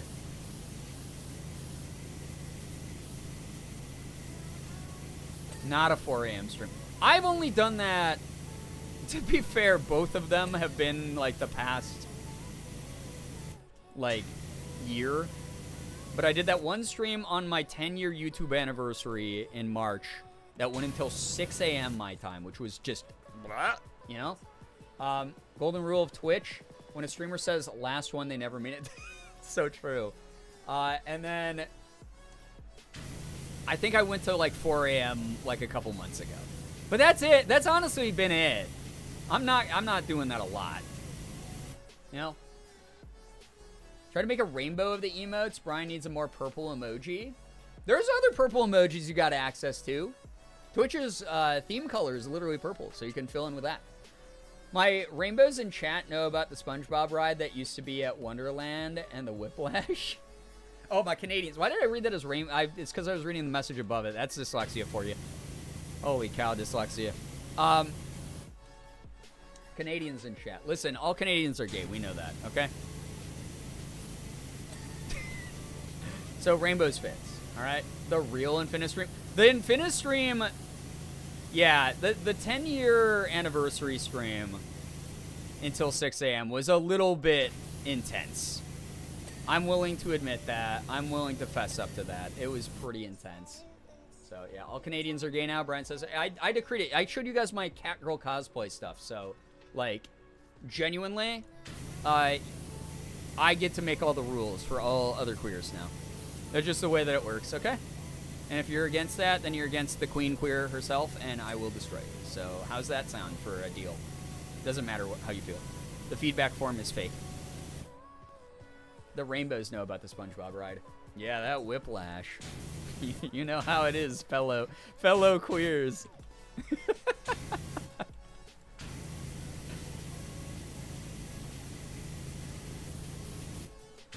60%. Okay, this shit's a wrap. We're getting this done. I don't know why I used the word emoji, but I meant for the rainbow to be just Girbeagly emotes. Yeah, I don't think we have a lot of purple in the palette for my emotes. I don't know what we would add purple to. I don't know what would be purple. Not really. I don't have a lot of things that I could relate back to chat that are purple, really. It's not a wrap. That's a bird. Oh, my God. Listen, I know Bree's gone, so some of you feel the need to fill in. But, my God. I whip my sponge back and forth.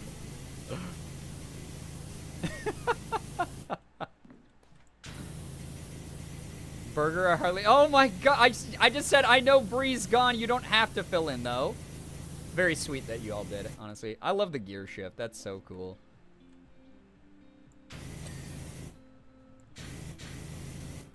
Bree's not the only pun-efficient one. Just the most likely to type it. True. Literally is like, you know what? No one else is saying it. It's time to hit the go button. And I respect that. I respect her for that. I just love that chat's immediately like, here's an opportunity. I'm one for a good pun. You are. You really are. And listen, I've shared my fair share of puns on this stream, so it is what it is. It's all good. It's all chill. We are opportunists here. You are. Chat, you're a bunch of scavengers.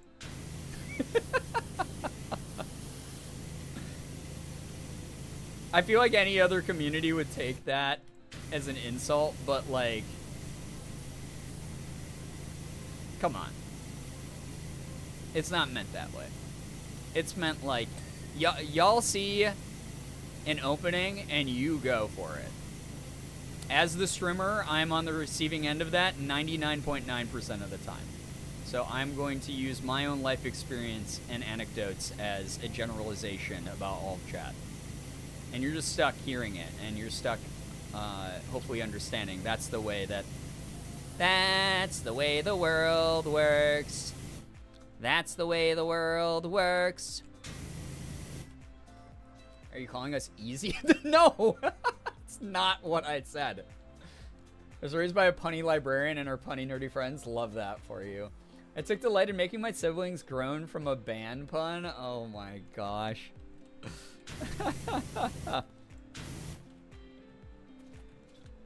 You're calling us hard? No. Also, we're in a different place right now in these conversations. There's a lot of assumptions being made. I think they need to stop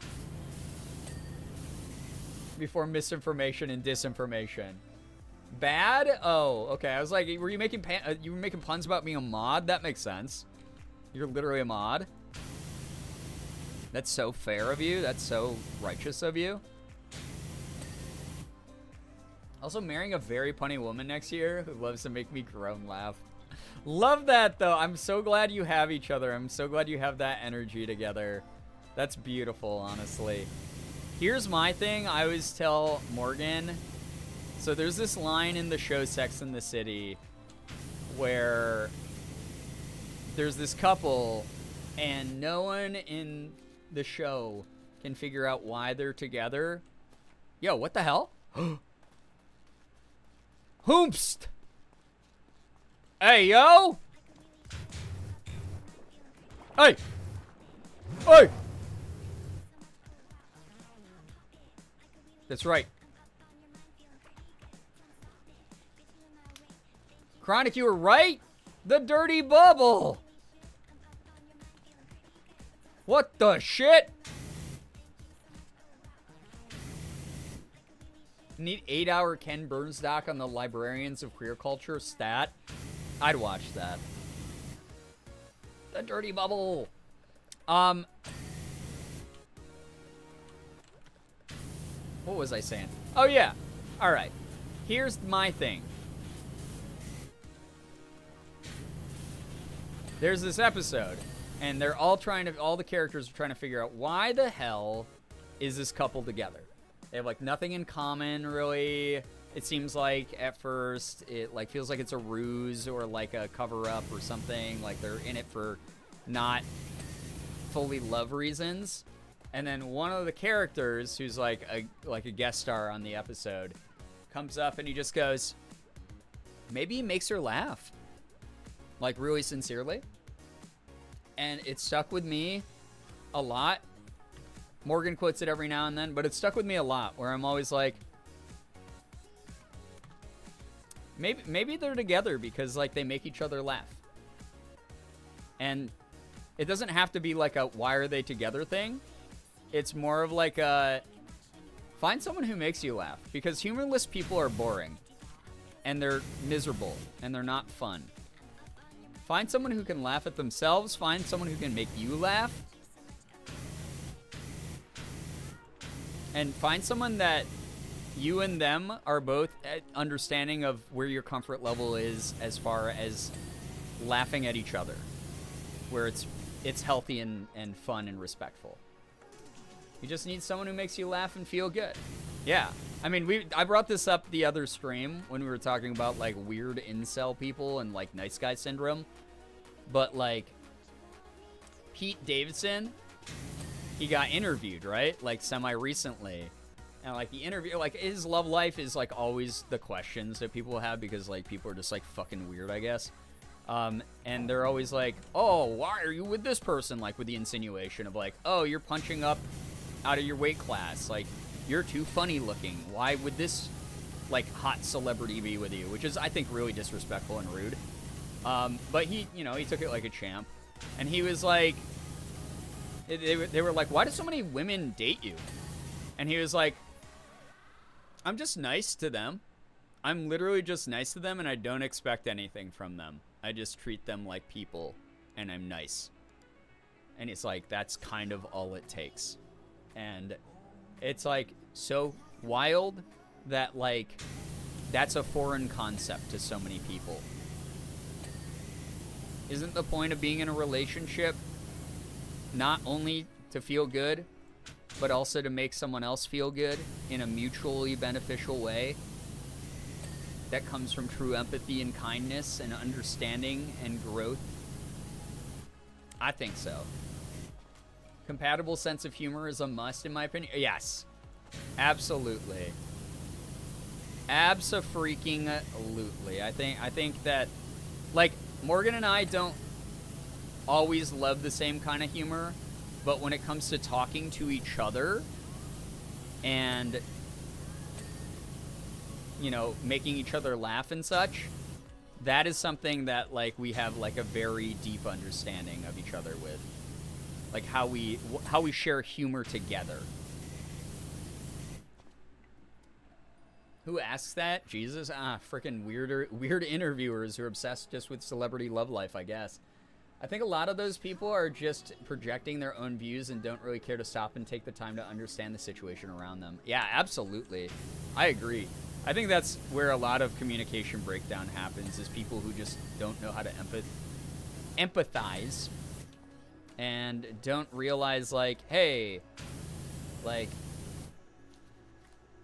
if you have these questions for other people, I hope you're asking yourself them.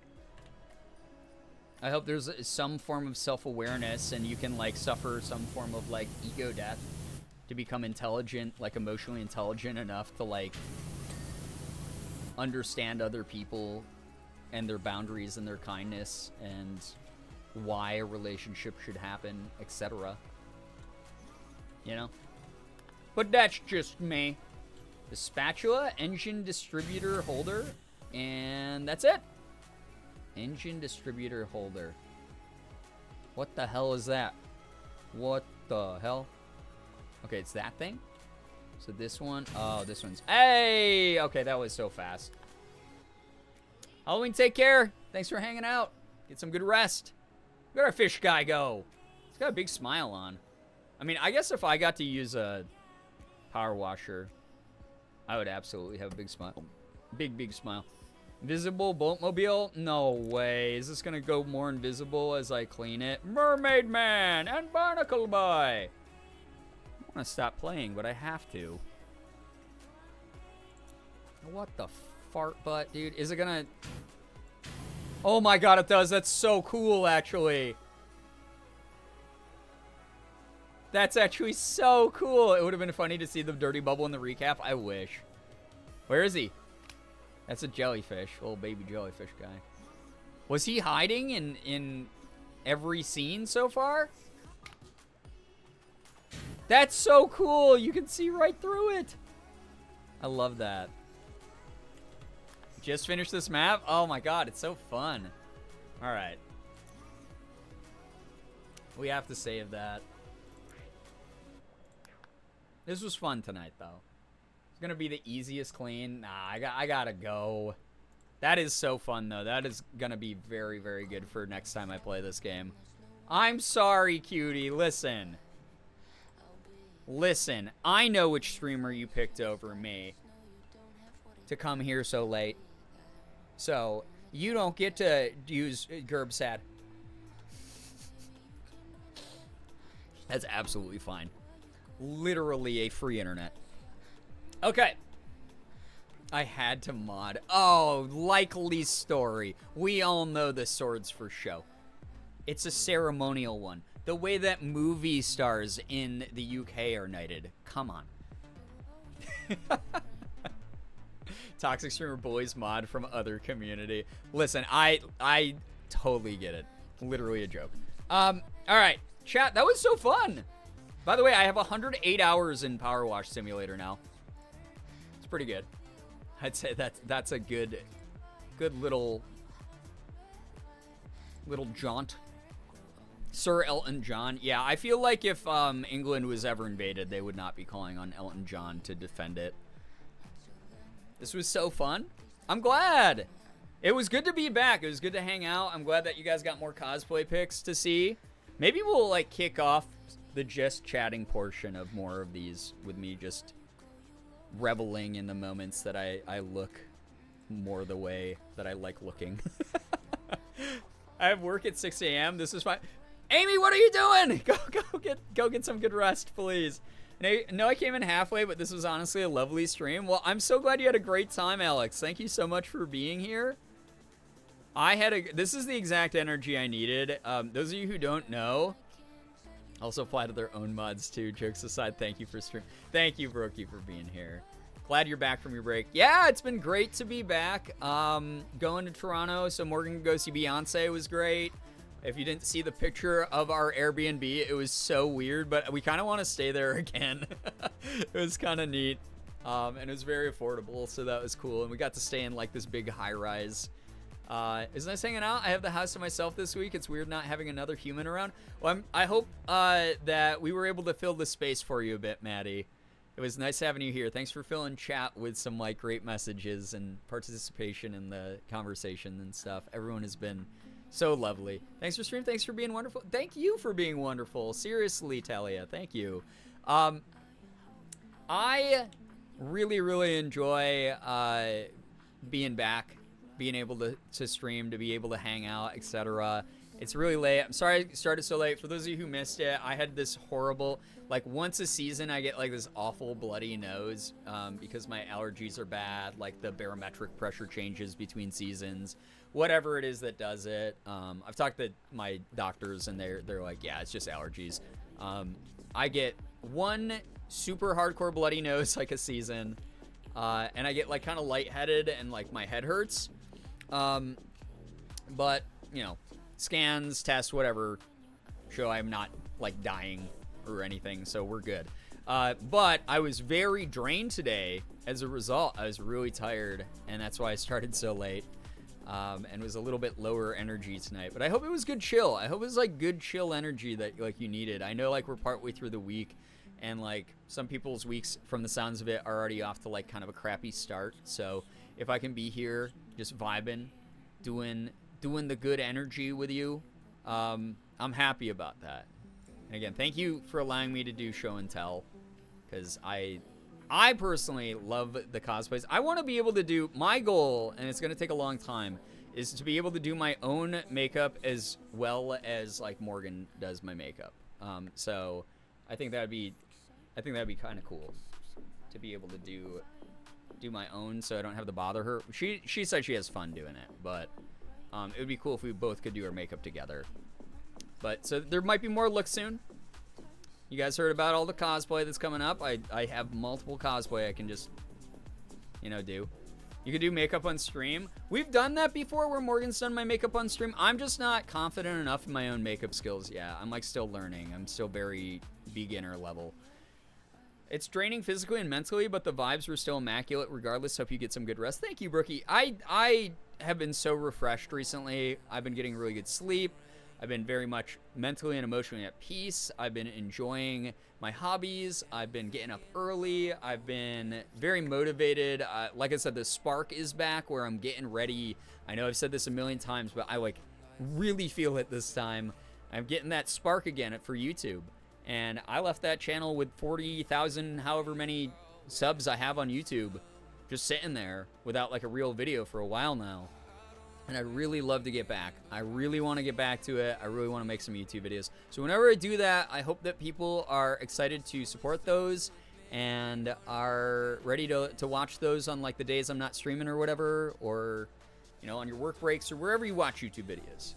I hope that I can make some fun stuff. Again, it's probably not gonna. I think I'm gonna mainly keep gaming here on stream, and then YouTube videos will have some gaming from time to time. But I want to try some new stuff. It's my life. I get to do some like funky stuff, and maybe it will show you guys a side of me that you don't get to see that often. So I think it'd be neat. But that's the plan. 2023, still plenty of the year left for us to salvage together and make into the greatest year of all time. We have no idea if the next few months, might turn things around and just become incredible. That's what I'm looking forward to, is entering in the back half of this year together, knowing that we have each other's backs and just are pursuing the things that we love to do. Anyway, chat, I'm gonna get going. It is so late. I gotta just wrap up here. Probably not gonna raid anyone. I'll give a couple of shout outs as I do. All right, two big ones tonight. Banthony is doing a GeoGuessr run to 300. He's trying to set the record for GeoGuessr of 300 guesses correct, which is unreal. And if you were ever a part of the 100 guess thing that he did, that was wild and so cool. Other big one is my friend Rindia, who I love so very, very dearly. She is wonderful. She's playing Genshin Impact.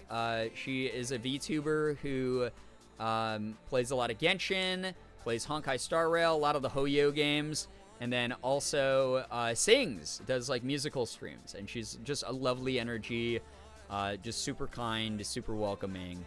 So there you guys go. Girbeagly says goodbye as well. You guys go. Bonus shot of that on the screen. I'm going to get going here. Go disperse if you want to keep the party going. Go be kind, go be mindful the way that I know that you will.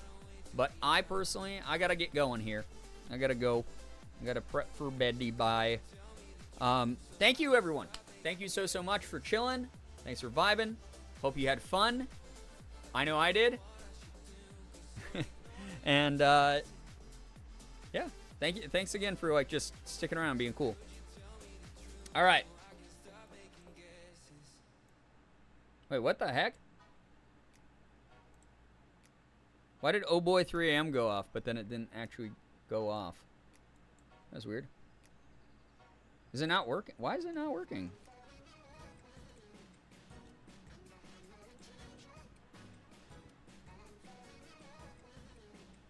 That's odd. Let me see, try to fix that real quick. Let me refund your points also, Yamanaka.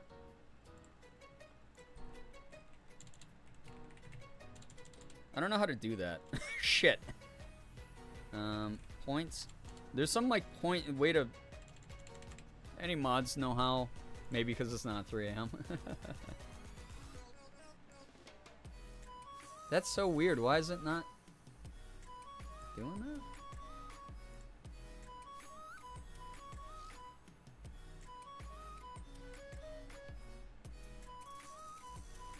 Inactive. Why is it saying it's inactive on the source?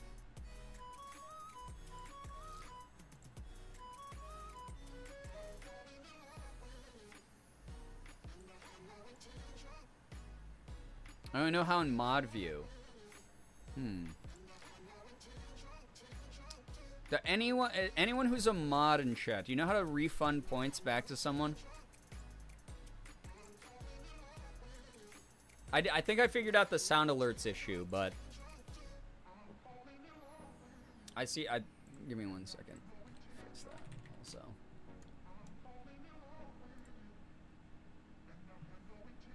Always something, you know. It's not a Twitch stream unless streamer fucks up. There's gotta be a way I can refund you. That was a lot of points used. When I see the ability to refund for the people who redeem the reminders to hydrate, I don't see for the sound alert. You click the circle on the left in the mod view. Okay. Okay. I can try that.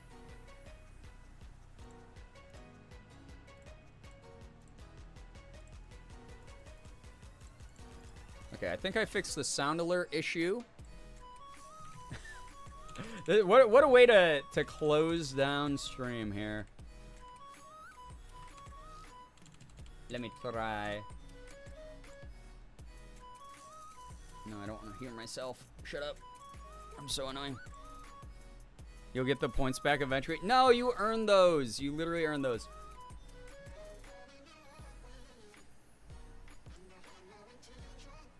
Yeah, that's so weird. Brookie, I see what you're talking about.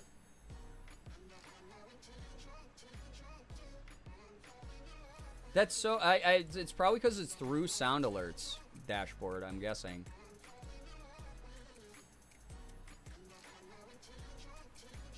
Oh, I can... Here, wait. I can replay your alert. Let me do that. This is the premium content you signed up for. You ready? Oh boy, 3 a.m. Whoa! Also, I don't know why that animation keeps popping up, though. That's not supposed to be there.